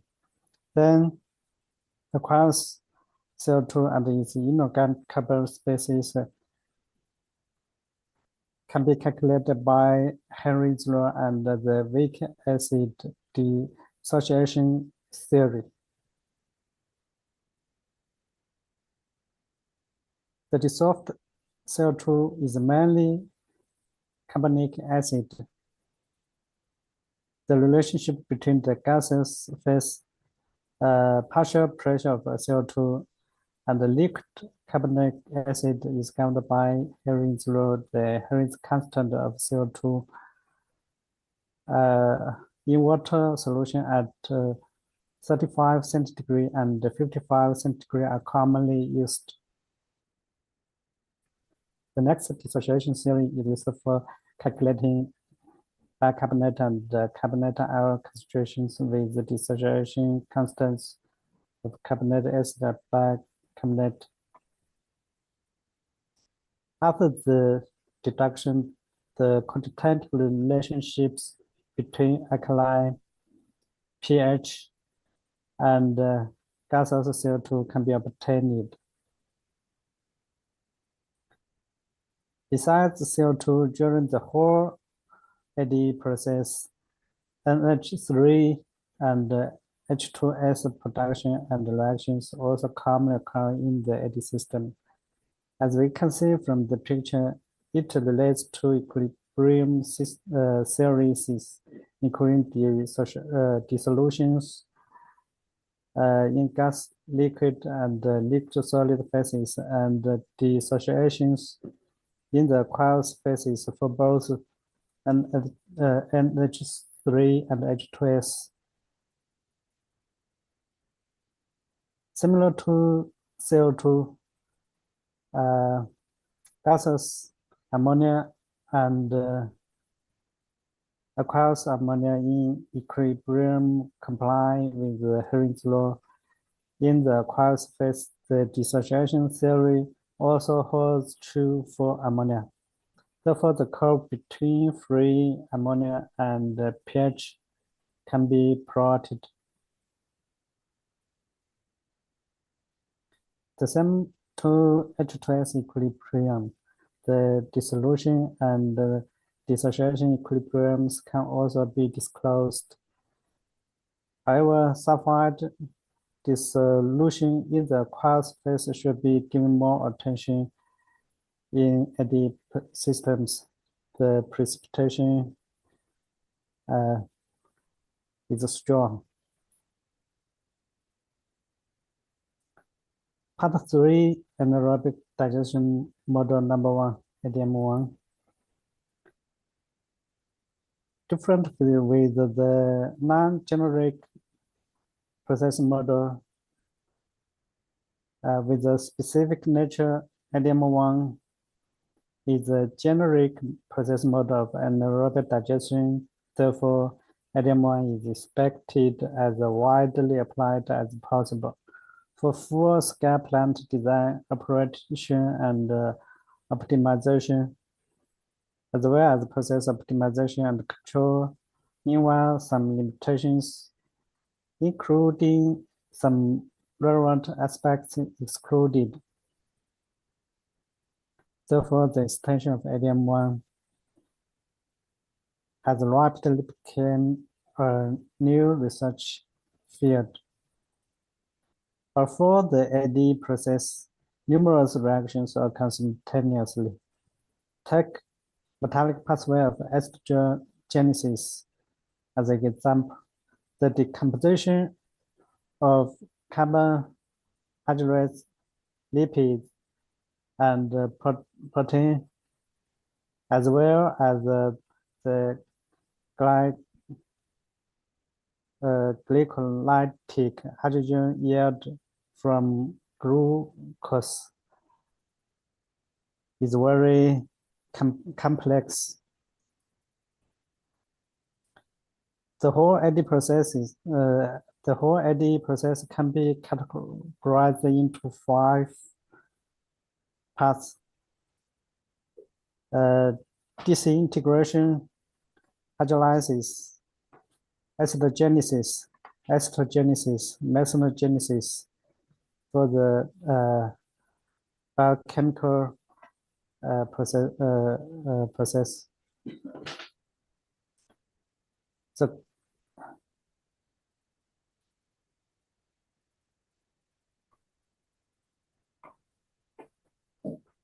this is the biochemical processes. Then finally balancing. Through reasonable generalization, the CLD flowchart was adopted in the construction of ADM1. As shown in this figure, CLD flags for particulate composite comprised of 10% inerts and 30% each of carbohydrates, protein, lipids, or in terms of CLD. This process is mainly based on the products.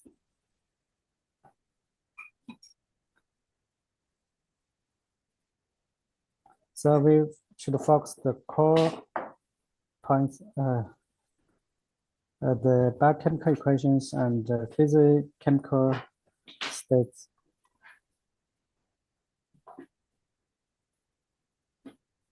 The nomenclature, state variables, and expression used in ADM1 are listed in this slide.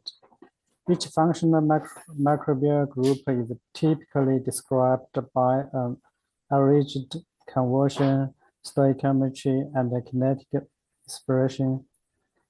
The stoichiometry aims to the yield for substrates and products, but the kinetic is read as a function of substrate concentration and inhibitory components or conditions. Then the anaerobic model was implemented, including biochemical processes. As shown in this figure, the extracellular process and the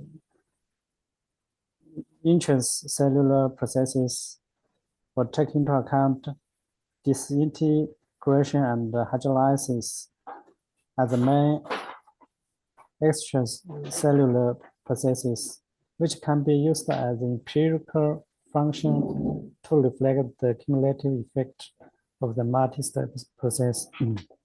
The intracellular processes include acidogenesis, acetogenesis, methanogenesis, as well as the biomass uptake, biomass growth, and biomass decay. Biomass uptake on the substrate can be described in monotype kinetics. Biomass growth is skillfully implicit in the uptake. The biomass decay is independent and can be expressed as in the first order. Based on the definition and the biochemical equation expressions, the rate equation matrix was constructed as shown in the table.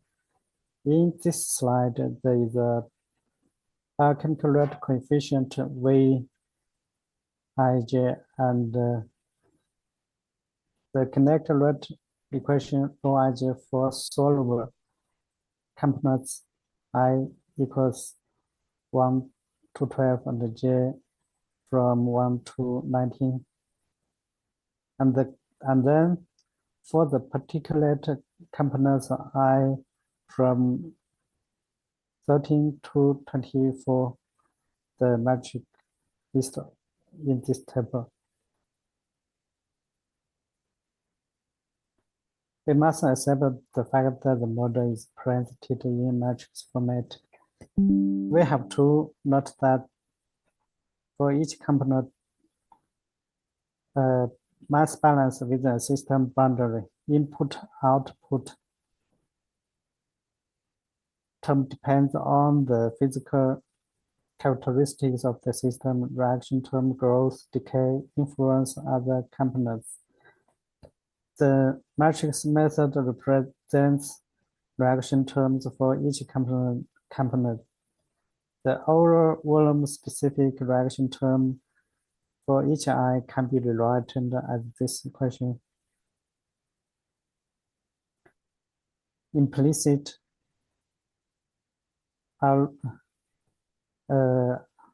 algebraic equation sets in DAE implementation are listed in the left table. Meanwhile, the rate coefficient Vij and the kinetic rate equations ρij for acid-base reaction in a DE implementation are listed in this bottom left table.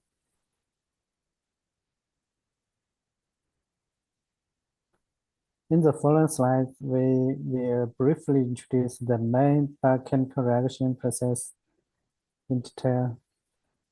And first of all, the disintegration and hydrolysis. The key points are shown on the left. Extracellular, biological, and non-biological process in both for the both steps. Breakdown and solubilization of complex organic material to soluble substrates. A mainly non-biological disintegration step as the first process to allow the diversity of application and for lysis of biological sludge and complex organic material.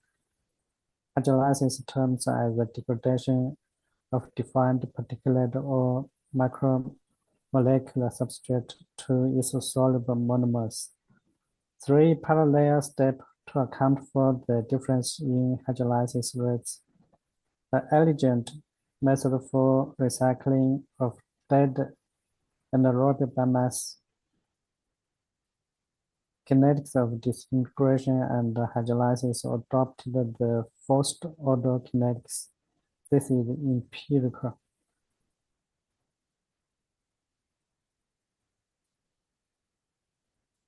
And then the parameters are crucial for mathematical model. The experiments can determine the parameter values under different conditions. In the ADM1, some parameters selected from a typical experiment with references. This table lists the disintegration and hydrolytic parameters.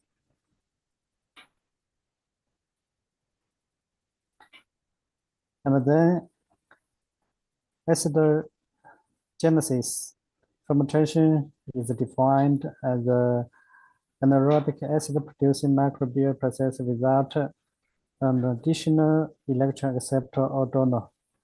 The products are acetic acid, propionic, butyric acid, valeric acid, CO2, and H2.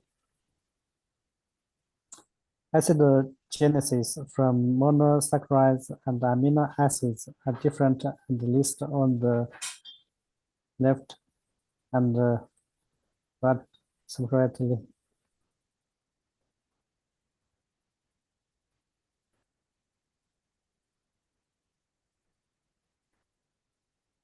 Three monosaccharides equations were implemented in ADM1.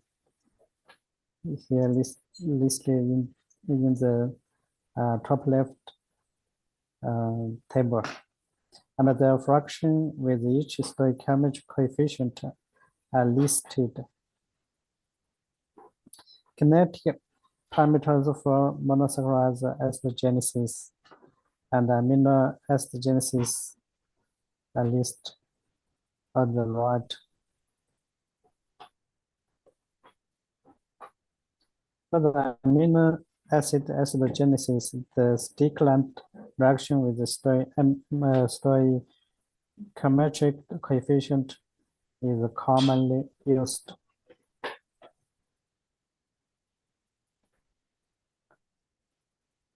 Centrifugal hydrogen produce acetogenesis and hydrogen utilizing methanogenesis are very complicated. Also to know that acetogenesis is the oxidation step with no internal electron except electron carriers at a low concentration for the oxidation to be thermodynamically possible. Hydrogen and format consumed by methanogenic organisms normally occur.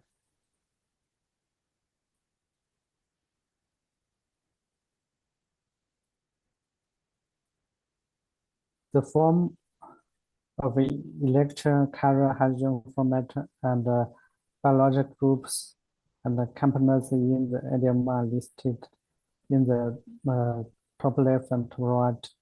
Meanwhile, hydrogen inhibition function for acetogenesis were accounted for. Kinetics parameters for long-chain fatty acid acetogenesis, one rate acetogenesis, bit rate acetogenesis, propionate acetogenesis are listed in the four tables.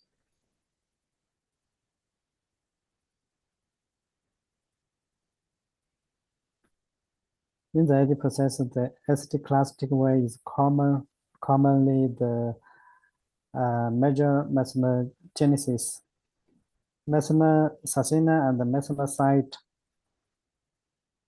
are the two genera that utilize acetate to produce methane. However, in ADM1, only one single group was used with different kinetic and inhibitor parameters depending on application and experimental observations.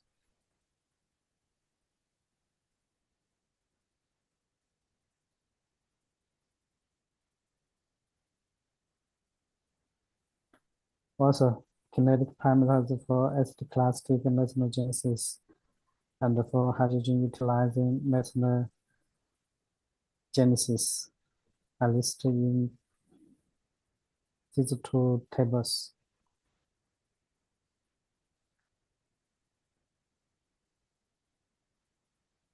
The inhibition on and toxicity to the AD process are important in its practical application. For the different inhibitions and toxicity effects are separated and defined. Only bystatic inhibition and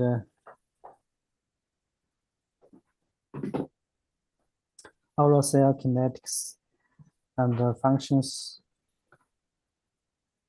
with the maintenance coefficient, the uses a expression for easy substitution or addition of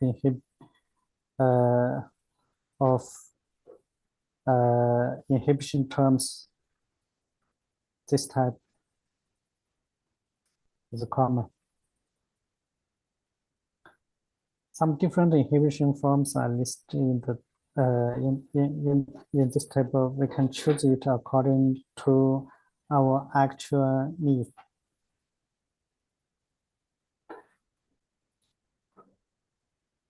Temperature affects biochemical reactions in 5 main ways.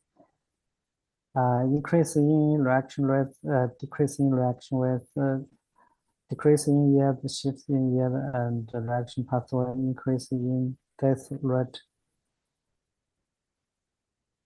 3 major system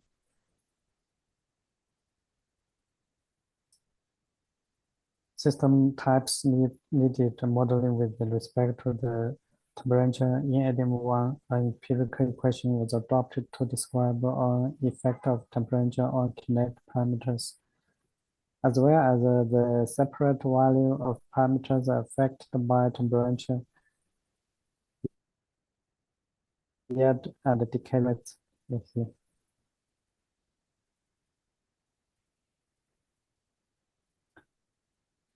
At the same time, physical chemical processes defined as non-biologically mediated processes that commonly occur in anaerobic reactor.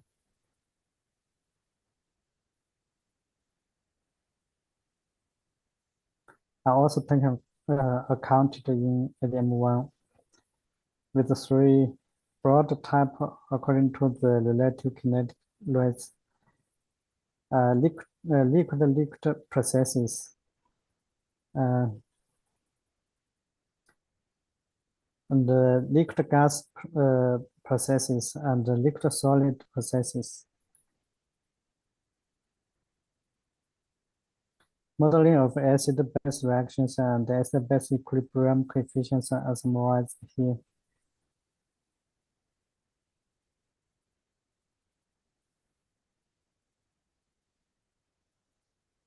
Three main gas components, H2, CH4, and CO2 transfer between gas and liquid phases in equilibrium described by Renewable, just mentioned before. Liquid gas transfer parameter values are listed in this table.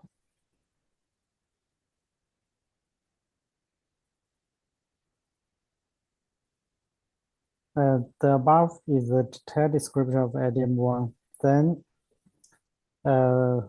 we can take a single stage STI as an example. The generalized model can be implemented, including mass balance in both liquid phase equation and the gas phase equations. Both the physicochemical processes as well as the biochemical processes adopted into ADM1 are clear.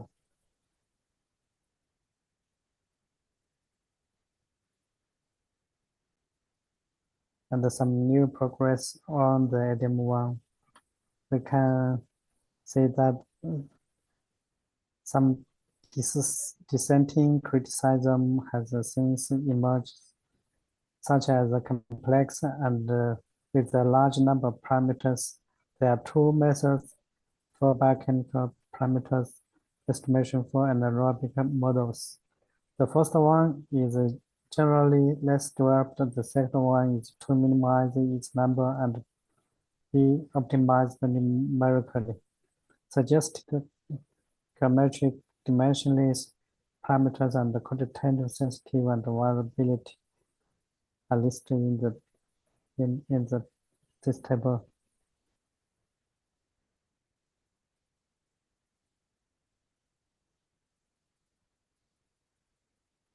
Well then,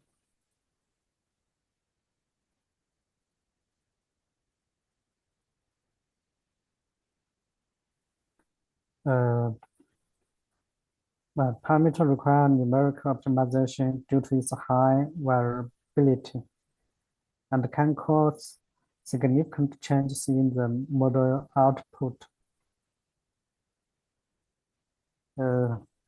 So when we use the ADM1 to solve the question, we should take the step on the parameter estimation. The suggested stoichiometric parameters and the quantitative sensitivity and the variability are also listed on the right. Overall, ADM1 is a useful method to increase accessibility at a broad level. Three main parts of ADM1 are unified nomenclature units and kinetics, and the biochemical reaction structure and the kinetics, the physical chemical reaction structure.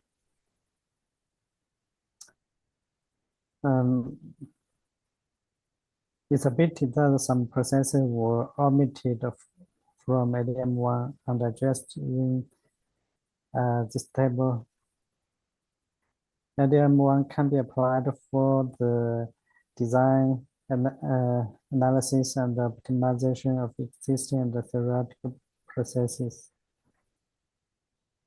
Further, ADM1 can be used as a base for further model development and modification due to its high expandability and allow more consistent and easier presentation and application of future modifications and add-ons.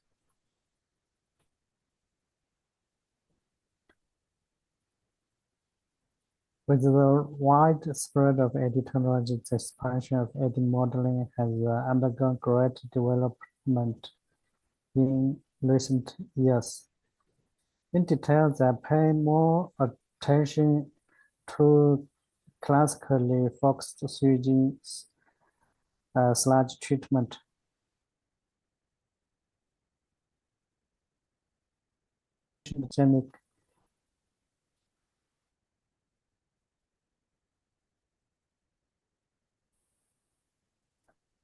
Biohydrogen with a model objective become more complex with the necessary of a wide range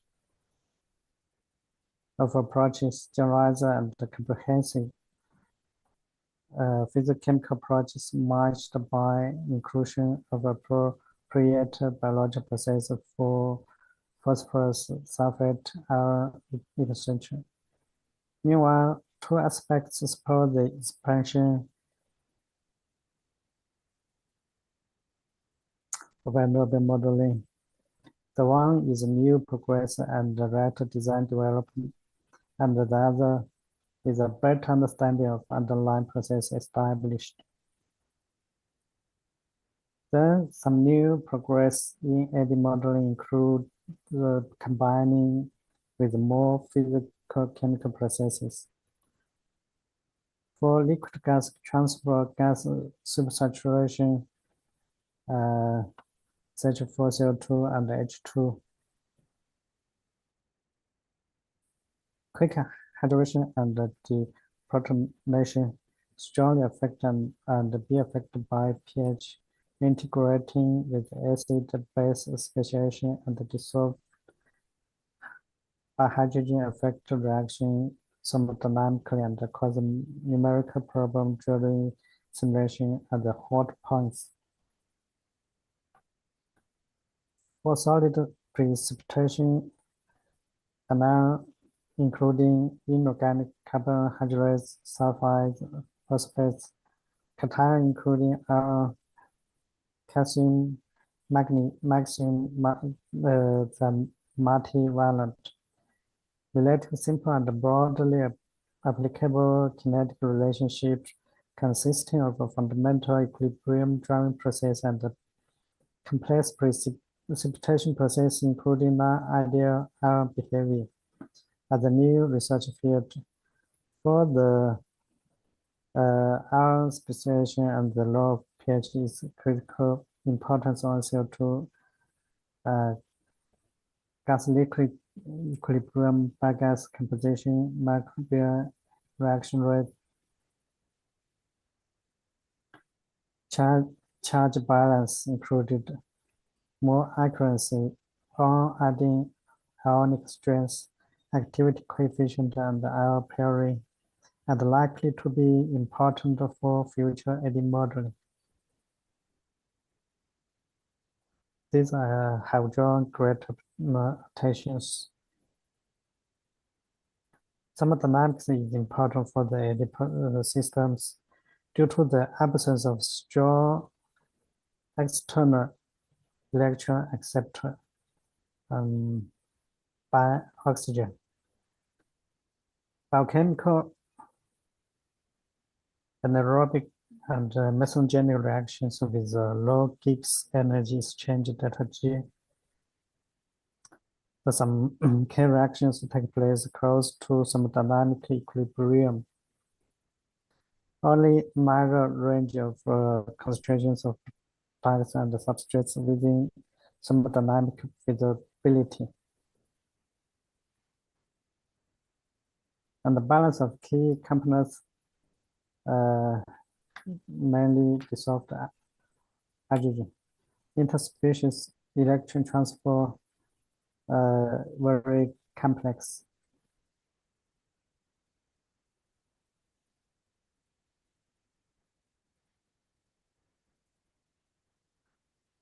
The model complexity compared with the model goals summarized in this table.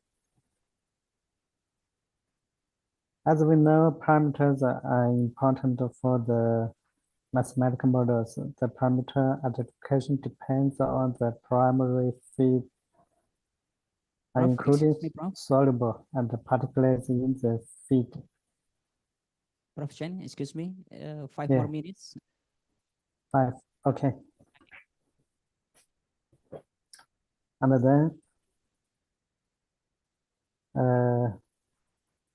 the combination with the other biochemical processes is also a hot topic. At last, new development in any modeling as a plant-wide modeling of wastewater processes, anaerobic digestion processes, and detailed bioenergetic analysis. Part 5, a case study. This study was carried out mainly in Tohoku University. To understand the competition between SRB, the sulfate-reducing bacteria, and the MPA methane-producing archaea in the UASB, a typical AD system. We have carried out some experiments and not by us, but also not only by us, but also by other researchers. But we obtained some different results. So the question we found there was a long-term competitive behavior between the anaerobes. We have done long-term continuous operated experiment in USB for sulfate-rich wastewater treatment and got the result shown in the figure. During the long-term period, SRB could outcompete MPA after 20 days. A new concept was proposed by using mathematical model for analyzing the competition. However, ADM1 originally excluded a sulfate reduction process. The problem included substrate competition related to the trophic microbial group's long-term competition processes and the competitive kinetics of the aerobes. Therefore, we focused on extending ADM1 with sulfate reduction to investigate the long-term competitive dynamic of aerobes. To establish the extended model with a reasonable conceptualization, 5 microbial trophic groups, acetogenic likewise SRB, short as SRB, methanogenic likewise SRB, MSRB, and acetoclastic MPA, MPA, hydrogen trophic MPA, HMPA, and acetoclastic estrogenic bacteria, ESB, these 5 trophic groups, and 6 chemical process, and the 3 substrate for the competition, these 3 were identified and classified. The main pathway and the included stoichiometry of the microbial reactions are listed. And then, based on the CLD flowchart of ADM1, the item with the sulfate reduction are added in. And some reasonable assumptions were made. The pH and the H2S inhibitors are settled on the only inhibition equation items. Further, the modified model equation for electron donor used as subject and for the sulfate and the electron donor used as substrates were constructed. In the parameter sensitive analysis, the local relative sensitivity analysis method was used by introducing a perturbation factor. Therefore, the Rouet equation matrix based on modified ADM1 can be developed and listed in this table. It should be noted that only the additional items are listed here. During the parameter selection, 29 extra parameters related to the sulfate reduction were added. And then, based on GPS-X platform, we carry out the model solution processes. The whole modeling procedure is listed on the left.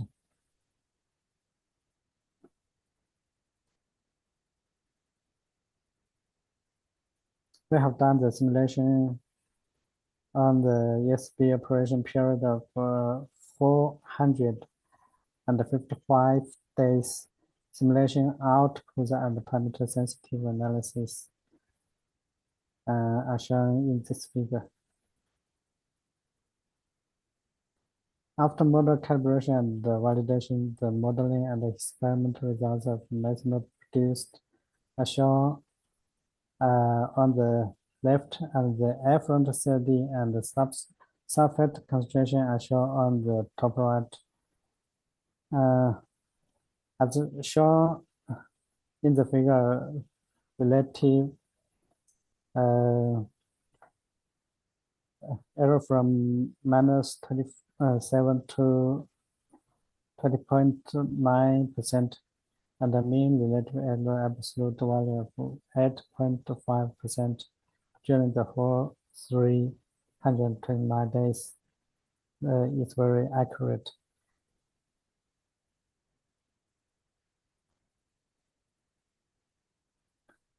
And also, in the left figure,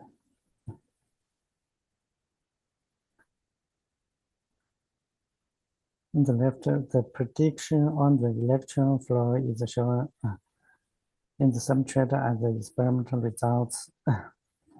A similar photogenesis and nationogenesis ratio of 6 to 7 was also obtained by the model, and then the computation dynamic changes between the variables could be accurately predicted on the right.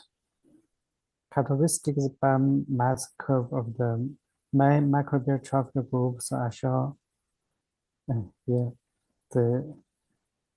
We can see that the model could well predict the long-term dynamic computation of pathogens and messenger's for electron, and also that the model can clearly portray the long-term competitive process, and finally, only ASRB here, ASRB could outcompete both the ESB and the MPA. At the same time, can explain that the contradiction MPA did not outcompete the SRB in the ESB within 180 days operation under similar operation conditions. That's why from our results, this is the operation period and not very long.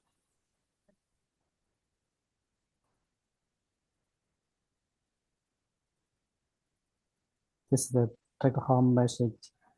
In conclusion, mathematics is very useful and important, and ADM1 was proven as an important tool, and the extension of ADM1 with sulfate reduction can be used for investigating the competitive dynamics between MPA and SRB.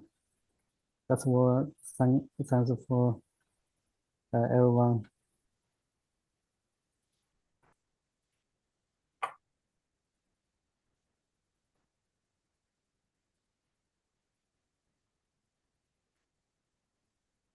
All right, thank you very much, Prof. Chen, for the very nice talk and sharing about mathematics for biosciences.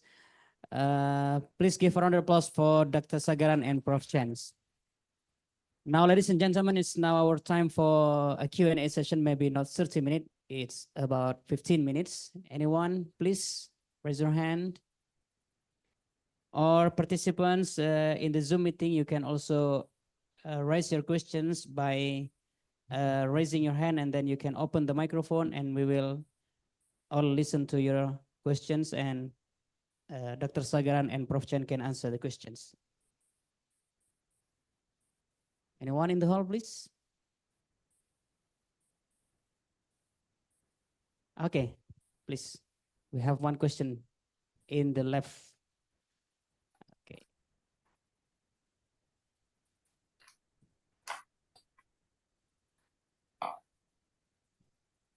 Test. First of all, I want to say thank you for the opportunity that's given to me to ask question. So my question is addressed to Mr. Chandra Sakaran.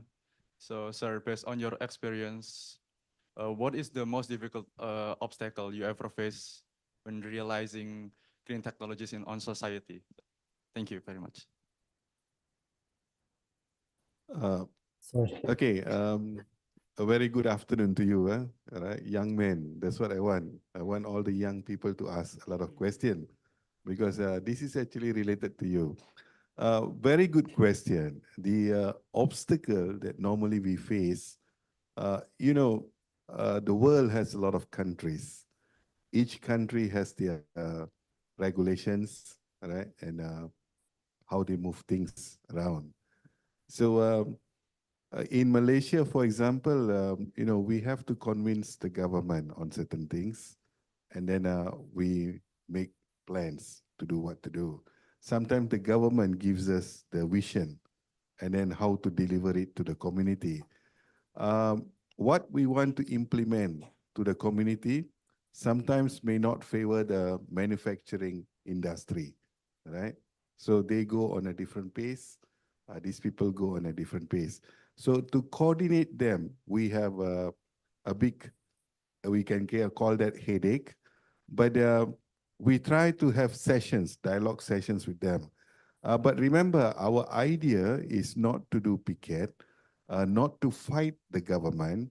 We have to support whatever the government does, right? Because the government normally they do the best for the country. So we have to support. That's one thing. And the other thing is there is sometimes very limited budget to do certain awareness program on green technology to the community. But today with the social media and all this, we find that messages are easily delivered to the younger generation.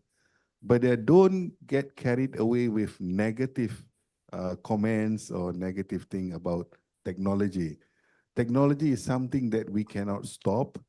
Technology is actually for the development of ourselves.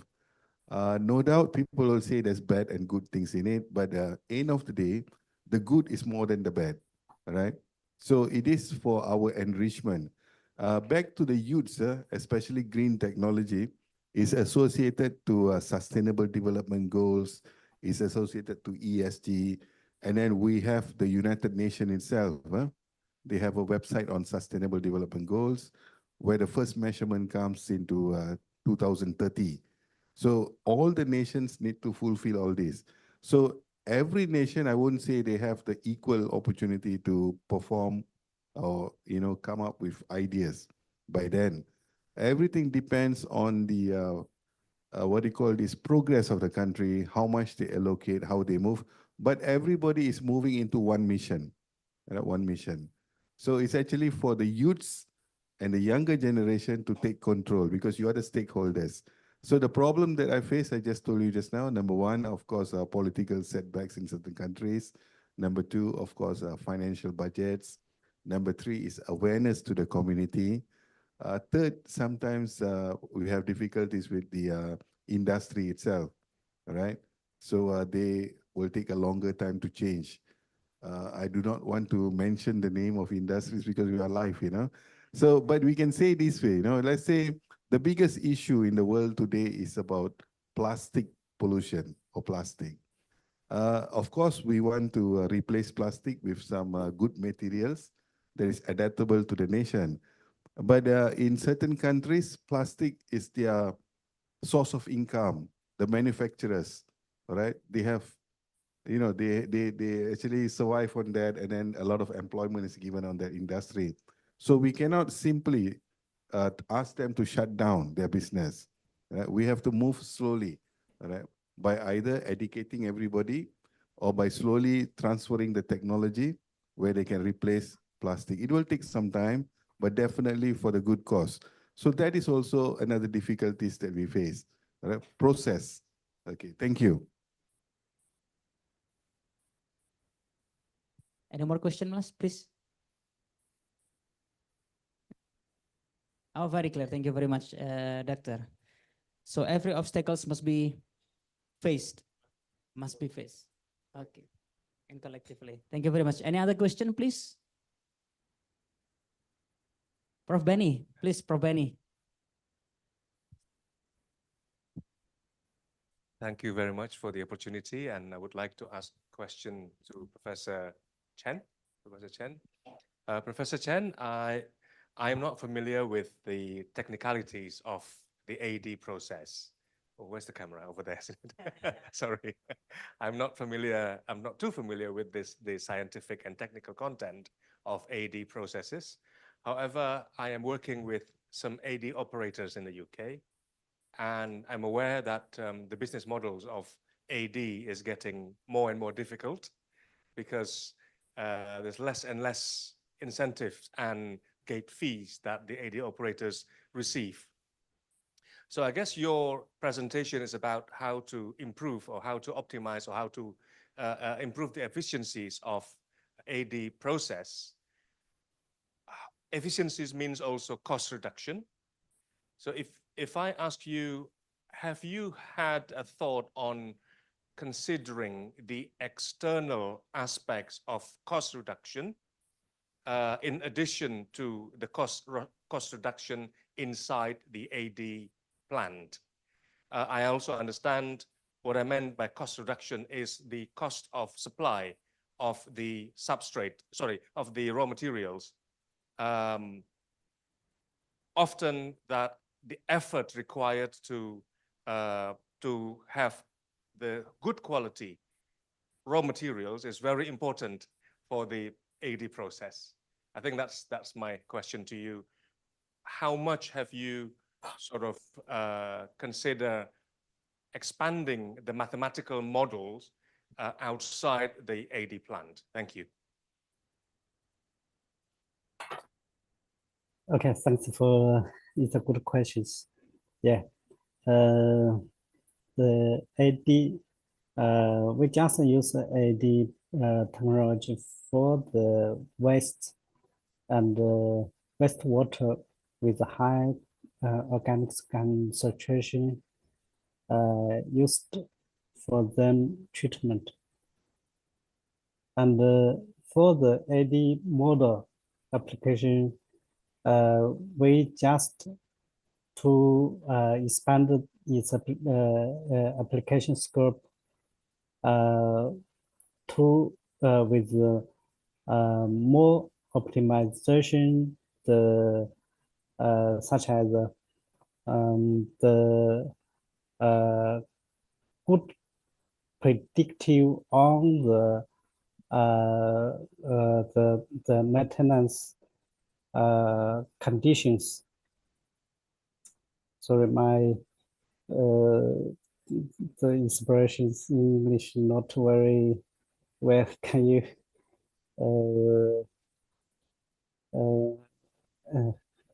get my meanings?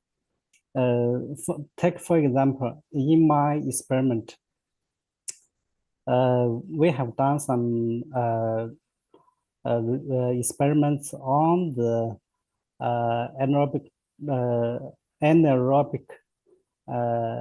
NBR membrane bioreactors for the wastewater, high concentration wastewater treatment, and for the biogas recovery. And I can use the AD models to calculate the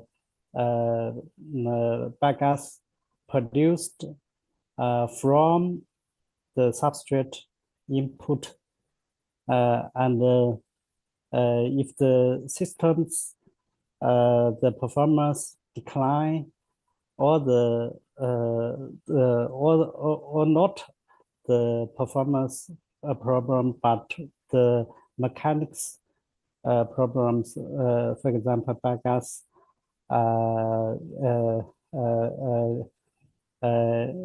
leakage, or the pipe blocking, we can use the model or the calculations to simply to get the reasons. And also I can use the AD modeling for the anaerobic membrane bioreactor. It's a different reactors. Yeah, not the traditional AD plant. So this is the expansion scope. And also we can use different types of raw materials, such as pig manure and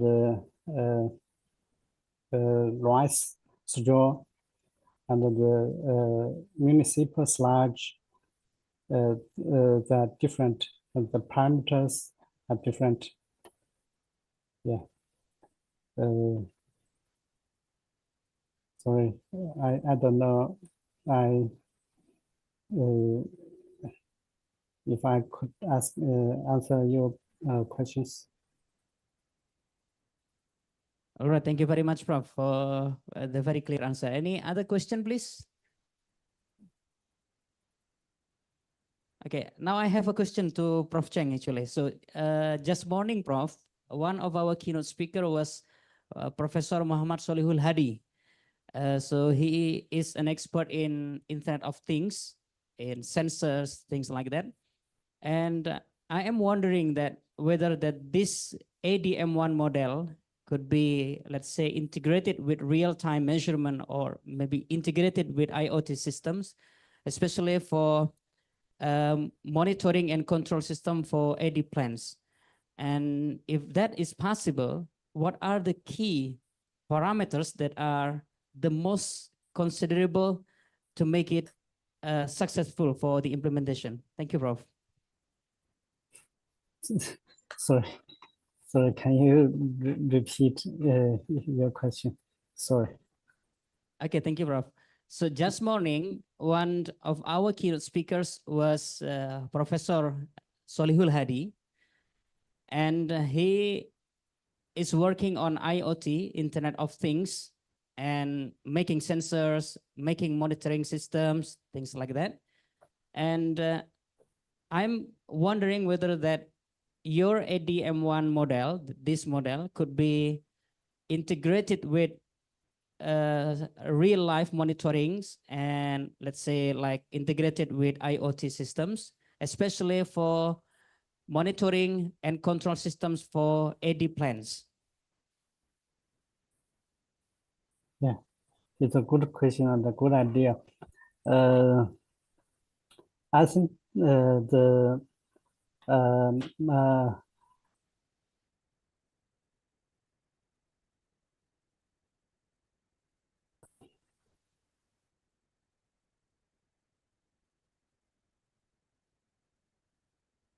smart systems are a very hot topic, but the ADM1 or the kinetic models based on some biochemical reactions, physical chemical reactions are important for our expert all the basic the principles. So we can combine both of them. But I think that we should focus on more about the basic or the inert process. I think the ADM1 is a detailed model, but the IoT systems are the black model. They are different. So we can combine them together, and the white model and the black model, they can take good effects. Yeah.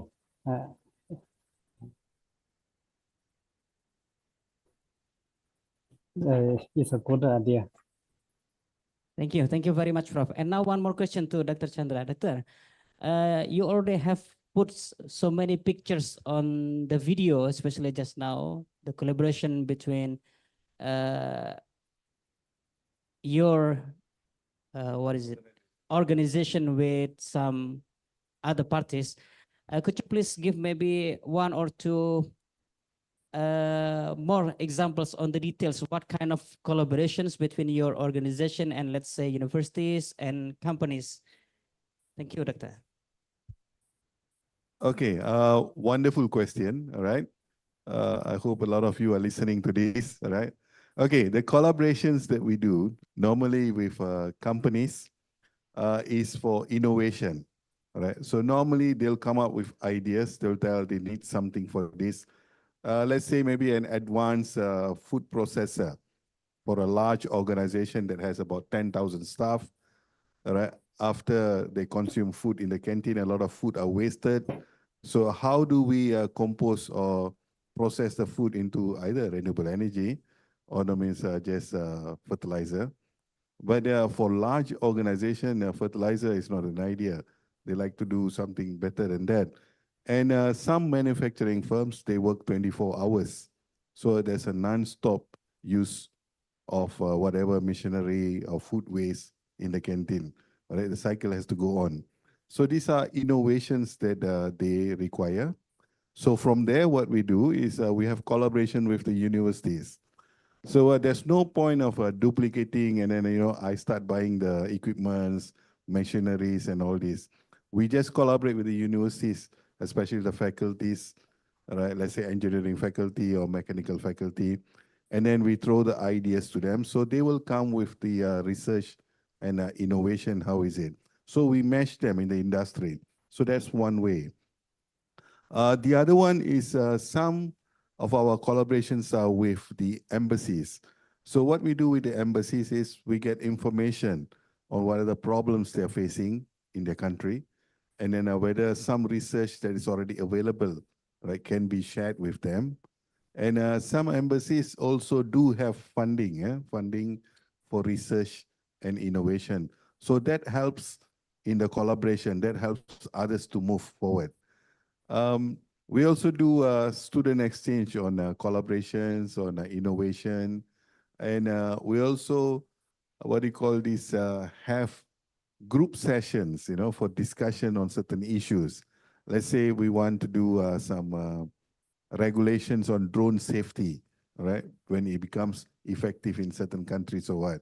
So what are the regulations that need to be considered, right? How is the safety approach towards that?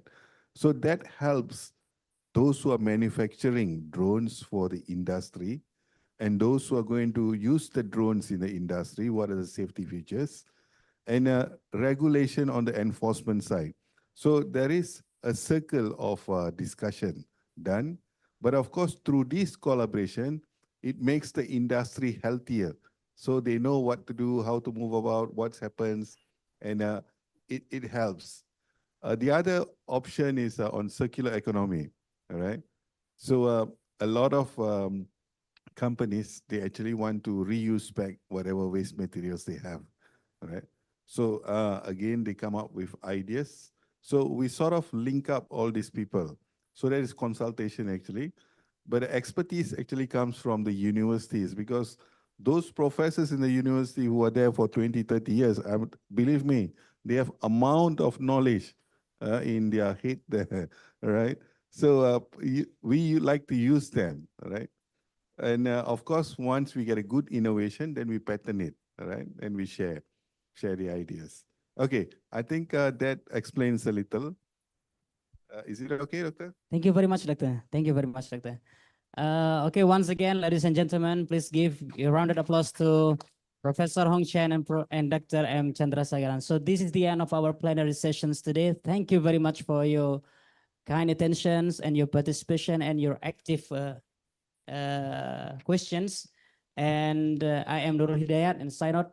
Wassalamualaikum warahmatullahi wabarakatuh.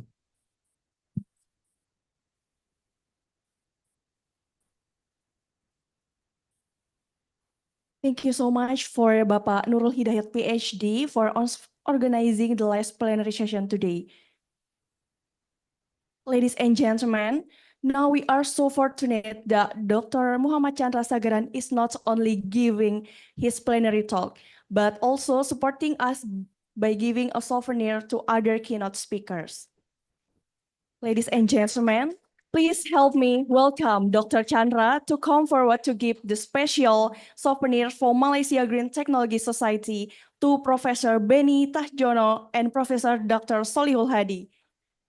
And also to Professor Hong Chen, we will keep the souvenir for Professor Hong Chen. So when he visit our campus Universitas Negeri Malang, we can deliver the souvenir to him.